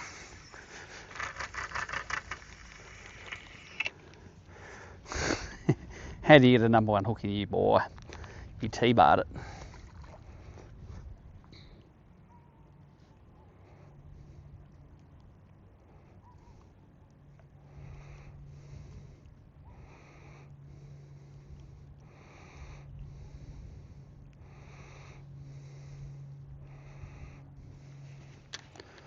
All right, what's up that crack?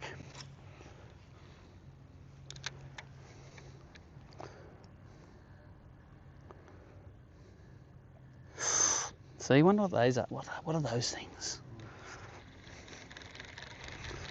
I think they're mullet. They're all swimming so close to each other.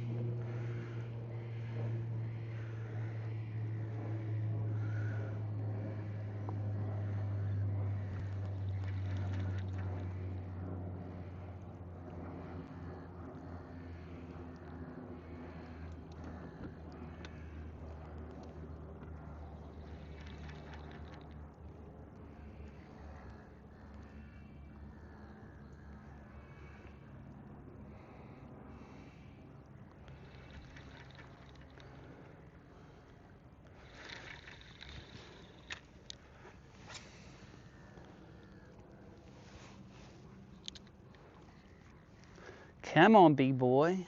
Eat it, and then you can go safely off the edge of that ledge. Straight into me live well.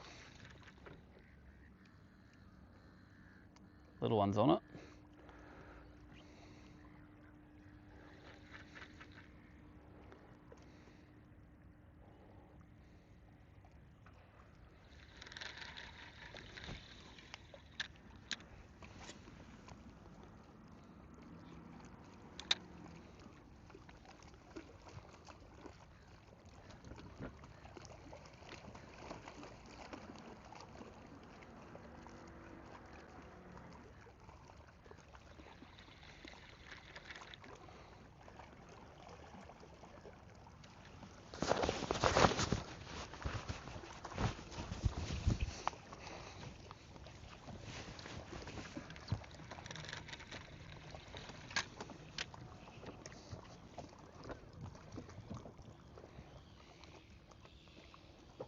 Ooh.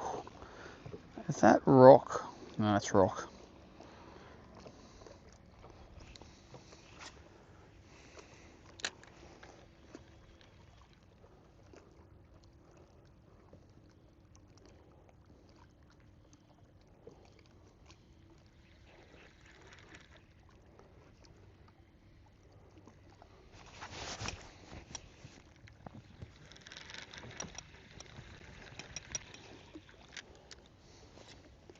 How good is that? That's a tree and a ledge and an overhanging tree.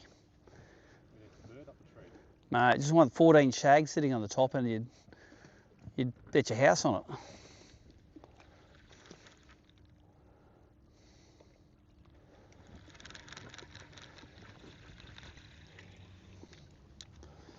So the Australian Open trophy's the Greg Lee Memorial Trophy, and Greg used to love fishing up here.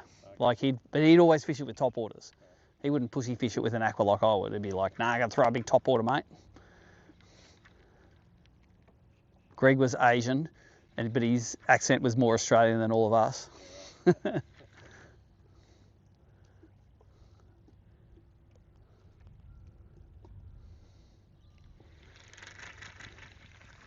So he'd be always good for either 5 kilos or a donut. It's like, you don't get him, you don't get him. It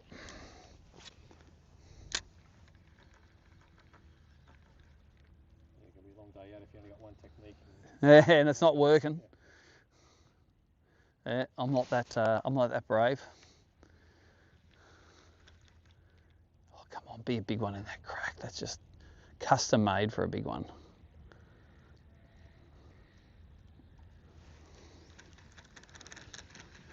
Let's try throw a few crabs. Since there seem to be not many up on the edge, let's throw some crabs down these.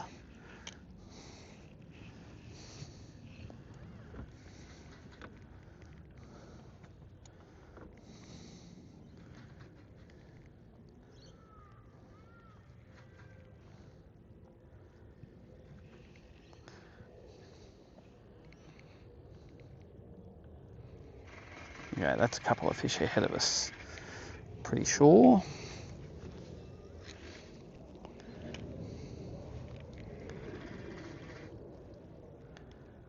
Small, are they? They're going down after it though. Sink it all the way to the bottom.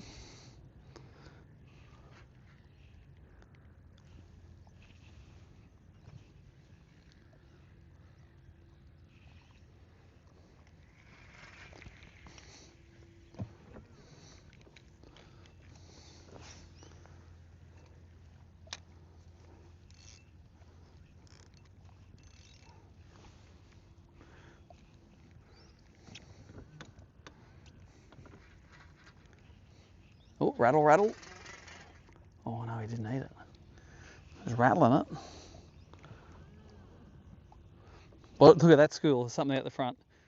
I wonder what they are.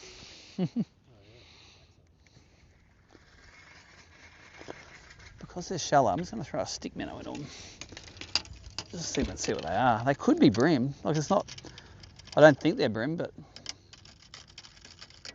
I reckon if I could tangle that stick minnow anymore, I'd be in the world record books.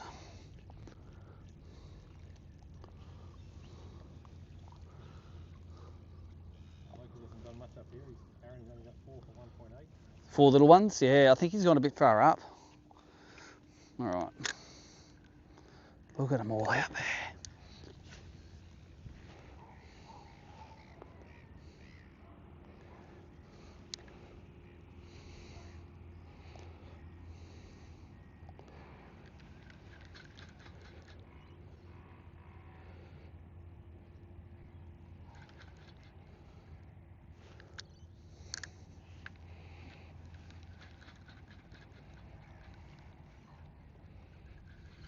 No, nothing was keen to come and eat the sticky.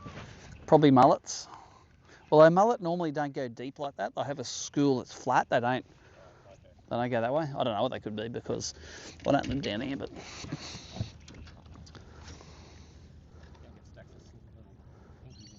yeah, but I don't. Would they suspend just under the surface? Maybe.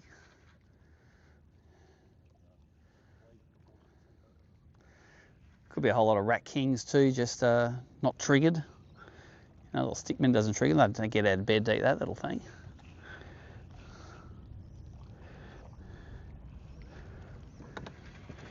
$11.05. We've got to be in at about 1:45 at the latest to set the scales up and stuff.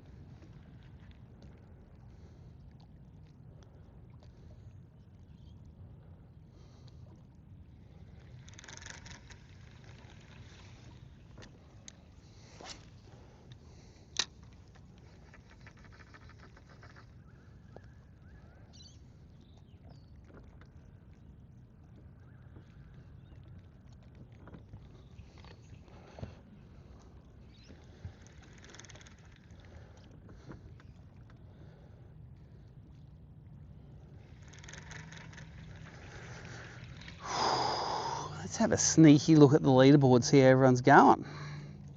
Sneaky, all right.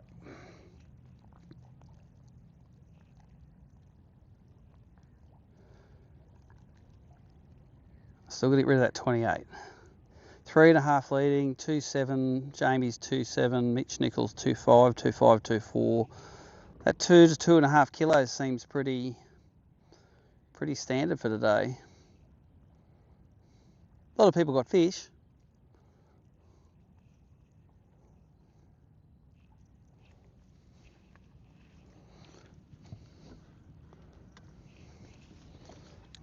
For the record, if I end up leading today, I don't mind.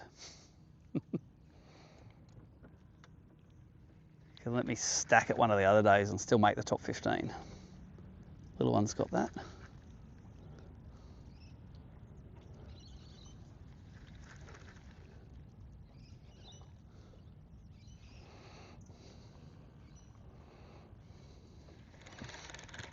Tell you what, might be fun up here on a low tide, trying to scope them off the edges. Like, you know, when you know they're all off the edges, you can probably go along and see if you can see the schools of them just hanging. Yeah, we haven't got the tides for that this trip, but it's worth keeping in mind. Back in the probably 15 years ago in the Open, a guy called Johnny Balcom had come up here.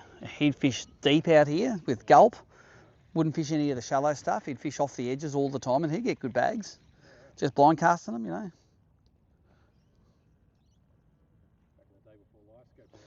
Oh yeah, like if you had a colour sounder, you were like, you're flash, mate.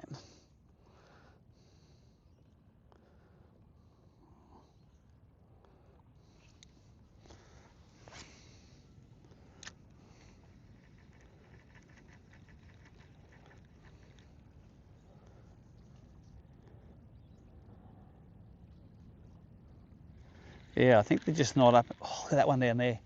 See him in the in between the rock. Yeah, they just seem to be hanging a little bit deeper, so maybe that should be telling me that I should be fishing a little bit deeper. Let's try something off the edge of this.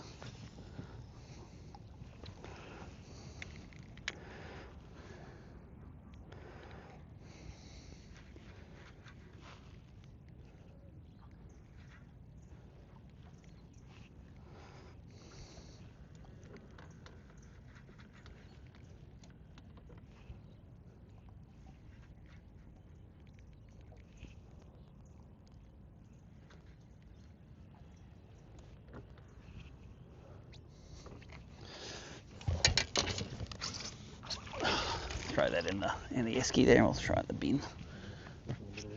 Yeah, just throw it. Just fold up, put it down the side of that, and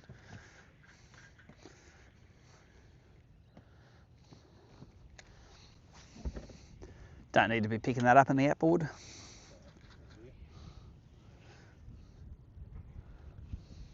Come on, breeze, below.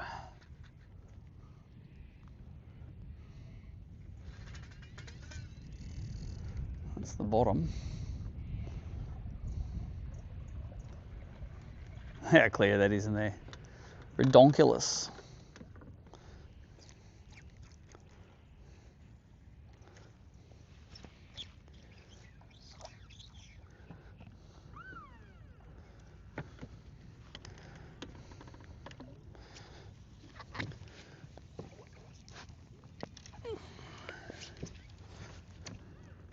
Oh, there goes a Ludrick. There goes a big bream. They were all up in there. Okay. Just got to spook them out.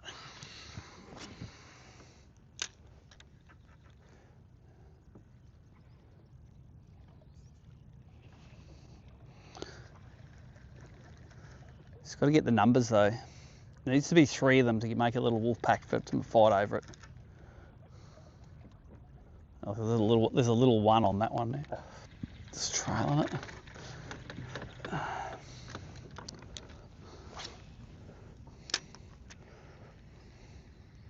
So Richard Potter, if you're watching the live stream, mate, this is the corner I always used to see Greg top ordering on. So I'm channeling a bit of, I'm not throwing a top order though, but I'm going to here trying to pitch one of his fish.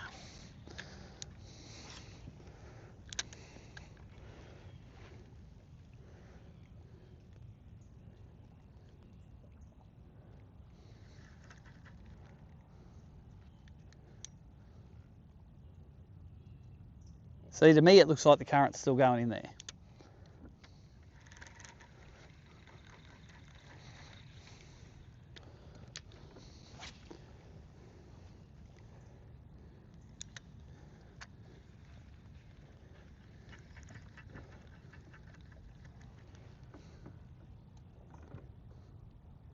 That's definitely going this way. And you can see the stick going down. That's all right. I like a bit of current on this point. That's good.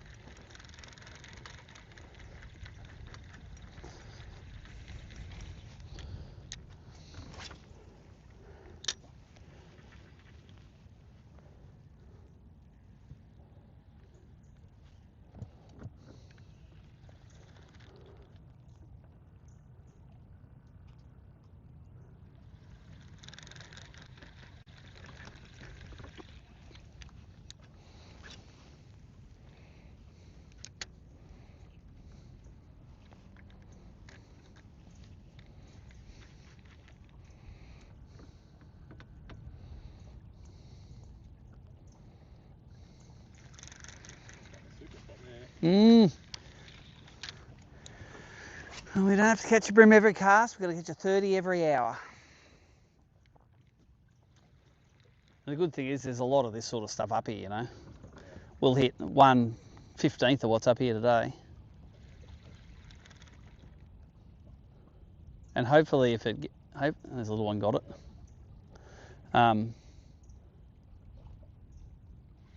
Hopefully one of the days it'll get windier this week, you know. When we get a bit of wind on this, it fishes much better.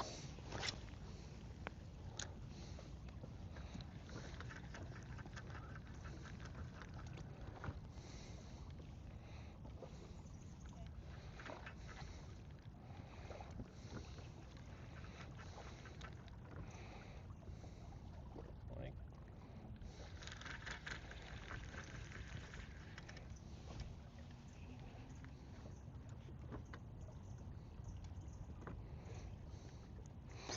Start to delaminate a bit.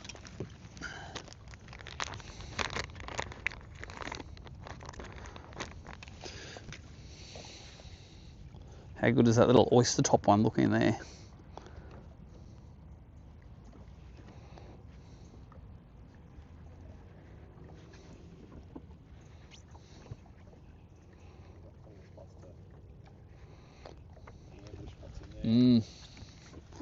That's good.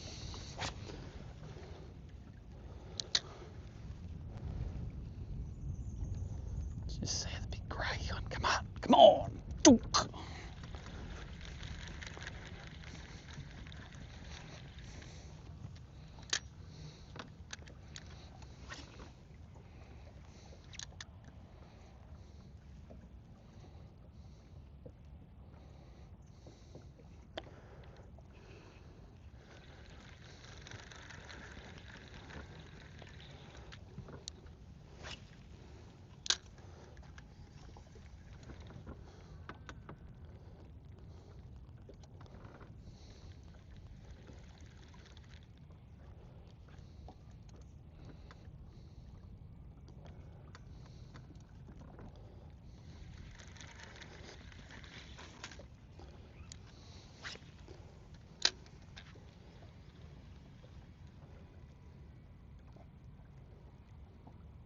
Little one running all over the city with it.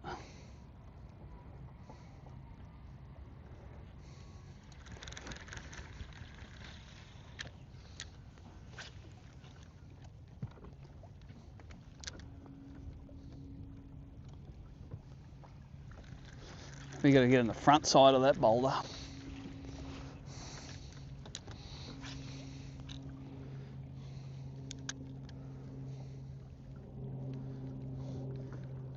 So for the live viewers, we've got about 3.5 kegs now. Got one fish that's under 30 to the fork that we need to, I'd really love to upgrade. because if you don't weigh any fish under 30 during the open, you're always up there. You can do more complicated theories. Oh, that was a little one, had it.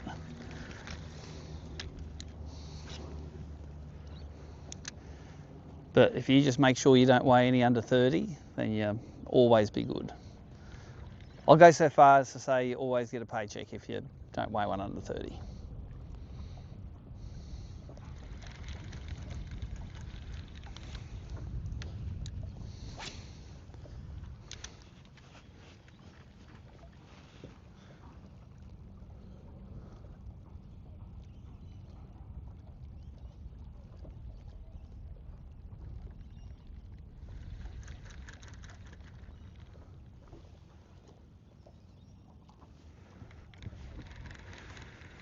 All right, come on, sun.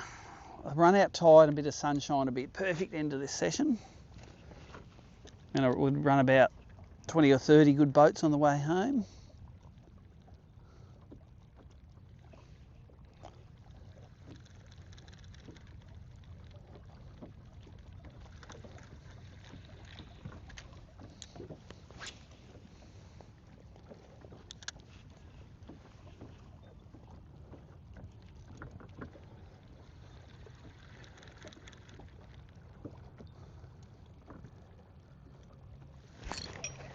A little one. I thought he might have been big because the line took off so quick.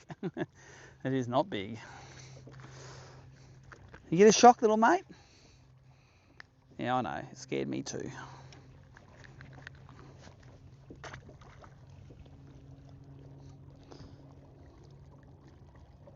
Yeah, when you can't see it, the line moves, you might as well have a swing. So if you just tried to pull it out of its mouth and you popped it out the mouth of a 35, you'd be like, oops, tactical mistake.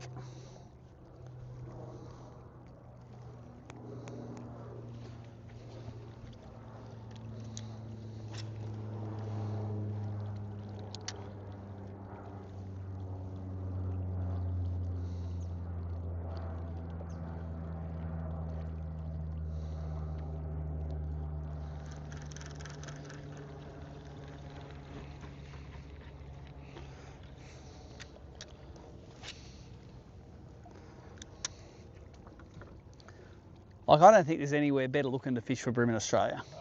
It is good, isn't it? What would we be here? 7 or 8 k's from the city? It wouldn't be 10.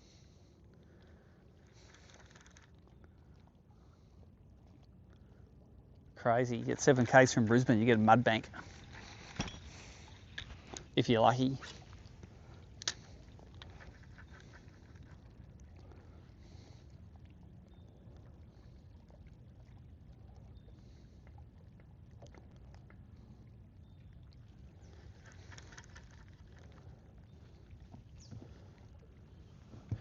All right, let's duck across the other side.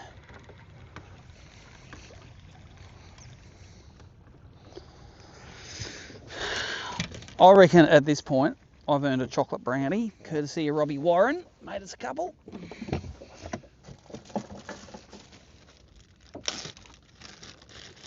Oh yeah, that looks sticky.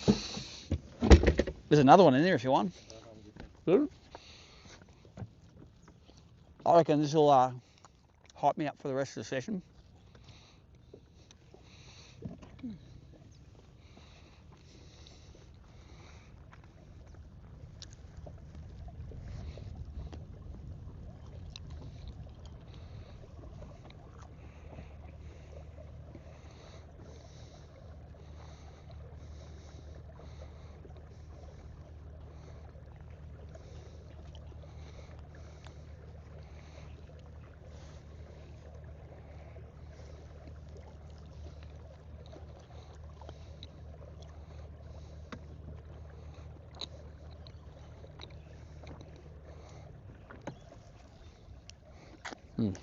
That was heavy duty.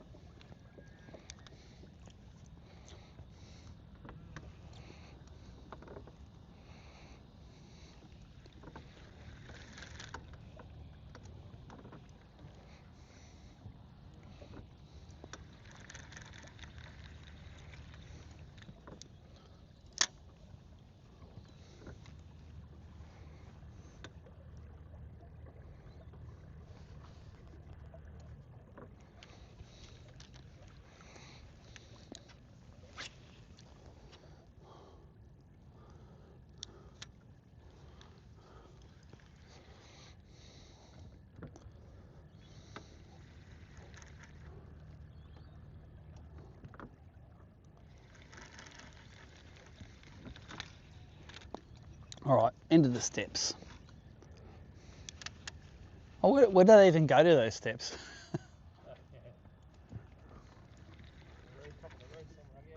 Be a little car park that holds 2 cars.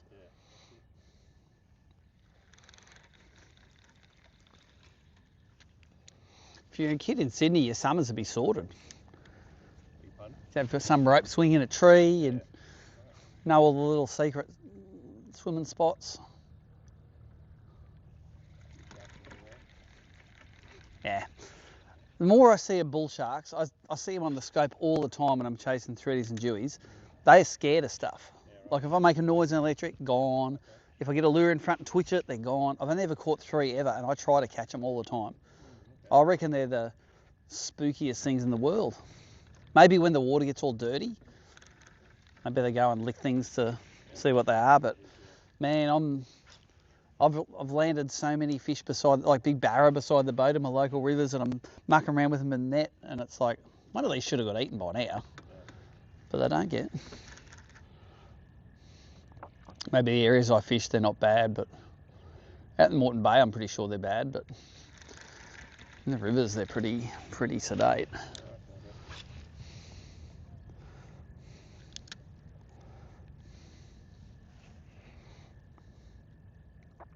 That's just my experience. I've had a couple here the last 6 months. You've seen a few? Couple of people got. Oh yeah, a couple got, yeah, but that was all after floods, wasn't it? That's when all the water gets all smanky. Yeah, I wouldn't go swimming if the water's all filth. For the sharks and also for the poo-poos floating in it. Keep your mouth shut. Come on, under this tree. I'm going to look at a few of those boats, because if they're not on the bank, that's where they're going to be.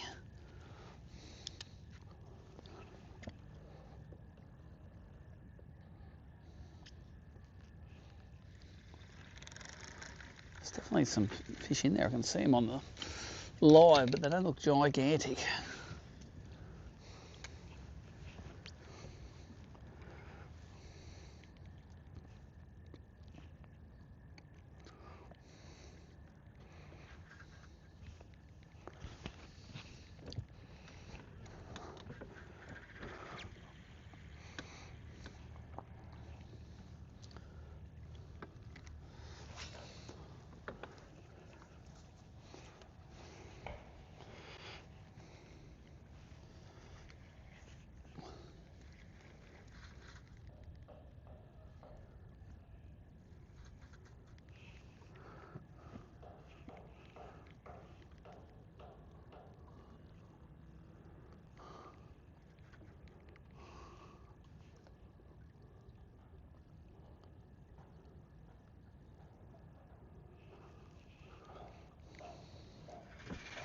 All right, let's have a look at some boats.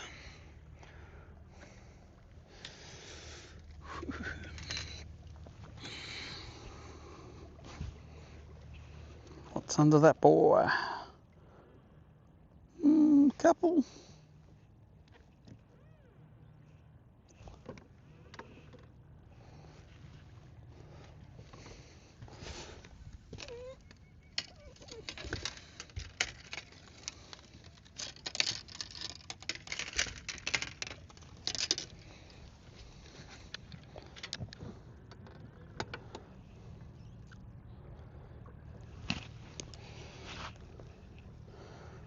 All right, let's check some shady sides of these boats out. I can definitely see a few fish past the end of it.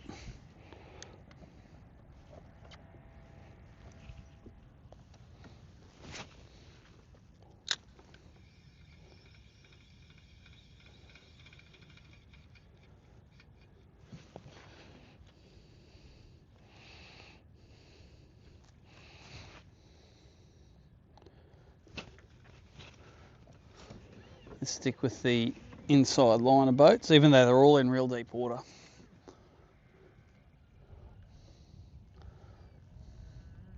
Might have a little look at those ones too, and those docks with the wind blowing on them probably can't hurt.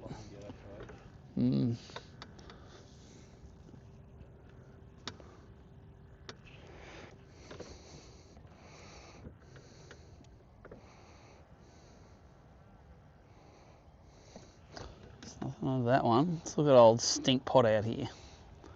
Swiftcraft Sapphire.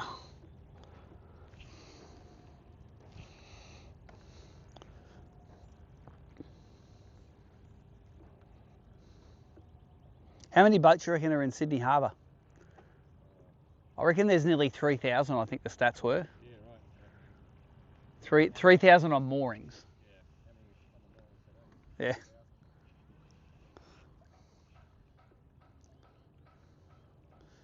So that's basically, if there's 30 people fishing in the open, that's 100 boats per person. Yeah, plus all of the awesome banks, plus all of the pontoons. What a bad cast. Anyway, it'll come in.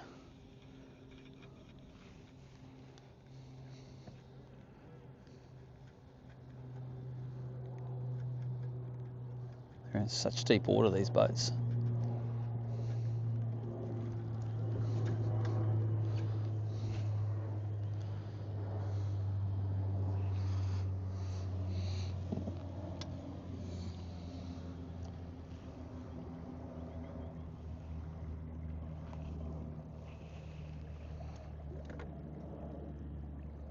Couple right on the back of this one.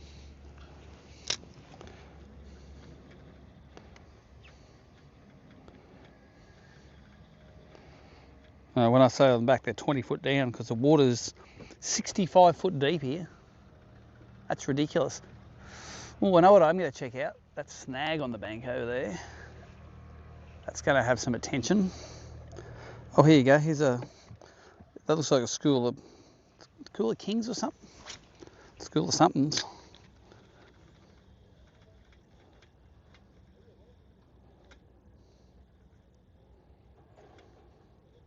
Eat it. Come on, mate. Let's see what you are. Oh, that's a bream. They're all bream. There's a massive school of bream just sitting under the surface out here in the middle. I thought they would have been kings or something, but I saw one. It was on the crankbait. There's still some out. Where'd they go? They went deeper. They do that in this calm water sometimes. They just go roaming. There they are. They're out this way now.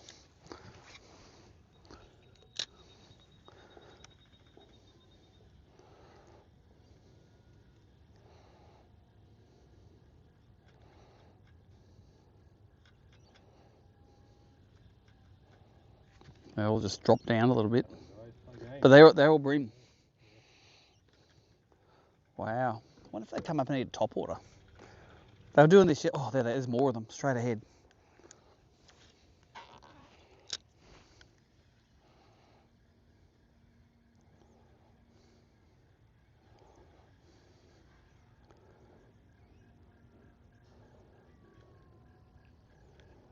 Come on, eat it.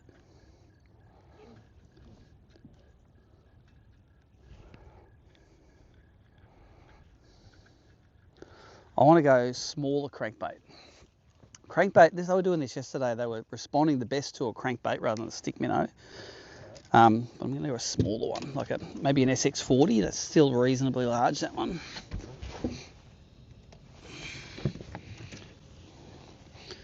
What about SX?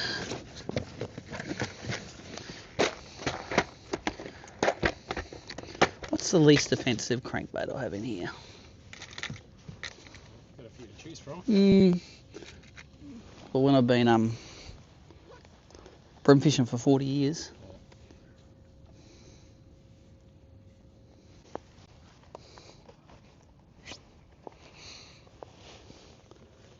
What are we going to try? Little zip bait. What about that little black zip bait? Something that is not offensive to them. Or this one. Which one do I want? No, probably this one. One that's transparent.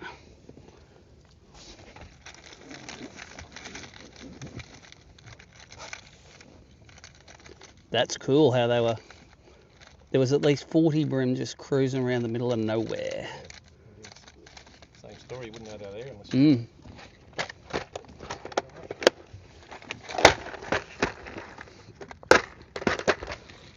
Of course, these lures aren't going to fit back in there now.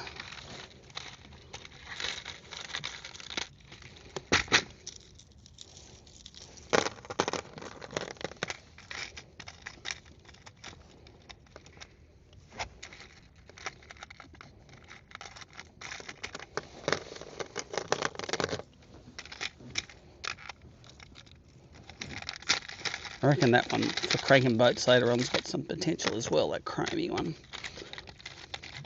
Try some little zippies.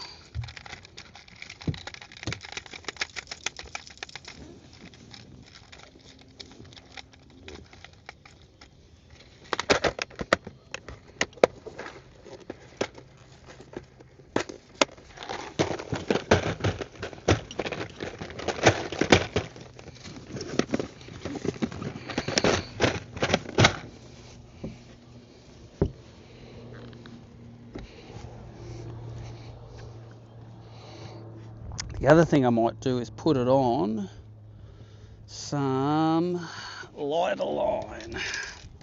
Let's put it on some 3 pound, not some 5 pound. Sorry, full prawn, you're off.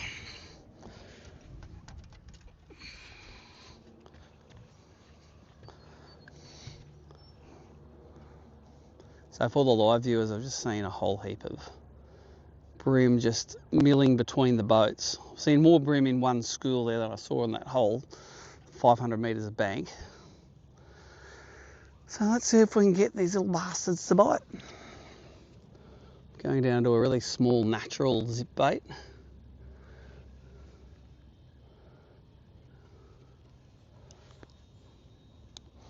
Gonna throw a bit of stink on it maybe. Gonna go all the tricks straight up.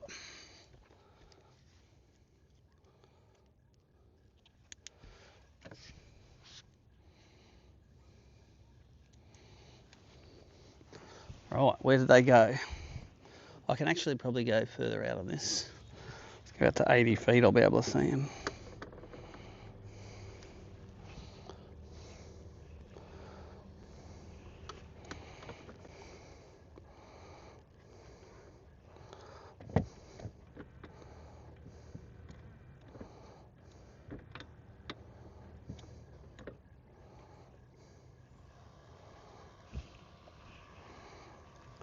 Now after all of that, there's some down at the bottom there, but they could be bream as well.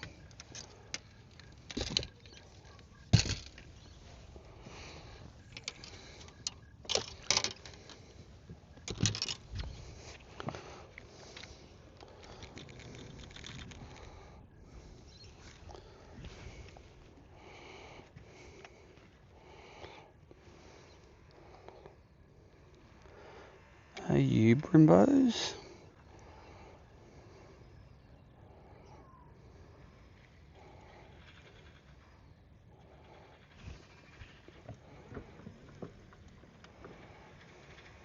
Yeah, it's like all of the bream off a boat just have come off the boats and they're just swimming around.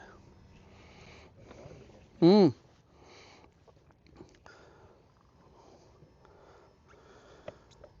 Let's get in the mooring fields and have a squeeze. Oh, yeah, I can see them back this way, I reckon.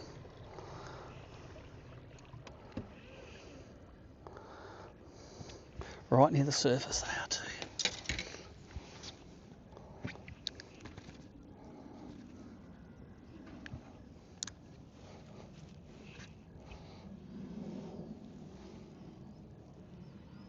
Well, they're not up on, near the surface, just having a sunbake.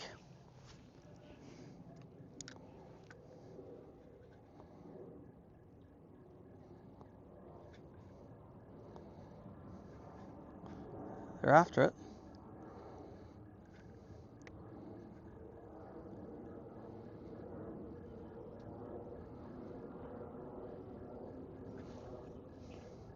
Come on, one of you eat it.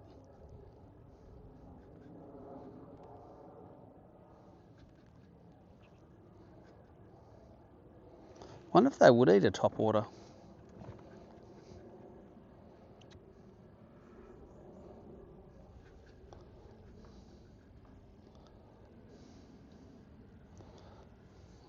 them bream just here. Look, they're Congo lining up.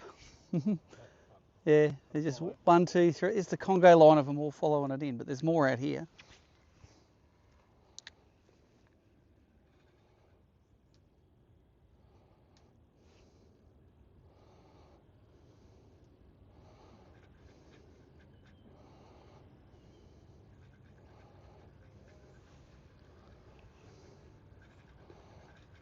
Further out they are, the shallower they are too. And then I reckon the shallower they are, the more likely they are to eat.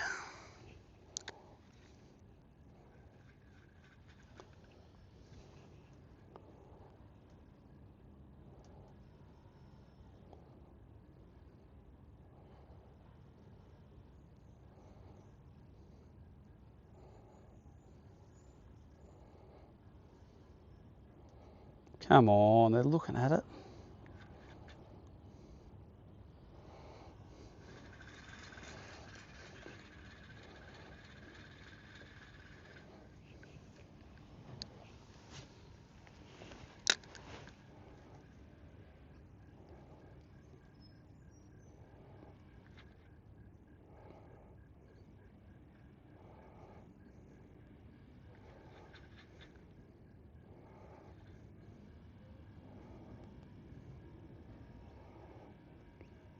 How do I catch them? Let's try the sticky.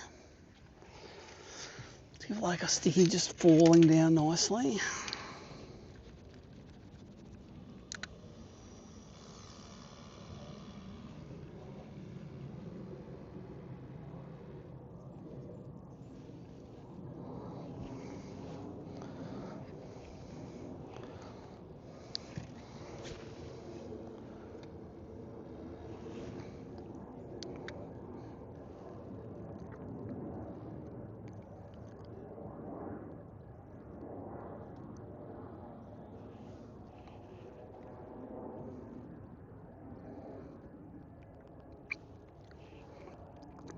It is falling into a mess of fish there.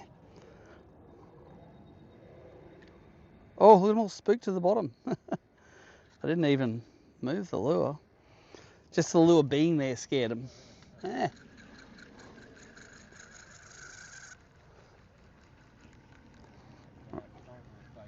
Yeah, maybe we do need more current, but it's just interesting that they're, you know, all the days where I think, oh, they're not on the boats. They're just not on the boats. They're just out the guts. There's another little patch of them here.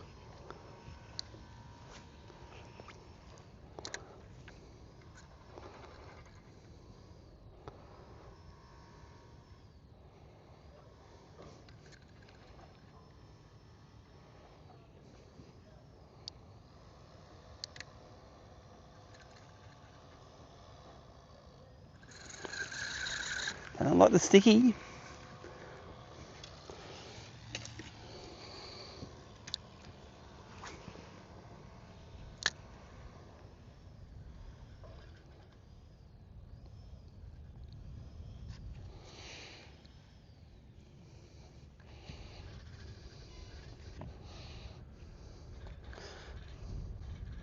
There's a few on the left-hand side of this mooring buoy.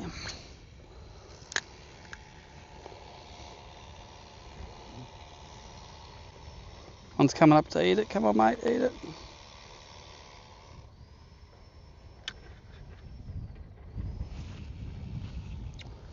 Alright, see if we can find any under a boat that are going to use a bit of shade to their advantage.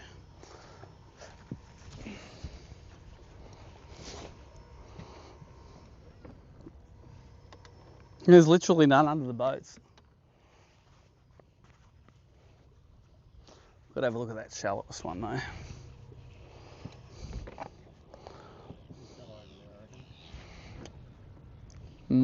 Look at the shallow fella. And under the birdie? Nah. It's like all of them are just in that one area. There's like 100 of them in that one area. They do it down at Malakuta a lot too. When it gets real, just hot, sunny, they just all come up shallow. Actually, the way I catch them there is on little shallow flick bait. I'm going to have to rig one of those up.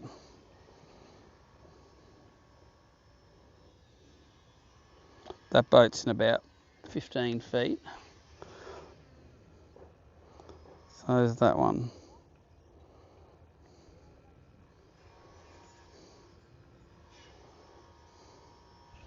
No fish on, no. Alright, let's fish that snag.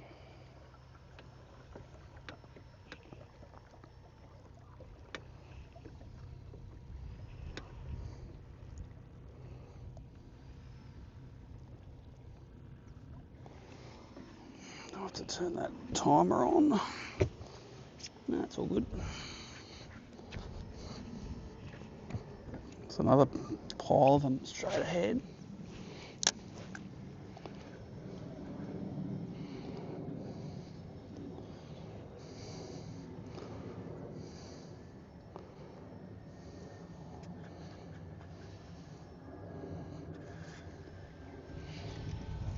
A bit deep for a crankbait.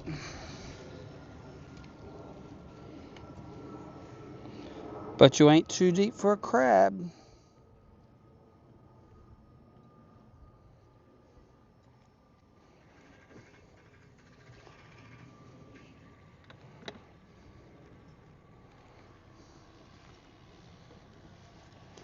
Oysters just starting to come out of the water again. I'm gonna. I reckon we're gonna go and we're gonna leave Middle Harbour. We're gonna fish some eastern bay spots now that the sun's out and the tide's starting to drop. I've got about a run of 20 different boats I want to fish that might have schools under them. So I got a 39 off one of them last year, forker. On the last day, it was very well timed. But first day, last day, I don't care. I'll take them wherever.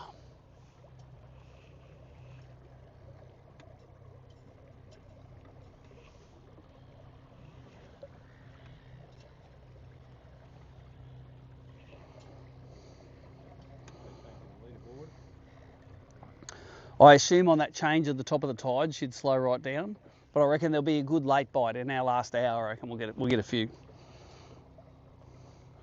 That change of tide will happen an hour later each day.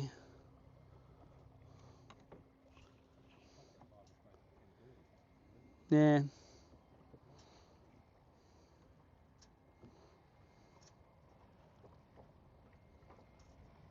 They're out the other side of this boat as well, the little buggers.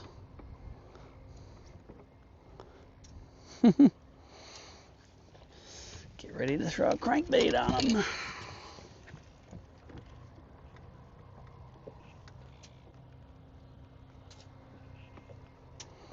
But the fact is I can find them here, but we can't get them to bite here in these conditions. We need some nasty rough conditions to get them going.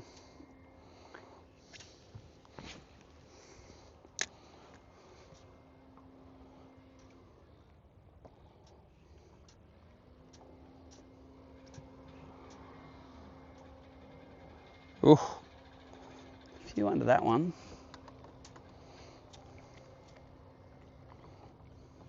Let's leave them. I'll just get sucked into this mess of trying to catch them and I'll never escape it. All right, let's get out of here. Let's do some traveling now and then I'll get back to within 10 minutes of the start. Let's do our traveling when the tide's rubbish.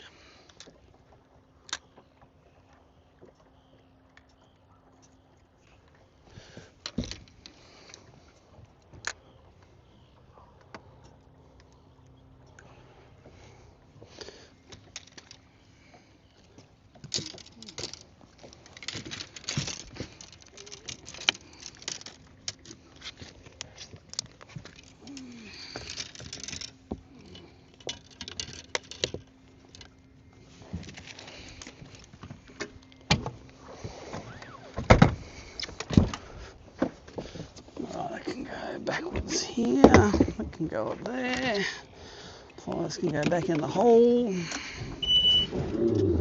camera can come down a bit.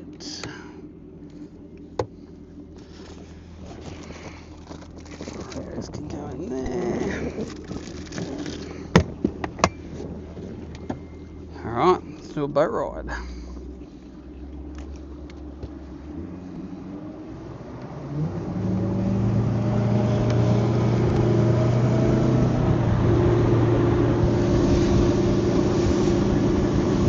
Hey, Middle Harbour was good to us. Yeah.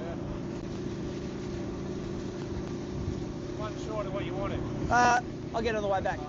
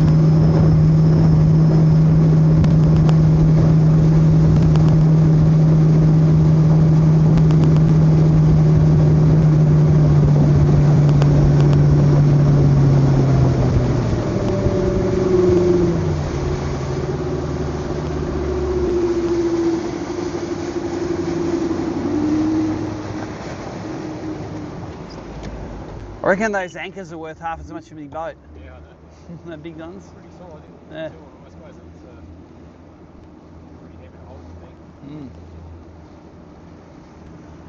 Alright, a bit of an idle and then a bit of a harbour run. We're going to fish like Rose Bay, Double Bay, those southern, yeah.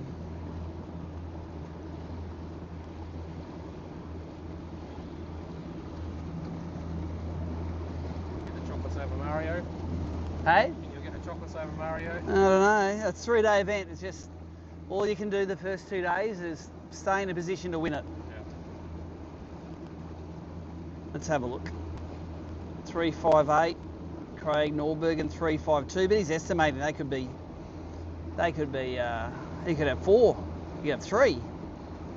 Mario's still 27.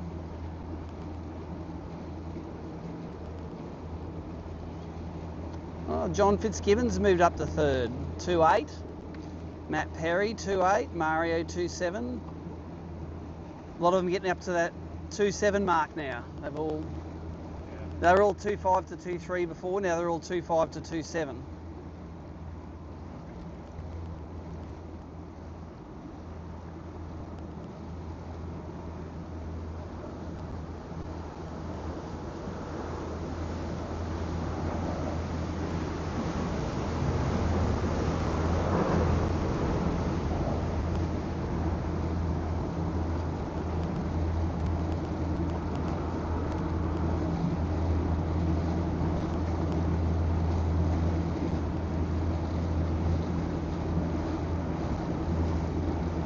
For your souvenirs, you always snapshot it when you're at the top because you always go down. You never go up. Normally I get a good one off that over there, but I'm saving that for later in the week. Okay. No, don't use cashing him in now. Yeah. He's always good for a 30.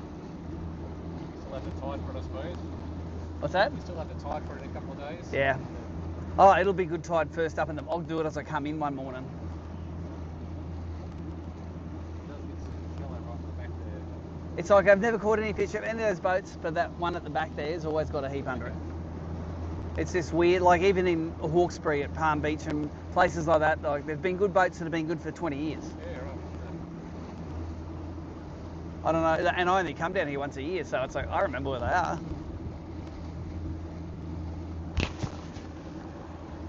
Normally if I catch a fish over 30, I'll put a GPS mark on the boat. Yeah. So if I see a cluster of them in an area, it's like, I know that's where I'm going. Good area. And some of them, like, there's nothing under there that's not reef under them. Yeah, it's They're not a shitty underneath the boat. It's just a boat, and there's just something about it. Yeah. Don't ask any questions.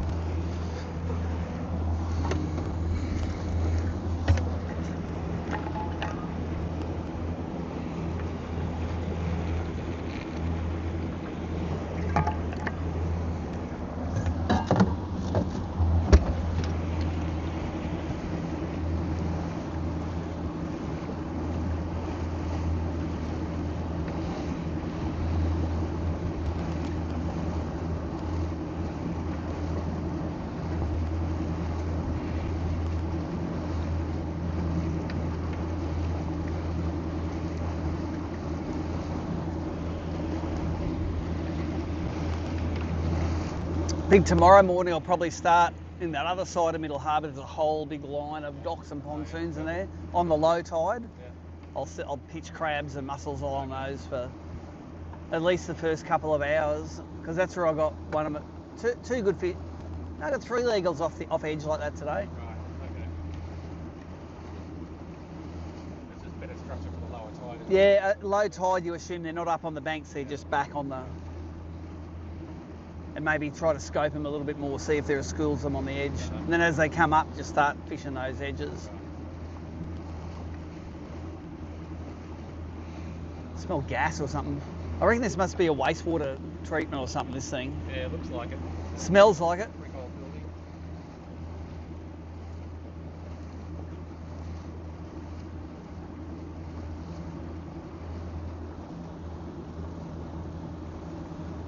She doesn't look too rough at the mouth today. She looks nice. It's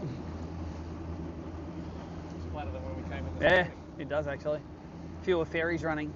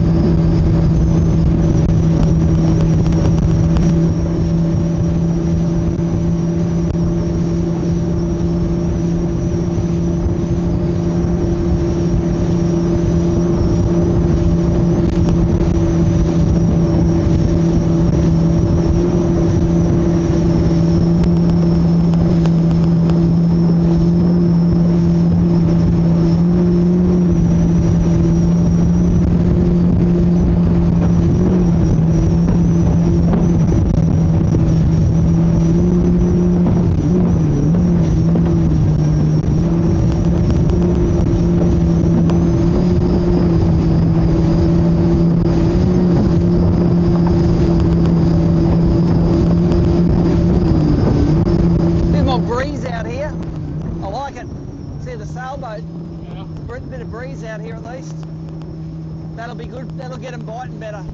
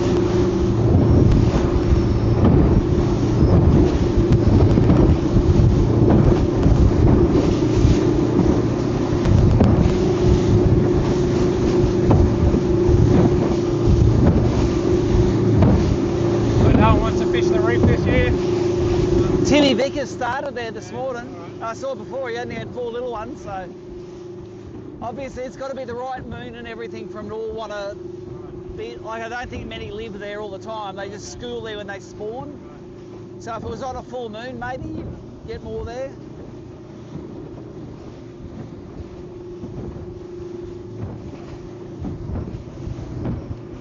It's not a relaxing place to fish either. It's like, Yeah, exactly. yeah.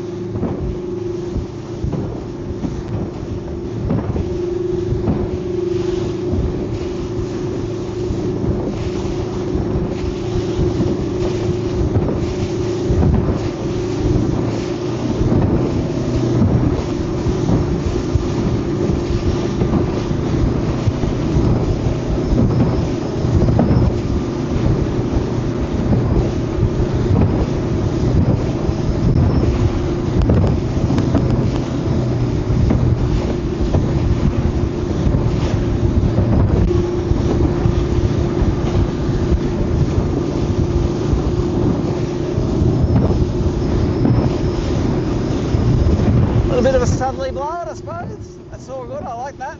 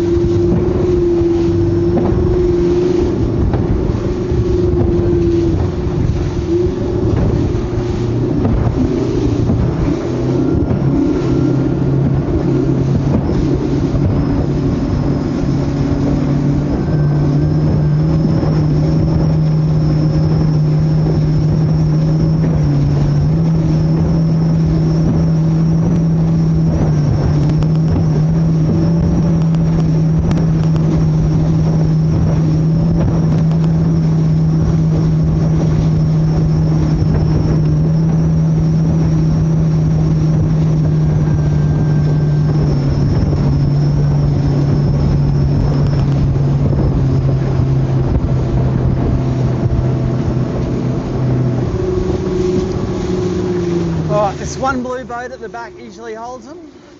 We'll do a lot of running just as single boats now.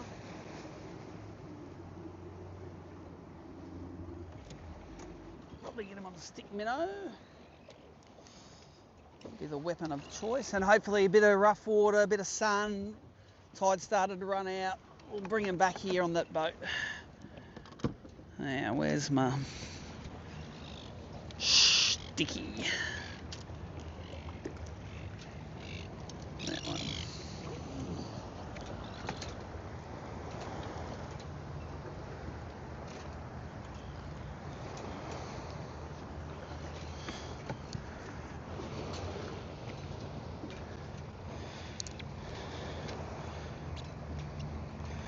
Oh yeah, look at them all under there. They're coming up for it. They're up, see them come up? Who's going to eat it? One of you boys eat it, come on.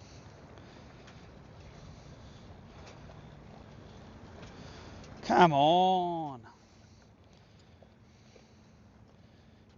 Still a bit shy. I reckon give them another hour, this run out tide, they're going to turn on those fish.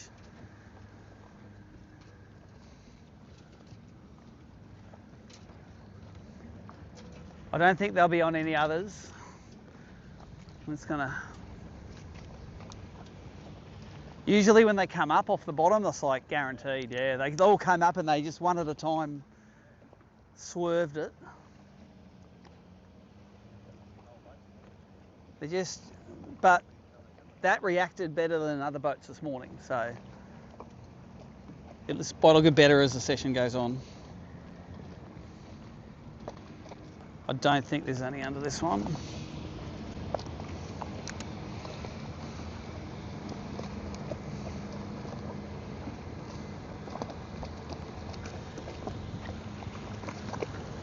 No. All right, let's get out of here, keep running more boats. Okay, stickies on the outside. Oh. What did I break?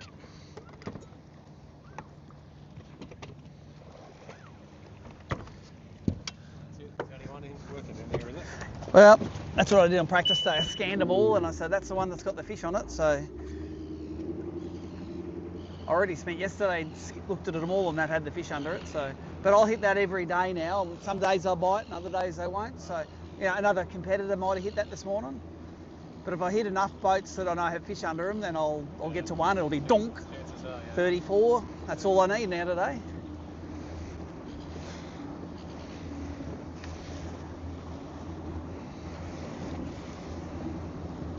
Yeah, it's not like Accra and the banks where they could be anywhere. Yeah.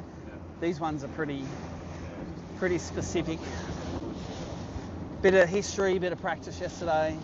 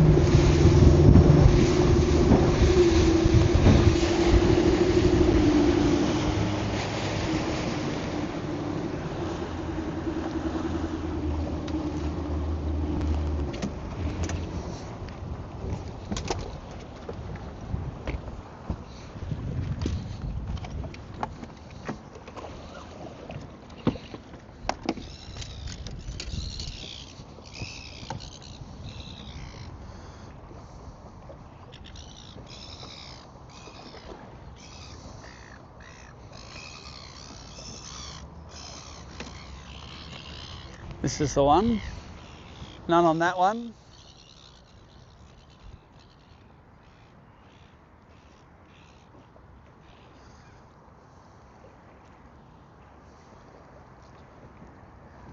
Let's fish under this one.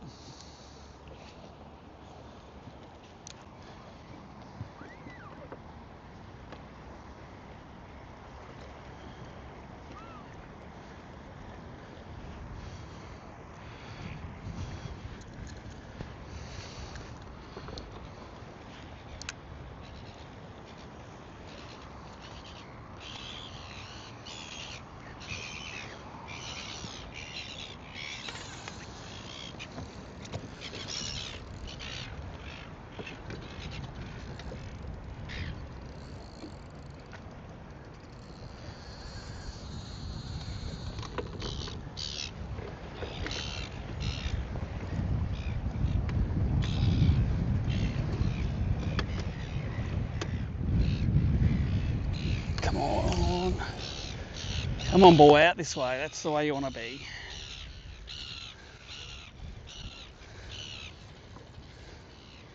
Don't go back that way now, Tiger. This one feels good.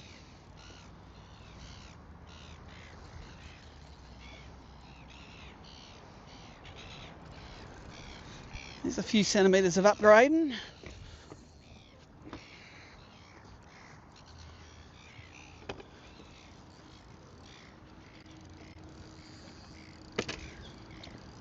It's not a kilo fish, but he's probably a good 700 grams maybe.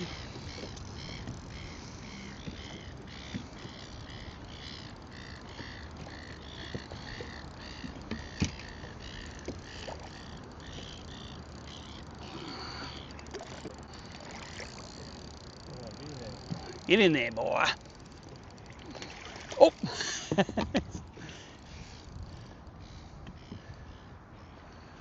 It's pretty well hooked. All right, there goes a 28 out.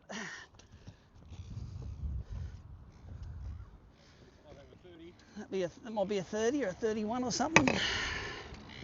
There you go. Only fish the good boats. Don't worry about the junk boats. I think we've got the job done today now. He's go for a 31 for him. And I'll throw the 28 out. He's in this side, the 28.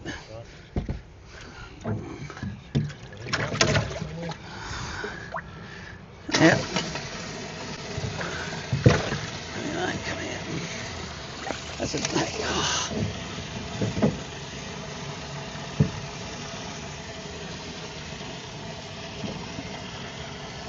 Oh, come on, mate. You can't say they don't go good in the live wells. Yeah. 27 and a half. See you later, Tiger. We call that 31. 31.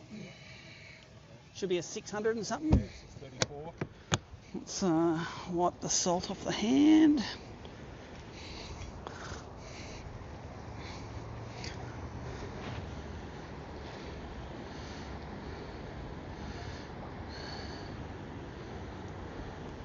You for upgrade. You don't have to put a photo of the fish in here. Yeah. 0.634. Cool. Okay. 12:15. 12:15 and we got the job done in Eastern Harbour. It'd take 2 boats to get the upgrade we wanted. But if I ran all those boats this morning, there wouldn't have been any fish on them. They don't pile up until the tide turns and the sun comes out. Okay. Let's put that there.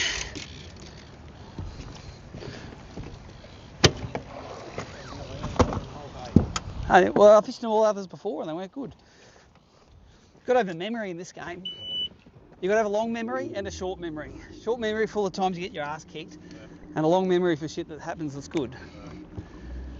We'll go down to the back of Rose Bay now. There's a few in the back there that I've hacked a really big one on before, but they're a bit inconsistent.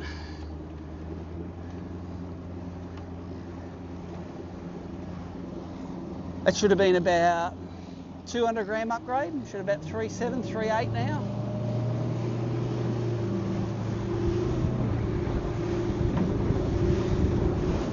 See if we can get to 4 kilos.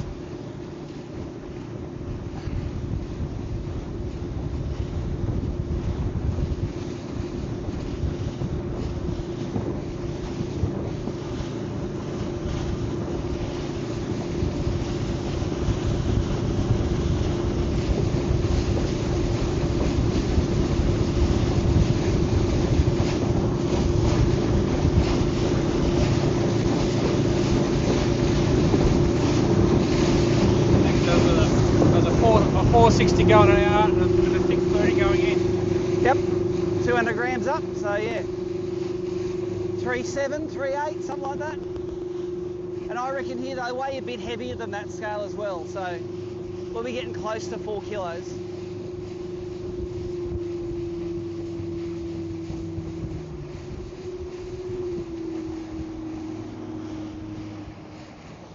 getting close to 4.1.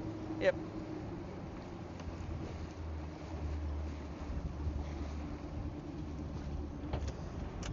These don't look like much, but sometimes they have a decent one on them.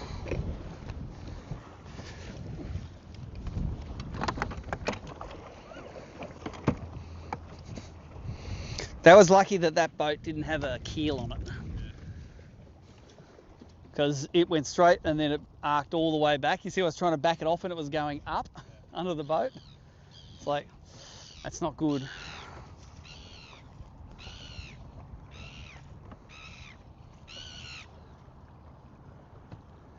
There was only about 5 fish under that boat. There wasn't like 20 of them. It took a while for them to eat it.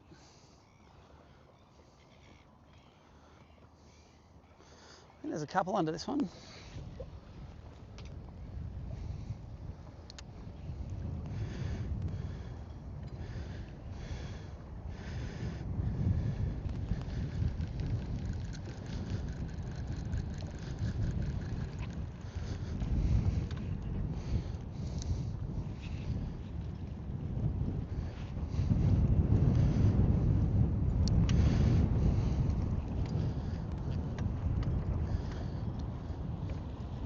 The old paper Furuno sounder in there.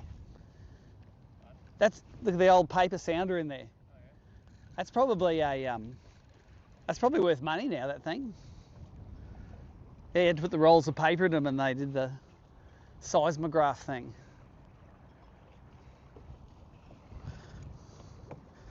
Again, there's a couple under here, no massive. What an idiot. I lost sight of that one.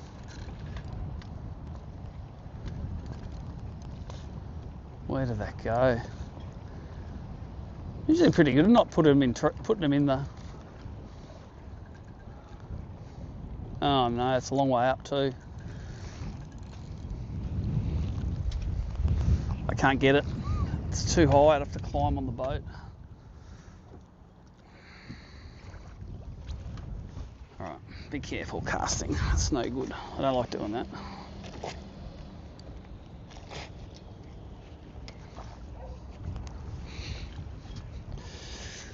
All right, sticky.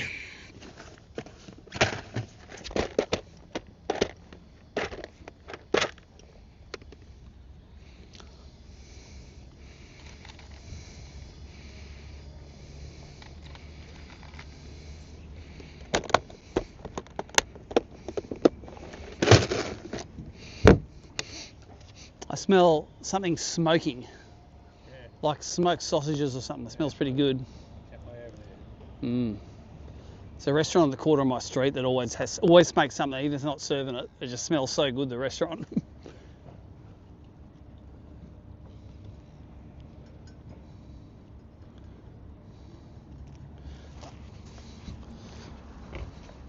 Let's try a bit of unnamed Adam Costa scent on the Adam Costa stick minnow.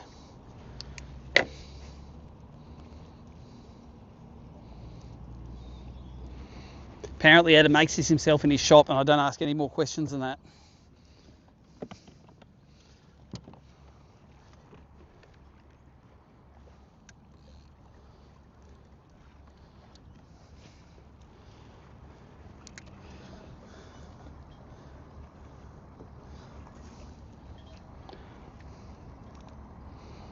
About 4 or 5 fish under that.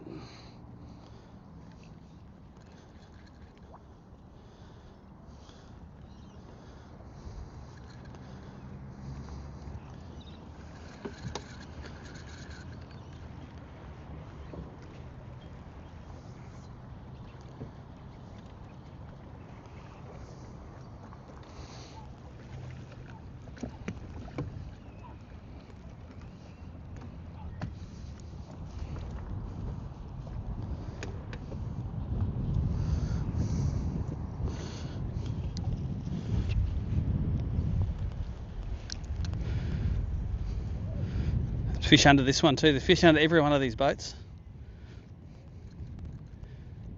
Come on, who's going to eat it? You want to eat it?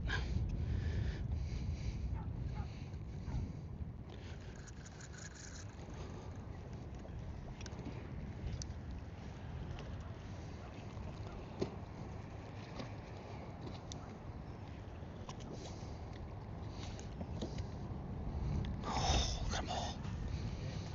Mm-hmm.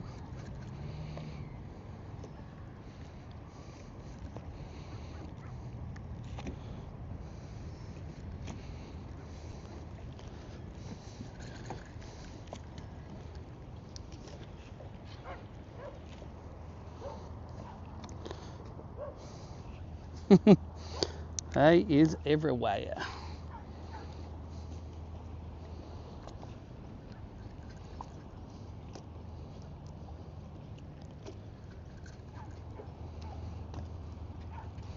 Alright, they're not going to play though. So I'm fishing this side because that's a deeper channel in there and it's a flat up here. These ones are blowing onto the flat. So when they're coming off the flat, these are the first ones they get on. So.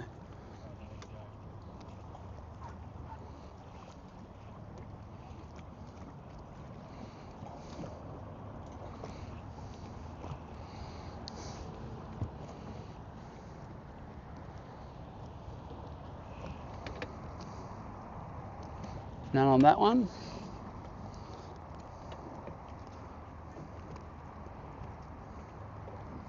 Kind of none on that one either.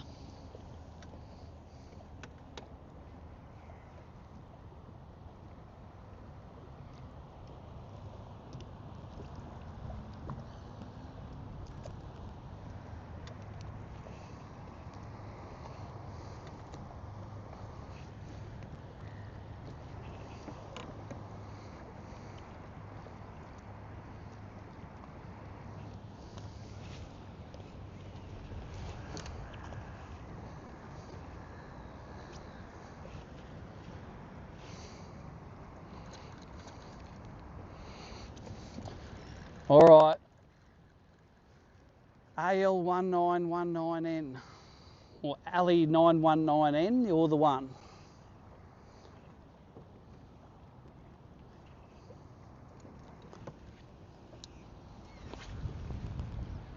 Ah, fell short.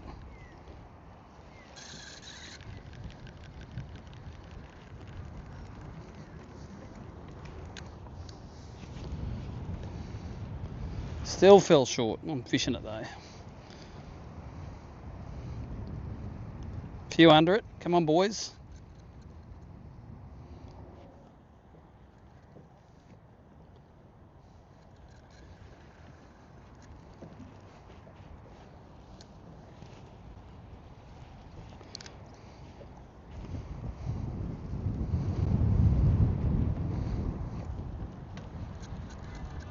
All right, let's get out of here. We're going to run some more boats.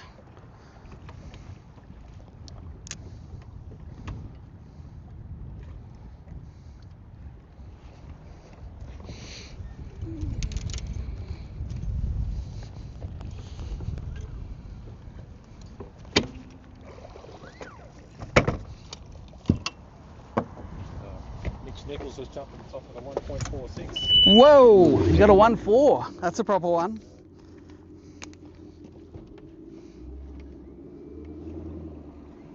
A 1.46 is about 40 or 41 fork. That's a proper one.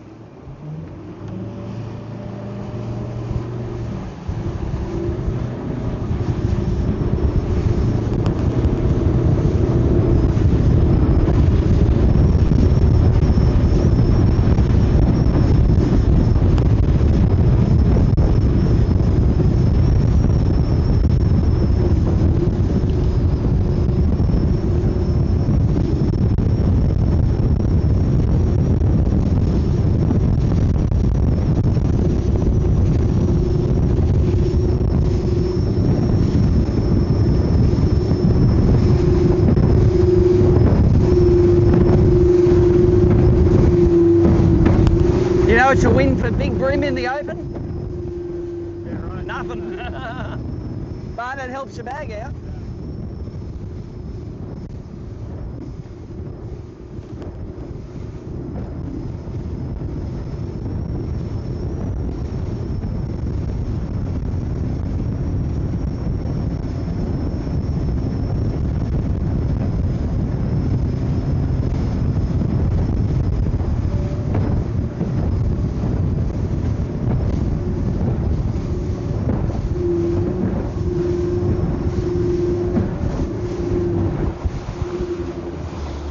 Depth are we in?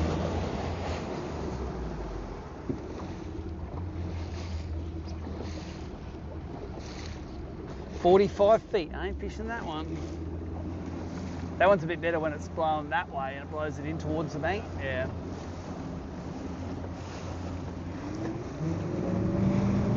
Around the corner there's a couple that'll be good.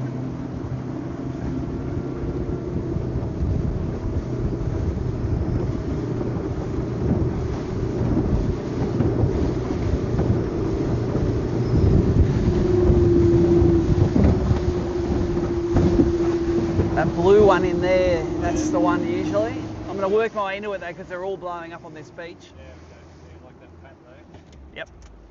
That's the pattern I want.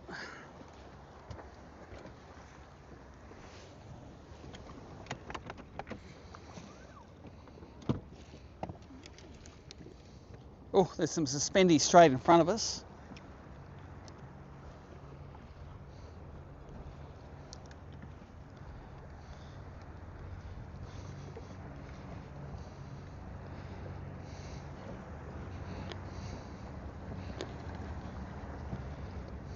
Come on, eat it. They're all coming up for it. Who's going to eat it? Are they bream?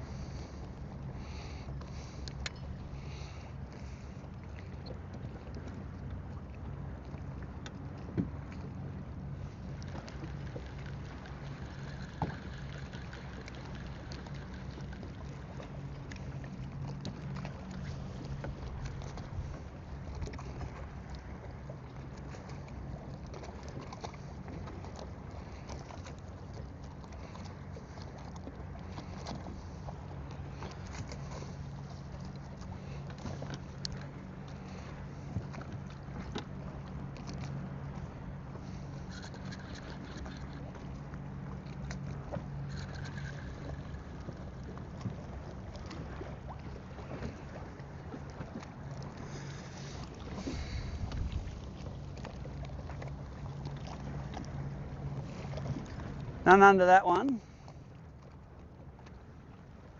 They're a big animal, aren't they, those things? Yeah.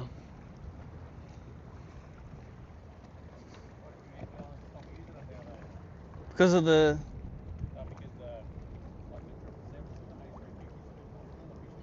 Oh, really? I thought they wouldn't make a plane which was less fuel efficient per passenger than another plane. Why would you make a less fuel efficient plane? Oh, yeah. Yep. Yep. Yeah, especially if it's not a full plane. If it's not a full plane. If it's not a full plane, you'd try and run a smaller one, I suppose. I don't know. Yeah. They fly like they... Yep. Nothing on that one. I like the look of these boats right in the back of the bay though. The yellow one over there has been pretty good to me in the past.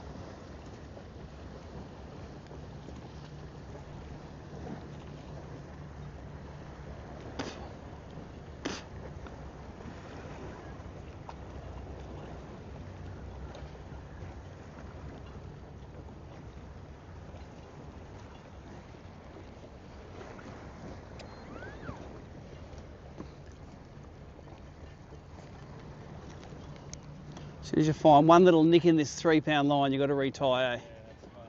Otherwise, I'll hook something big, I go, oh, I wish I'd retied that. So let's avoid that situation.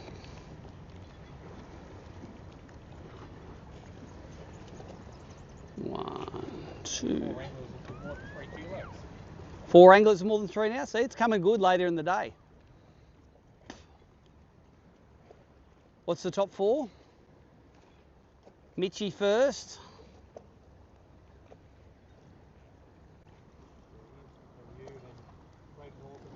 Yep, 3.5. What am I on? 3.7 now.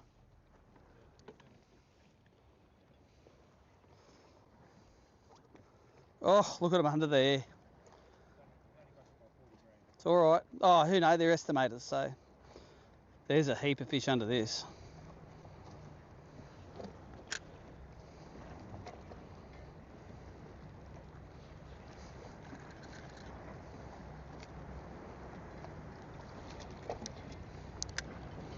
These feel like they've been fished already today, the way they're just sitting low and staying low.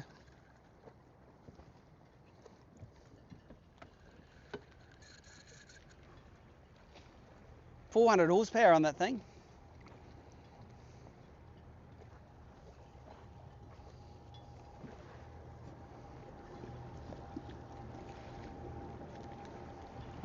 So she's going to lose the sun for a while now.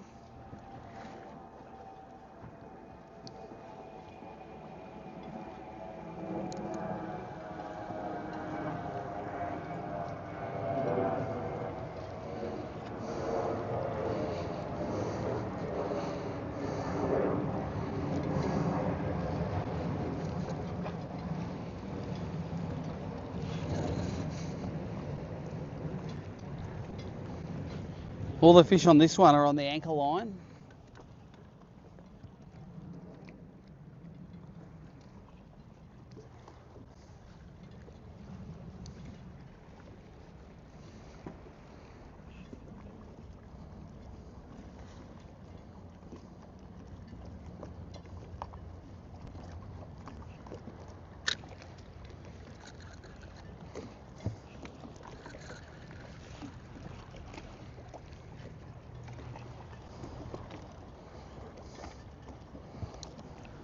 Nothing really under Princess 1.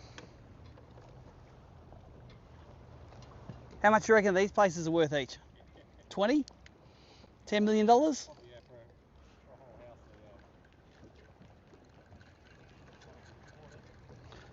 yeah. $20 is $20. Oh, there's some under this one. All right. Sienna's got a bit of a pile under it. It's going to sink right into them, but it has got a keel, so let's see if one eats it, how it ends up.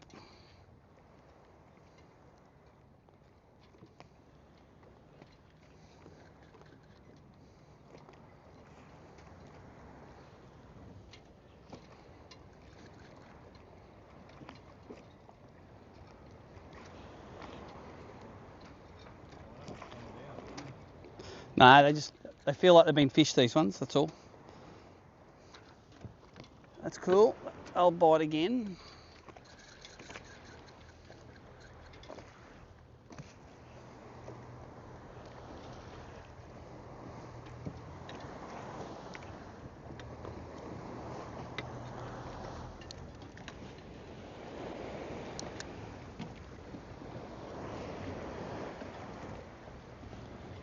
It'd be pretty cool if you have your own little beach with artificial surf and your own pet bull sharks.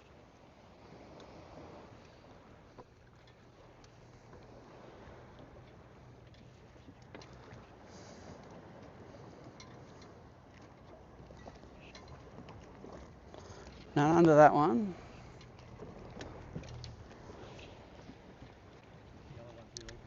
The yellow one's got my name on it.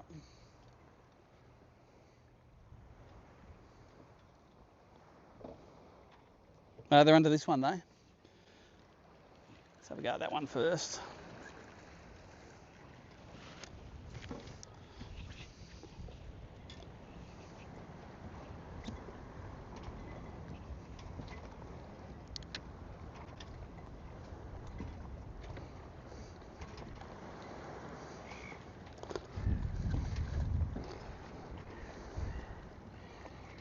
Oh, well, something's going on. Who's going to eat it?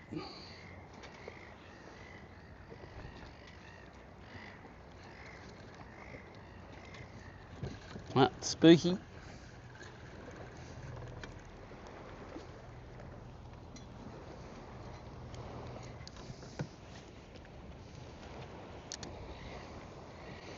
It's got nothing under it. Oh, a couple.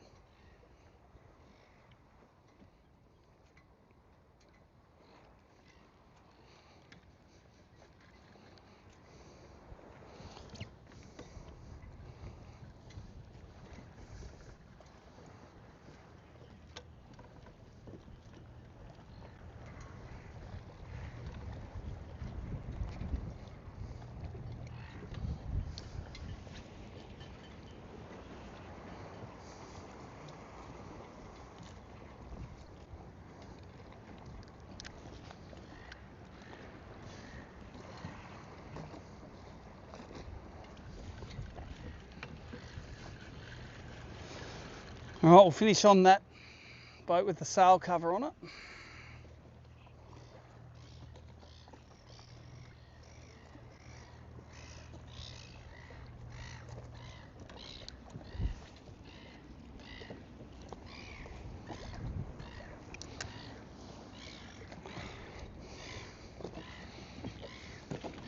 Last time there was the guy diving on the boat cleaning all the stuff off the bottom. You can see him alive like this.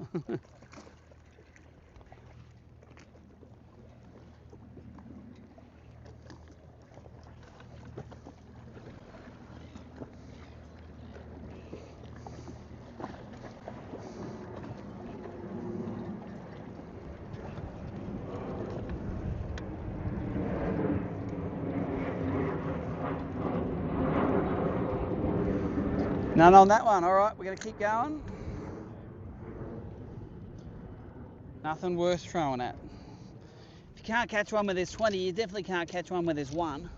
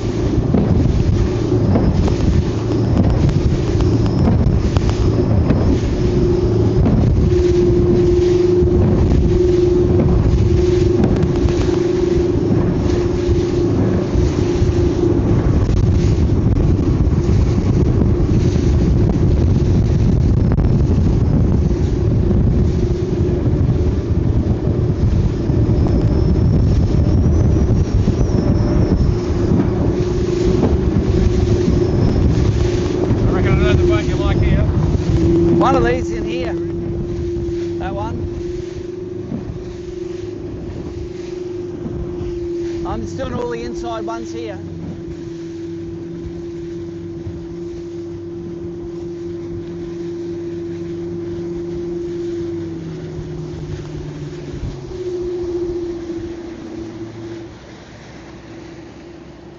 Yeah, I got a kicker off it on day 1 and day 3 last year. One of these boats. Okay. And I don't want to took you under the rope and the whole Oh yeah. No, that was every big one takes you under the rope. Very rarely do they just go the right way. But the Hawkesbury tangle was the best tangle. That was the one where it went under 2 ropes and I got it out. Oh, we got it out, me and my nonny. They're under that one. I can see them.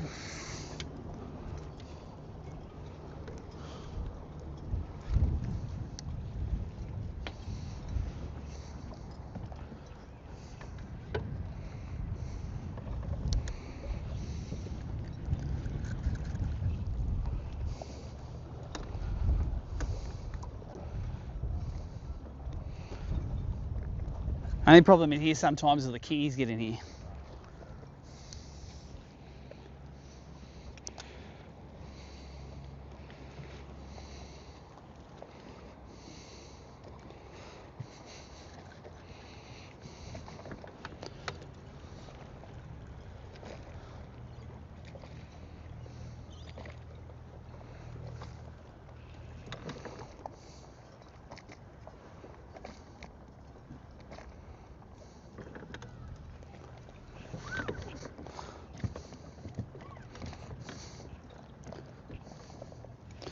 Let's have a crack with a crankbait as well. They line up good for a crank. Let's have a crank.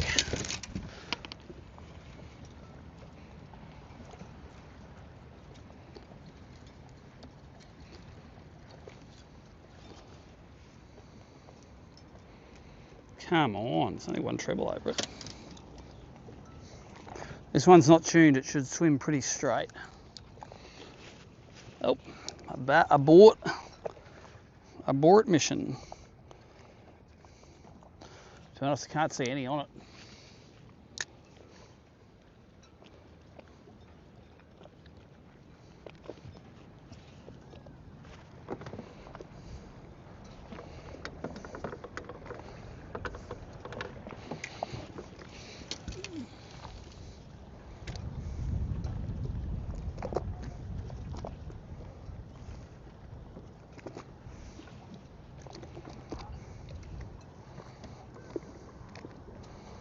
Cool, couple under there. They're swimming towards it. Come on, you gonna eat it? Have you already eaten it? Oh, come on. We raced up to look at it. They're fighting over it. Wonder if he's got to have it by now.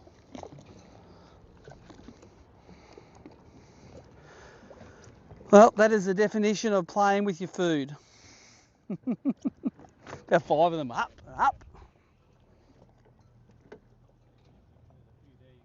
Yeah, normally they're going to fight over it. And they were sort of having a go.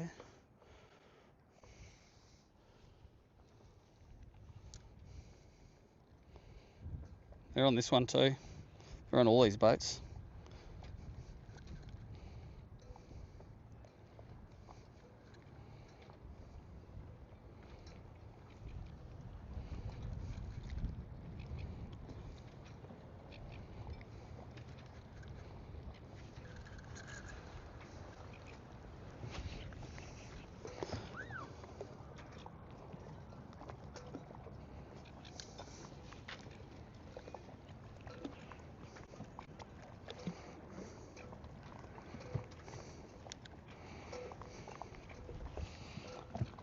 All right, that little cruisy in there's got to have something on it.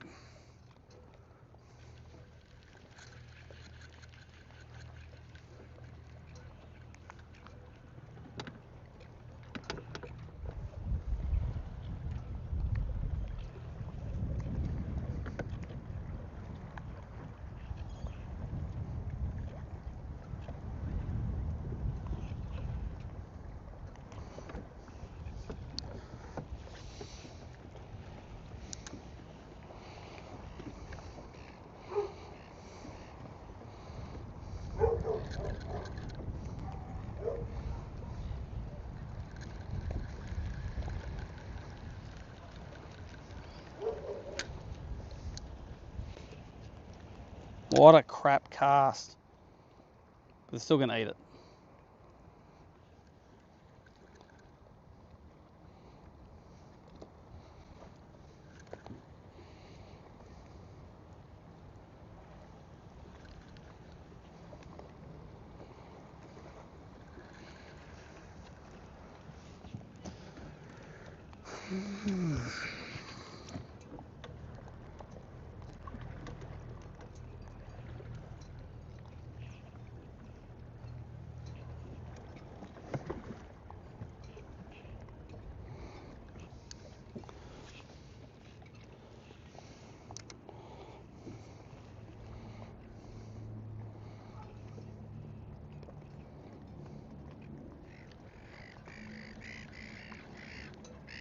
Oh, come off the bottom. Who's going to eat it?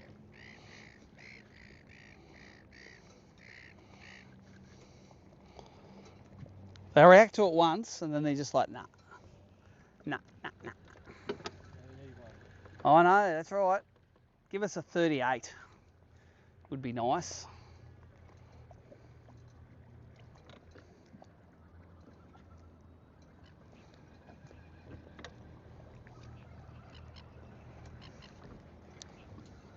We got about fishing for about 40 more minutes we got.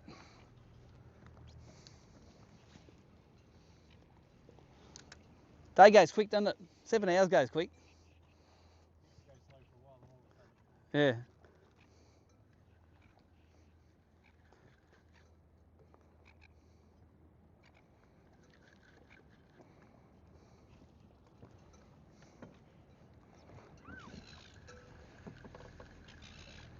Yeah, the boat I got him under last year's not here anymore. No, I don't think so. It was I did catch one under a longboat, but there was another. It was like called Fish Obsession or something like that. I don't remember. It was like another little longboat. Oh, they're under this boat too. They're under every boat. Oh, one hit that then. It didn't hook up.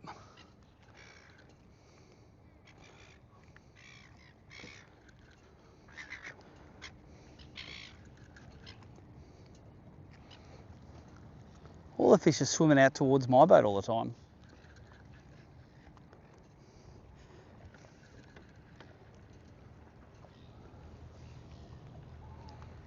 Yeah, I reckon it was on that mooring. Because it went under the rope, then it went and nearly got me on that pontoon there. Hmm.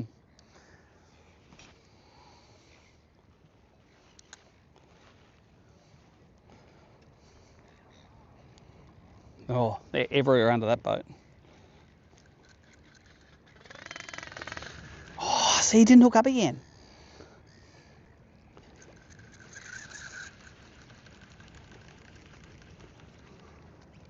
No scales on the hooks.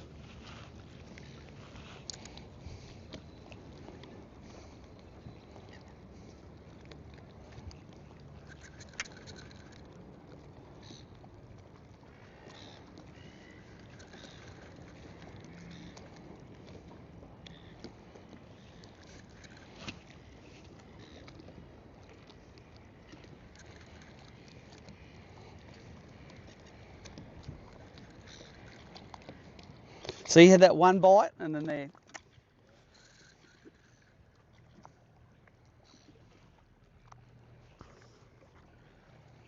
I'm not complaining. I'm happy today. I've done well.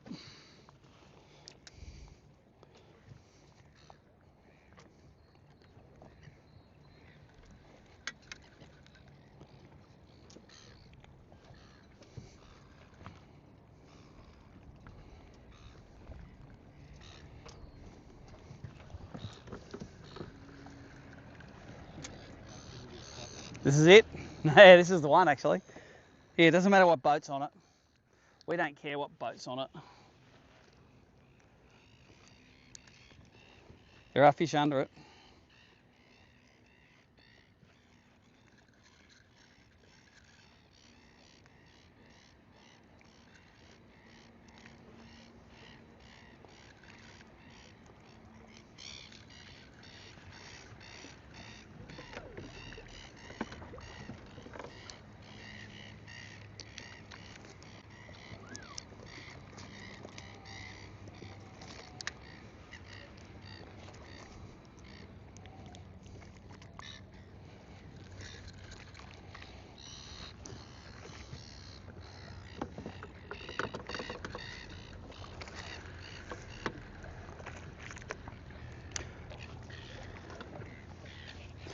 At some stage this tournament, these fish will play. I'm sure of it.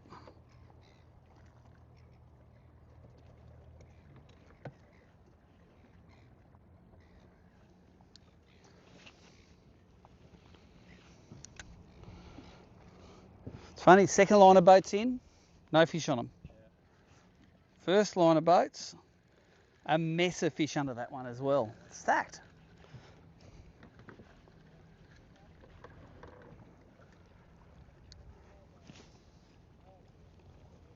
I'm in trouble with the anchor rope for hook up here, but you got to risk it for the biscuit. Oops, oh, that wasn't in the water. That was over the side of the boat, I think. Didn't line manage properly.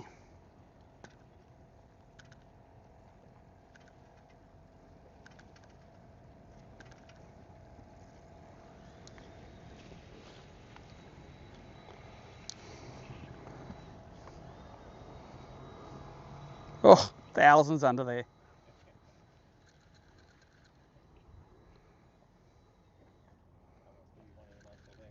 Yeah, you'd think so. I'm going to throw the crankbait on the other side of it though. The stick minnow's not doing it. See if the crankbait does it.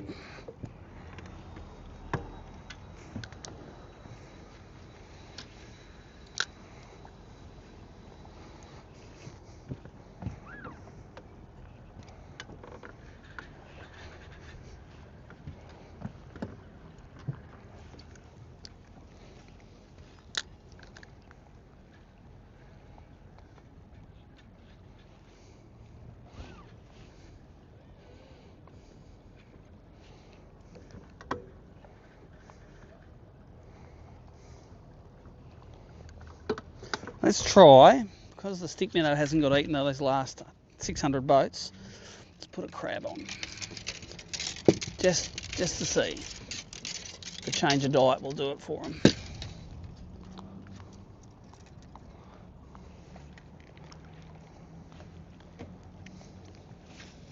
Oh, rubbish cast.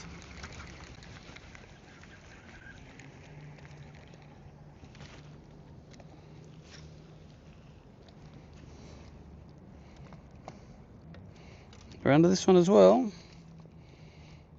I can see him going to the bottom to look at the crab.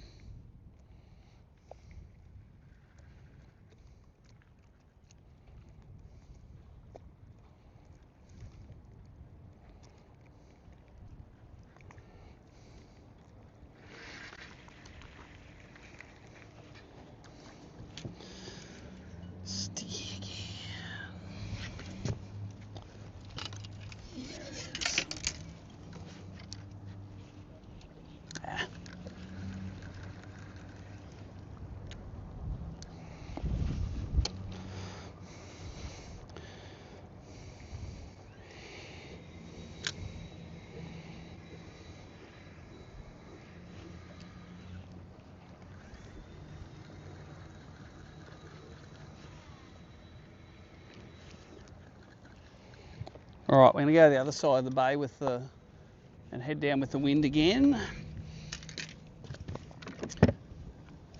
Well, that has potential there. And to be honest, if it fires on day 3, not now, that's fine. Every boat was loaded. I reckon if I got half an hour left, I can do probably that whole line through there. No ferries coming. Yeah, they're pushing in close, that's right. This is normally a better bank, but this is a better wind for that bank.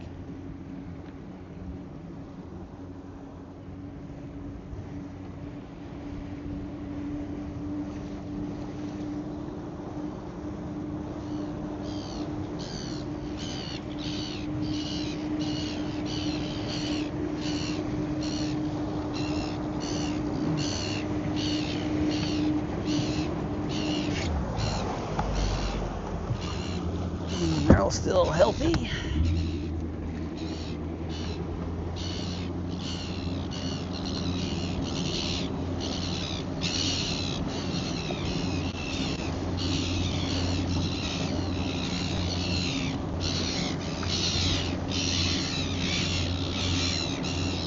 Feels like it's got a bit of water at the front, that one. Yeah.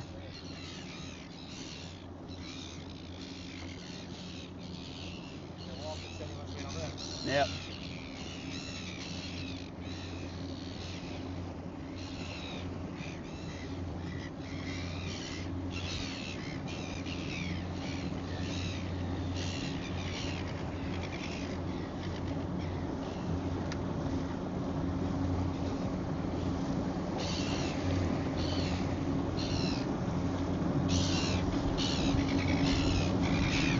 Settle down, seagulls. I'm not going to steal your eggs. Even though you think I am.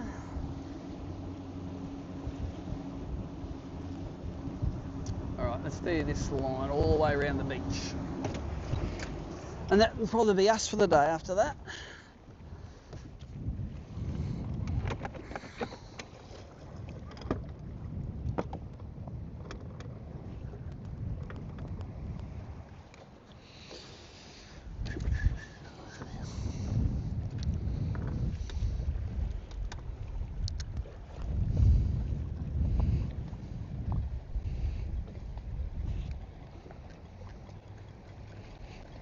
Quite a few fish on it. They're all on the mooring buoy though.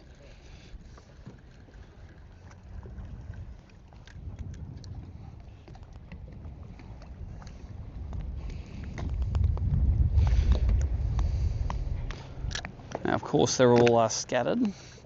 Oh, you bastard.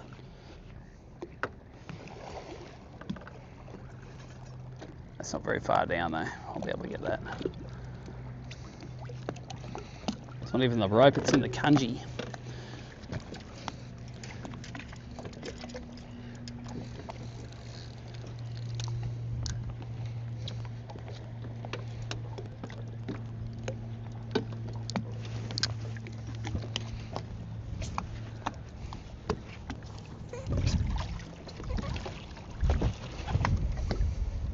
It's in a mussel.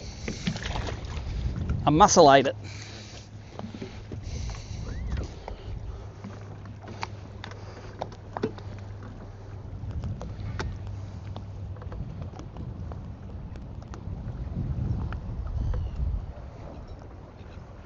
All right, let's finish up with a kegger. That would be a perfect way to finish the day.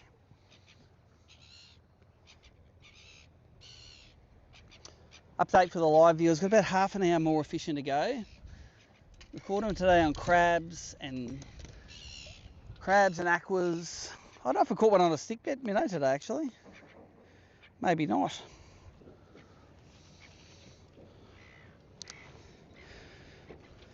Give it half an hour, we'll catch one on a sticky.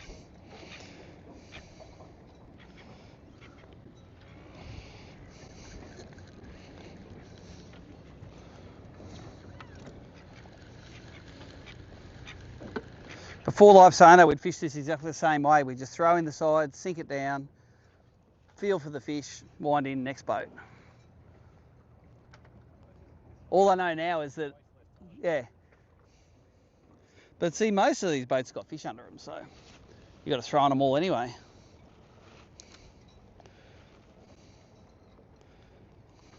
It's 12 foot of water, she's a bit deep here, but there is a big pile of fish under it that are coming up to it.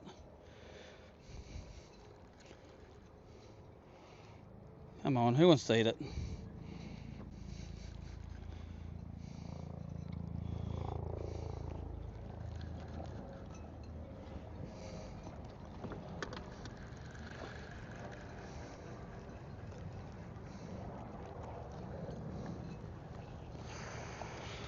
I'm going to throw, let's get a little muss out. Got a Callum's little mussels, because I just hooked in a mussel then. And I need to throw something different, because I'll put that in front of a lot of fish that haven't eaten that stick minnow.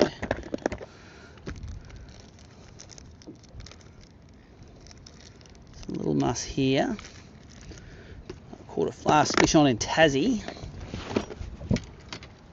So what rod am I going to use? Let's use the crankbait rod. I don't think I'm going to crank again today.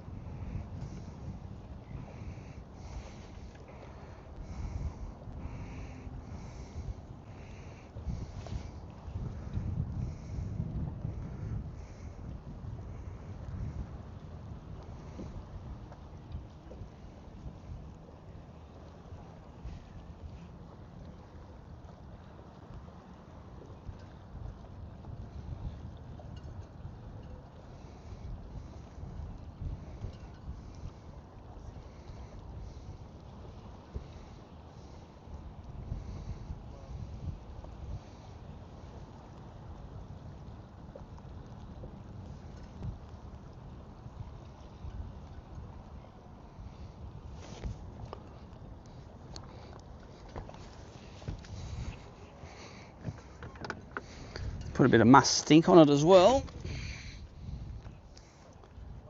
Oh yeah, they're under this next. They're under every boat. There's no shortage of fish, just a shortage of ambition for the fish. A muss that smells like a muss.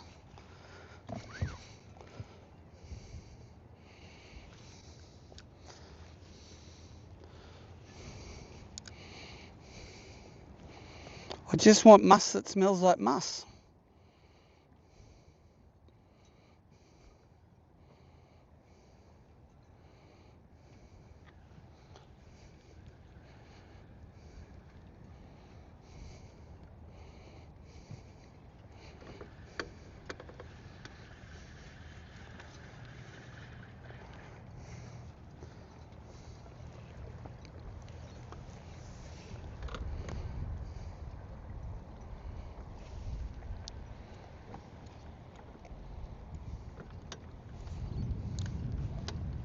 But it's in summertime, there's some bream under them pontoons in there.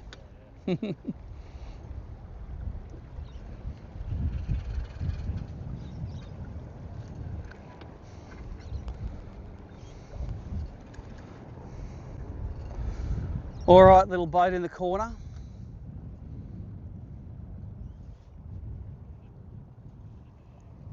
I don't want to put too much pressure on you, but you're the one.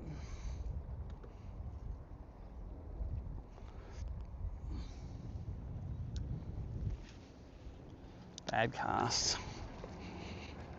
They're under it. Boy, they're under it.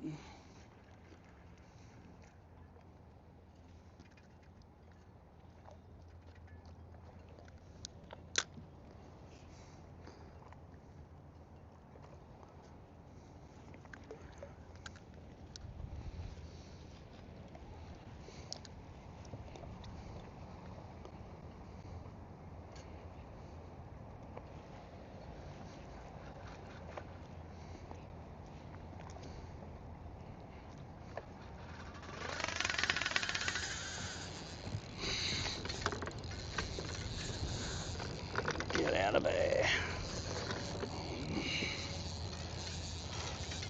Doesn't feel that big.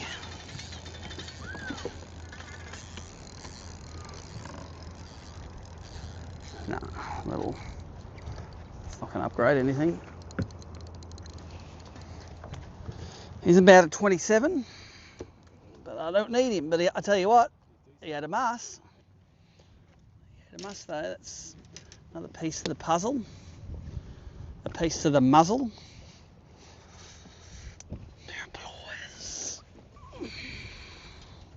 Thanks, Dowley. It was on a lil muss.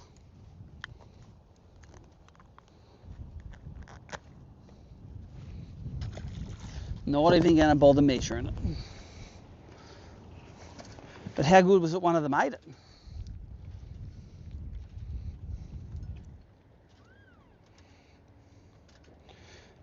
No, nothing under that one. He's not on the inside line. Thanks, Four Winds. You did your job properly, mate. All you had to do was sit there and not move for a year.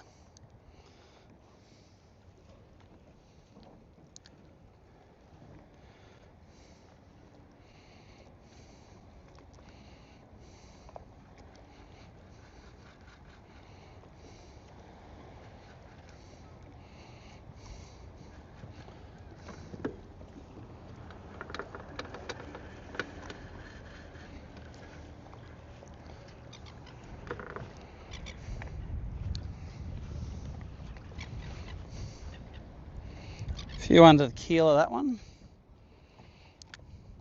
Who wants the little muss? Gonna fight over it?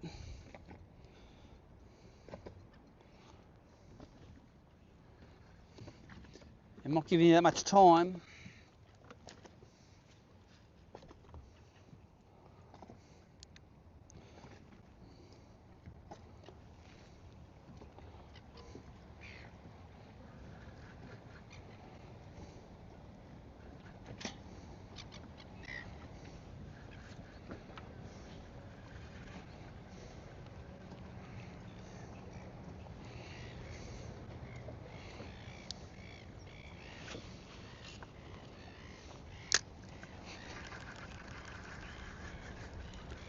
Check out the keel on that thing, eh? No wonder they smoke you on it sometimes. That thing's 6 foot long. Yep. Razor blade covered in sharp stuff.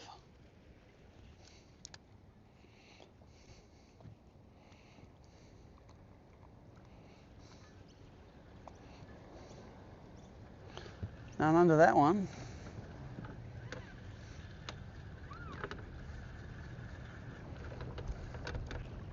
We've had all weather today. We had a bit of rain, then we had mizzle from the north. Now we got some cloud from the southwest.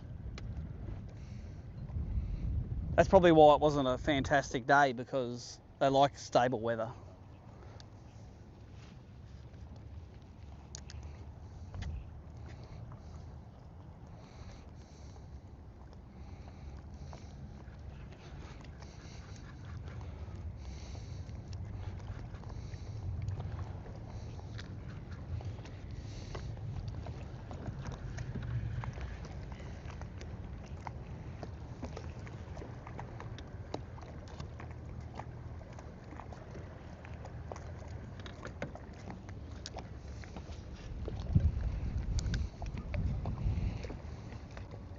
Oh, they're all around the bow rope of that one.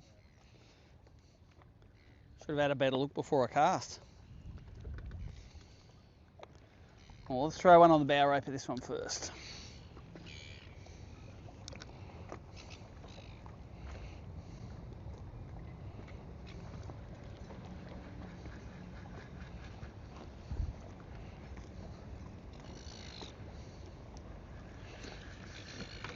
Not much under that one.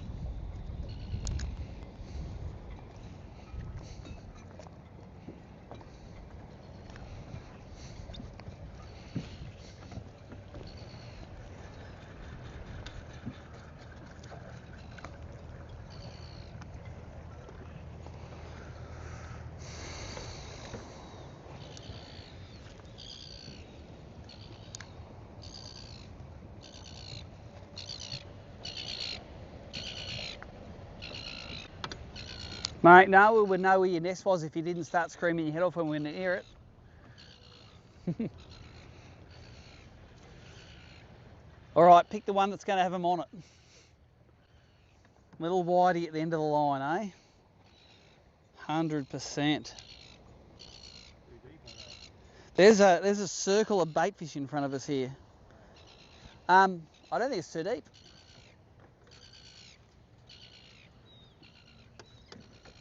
This one's too deep. Well, it does look like there's one on the arse end of it.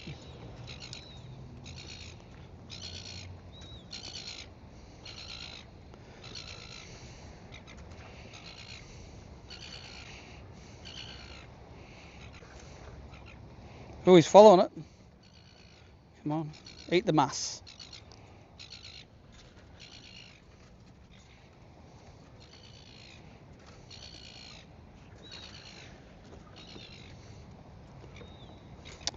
Nothing under the little one at all. You know, 4 winds, mate. But maybe they're all on this one. Do you like the little Chinese roof on the boathouse?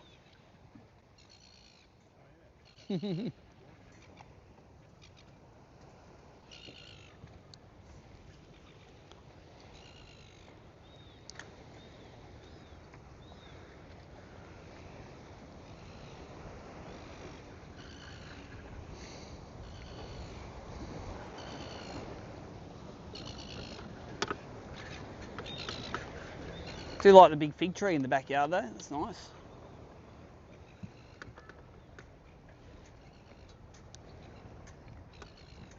Leathery under that boat, having a nibble. Nah, it had all the hallmarks, although this one's got some under it.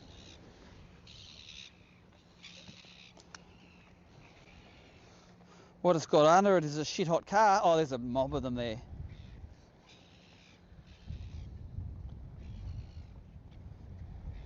How can that not be in one's mouth?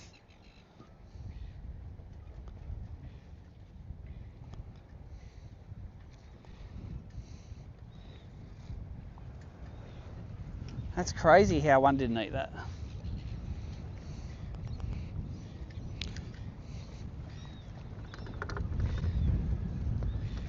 I reckon there's some relationship between sunshine and whether they eat on boats or not. If I lived down here more, I'd work it out. But usually when the sun's on them, they just eat better. Yeah. Don't know. Maybe it packs them in tighter and there's more competition.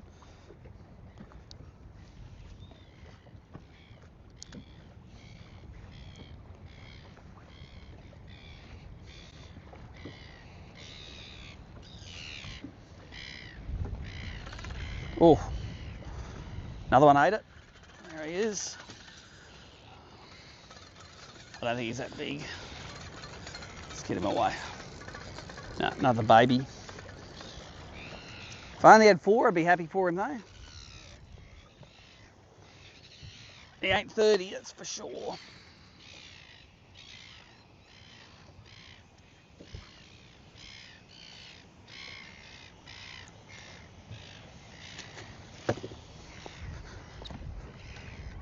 Definitely have more luck on the muss than the stick minnow at the moment.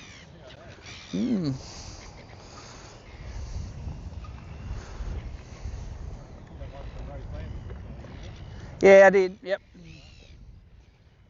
But the sun was out, see?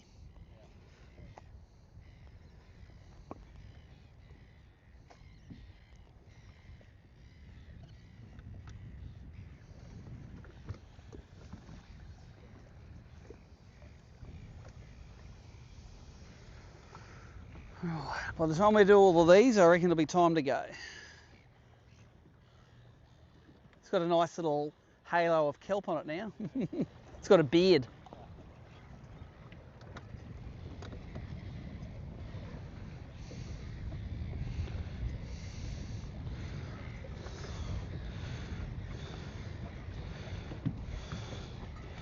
Might be a couple under that.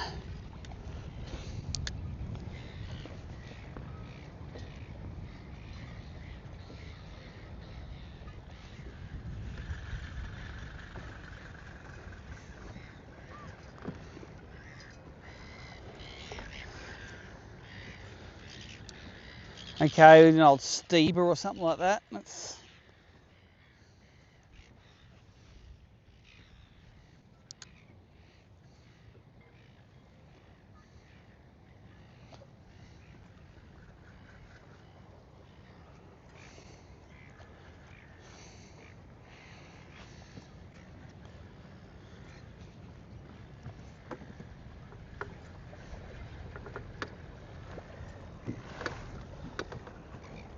All right, must be a little sand point out here with no boats moored in there. So these are all candidates on the shallow side.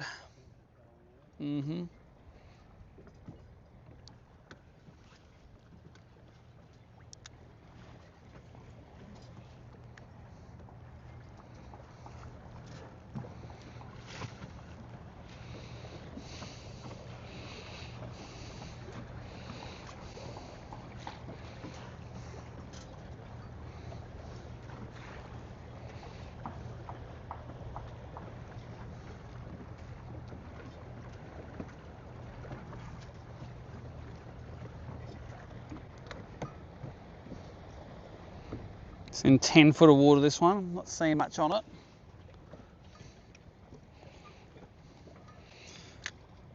Let's try that one.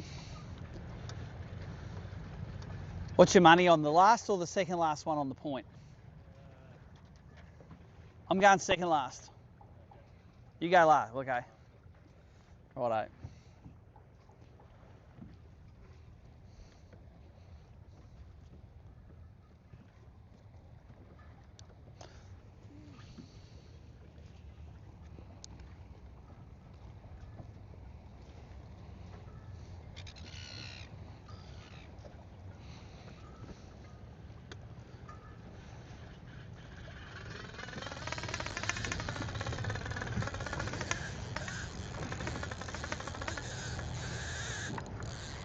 There's potential. Some head shakes on it. Nah, still, oh, it's all right. There'll be at some stage in the future, I wish I had this one. 28, another 28. Yeah. I'll net him so I don't nick me muscle. Definitely that change to the muscle has helped. Just another 28, that one ain't gonna help. Maybe a 27 even.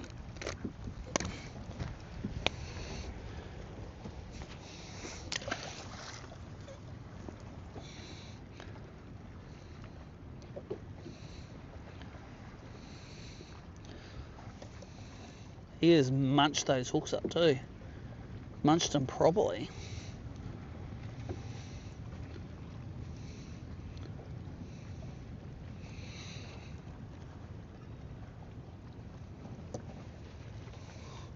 Now, are they recoverable? Here's the question. Oops. I reckon with 5 minutes to go, they're definitely recoverable. Although one of them will probably snap off when I try to bend it. There he is. That's right. I'm happy with two good tines and the back treble are sweet. He will get fixed tonight.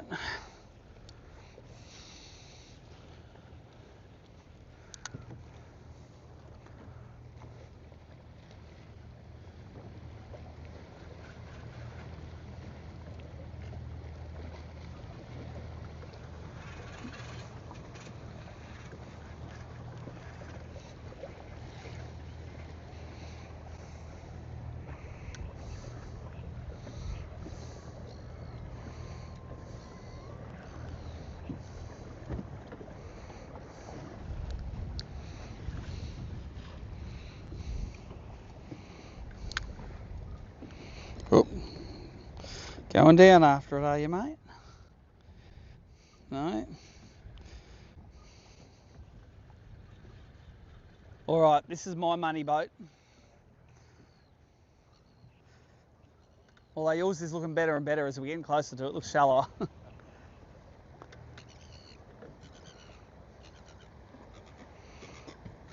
That coupled with the fact that I can't see any under it means you're probably on a winner here.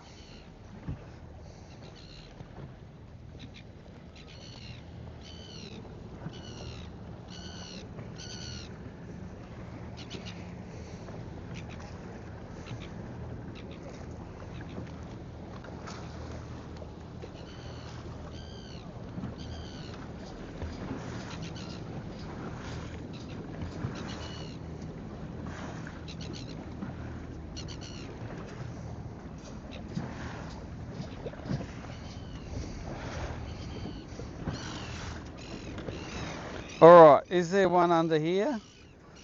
Maybe on the bottom.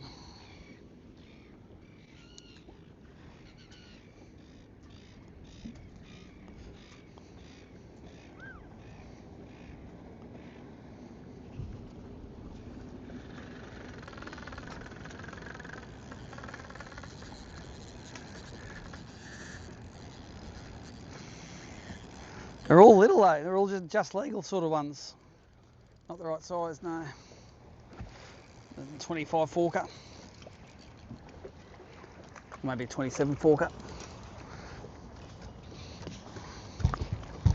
Love it.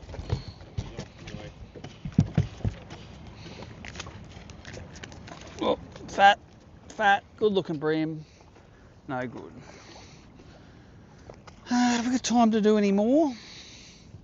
let's go just, maybe we'll just want 1 or 2 on that next point across. Maybe, let's have a look. We're not that far from the start.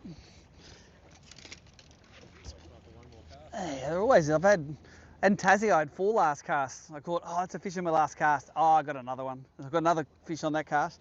Then I made a cast so I didn't catch one. So I said, well, I can't have that as my last cast. And I caught one on the next cast and it was like, I better go now.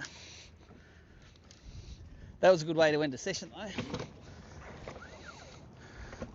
3 and 4 casts. Okay.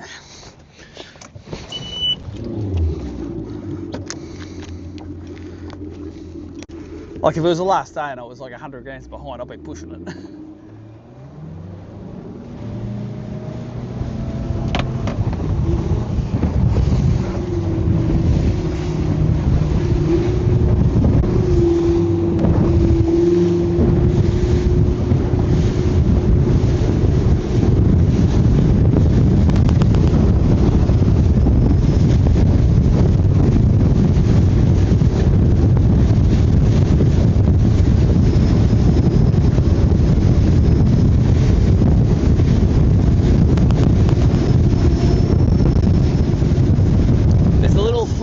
Side of this point as well, the boats will be blowing on.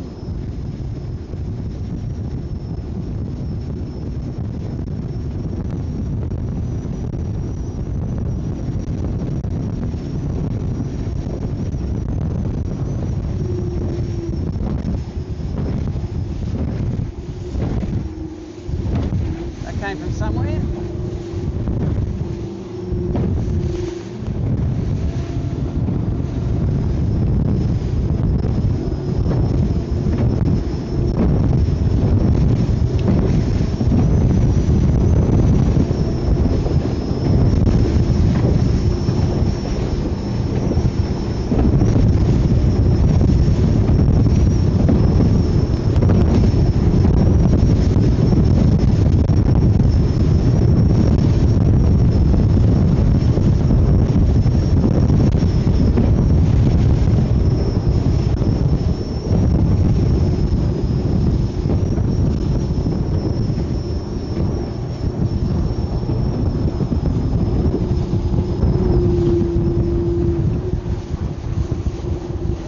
Just these half dozen, I think. We should be able to fish them pretty quick. And then we'll get out of here. Come on, let's do an upgrade.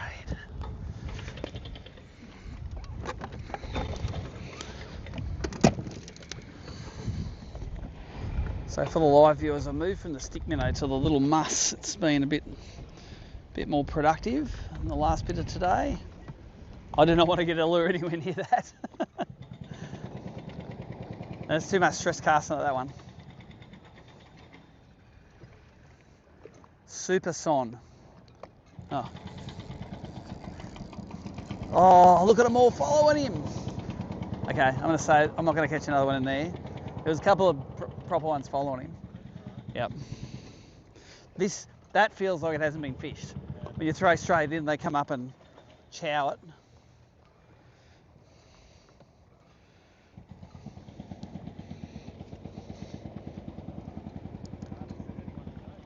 Yeah, the Eastern Harbour was hard yesterday in the no wind.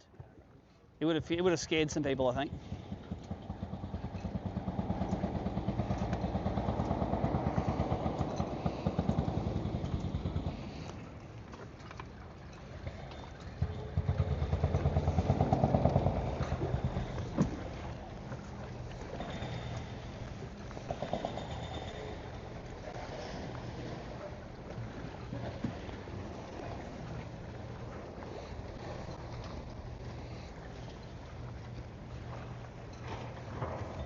I wonder what that thing sold for. That old dump. Probably sold for $10 million.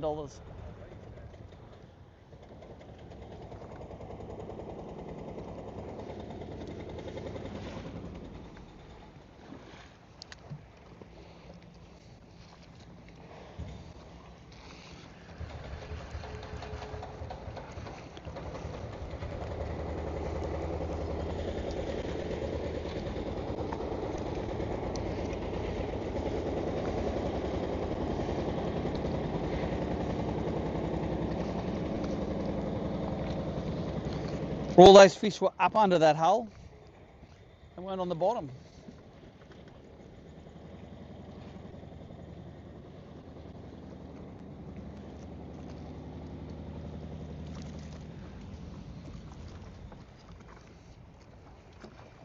Oh, look at those fish under there. There is a pile. And I think they're balling on it. Wine, there might be one on. No.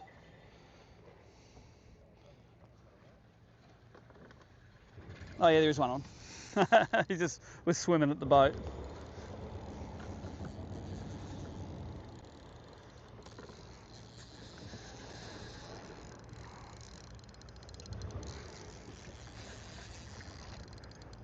Another one the same size.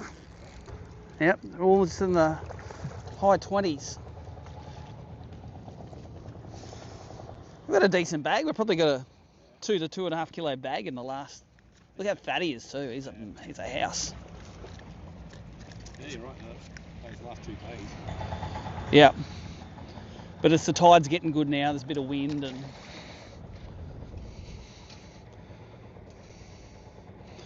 None on that one. I will throw other way past, but I'm not thinking I'm going to catch any. 2 more boats and then we're gone.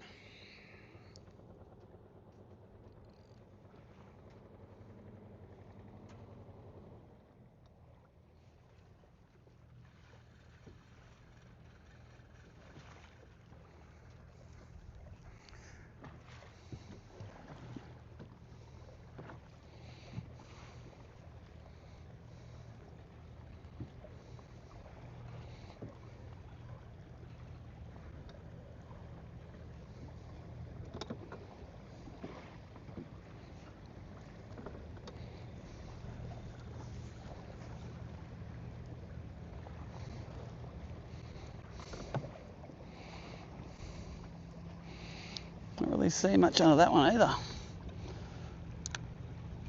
All the money's on the last boat.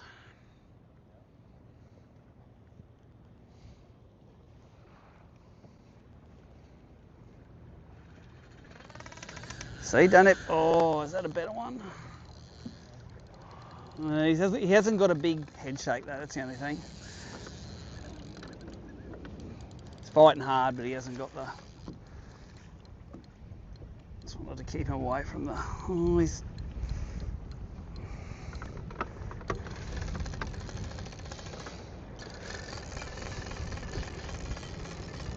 One in the side of the mouth, yeah. Same size.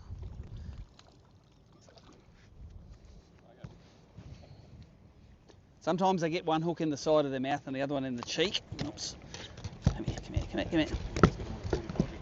Yeah, you're fighting the fish and the...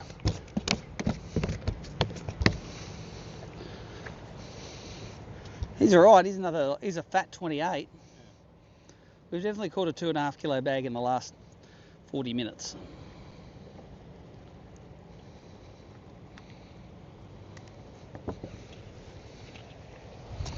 Right, tie one knot, one more cast, and then we're gone. Going to do the weigh-in.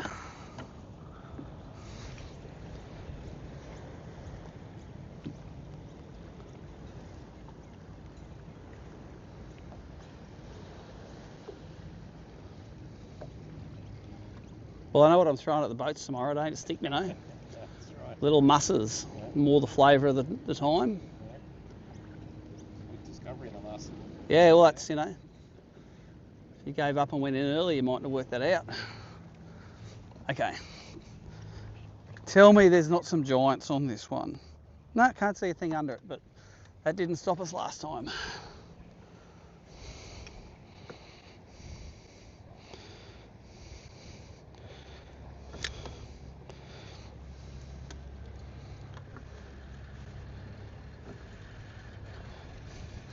All right, let's get out of here now. Let's go back to the weigh-in.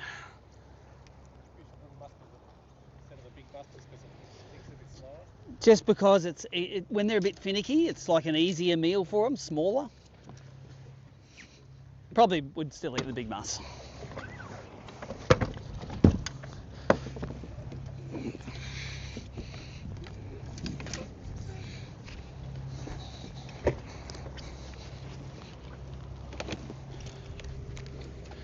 Live stream viewers, I'm just going to turn this off now because it'll take a while to catch up because Starlink's been slow in Sydney.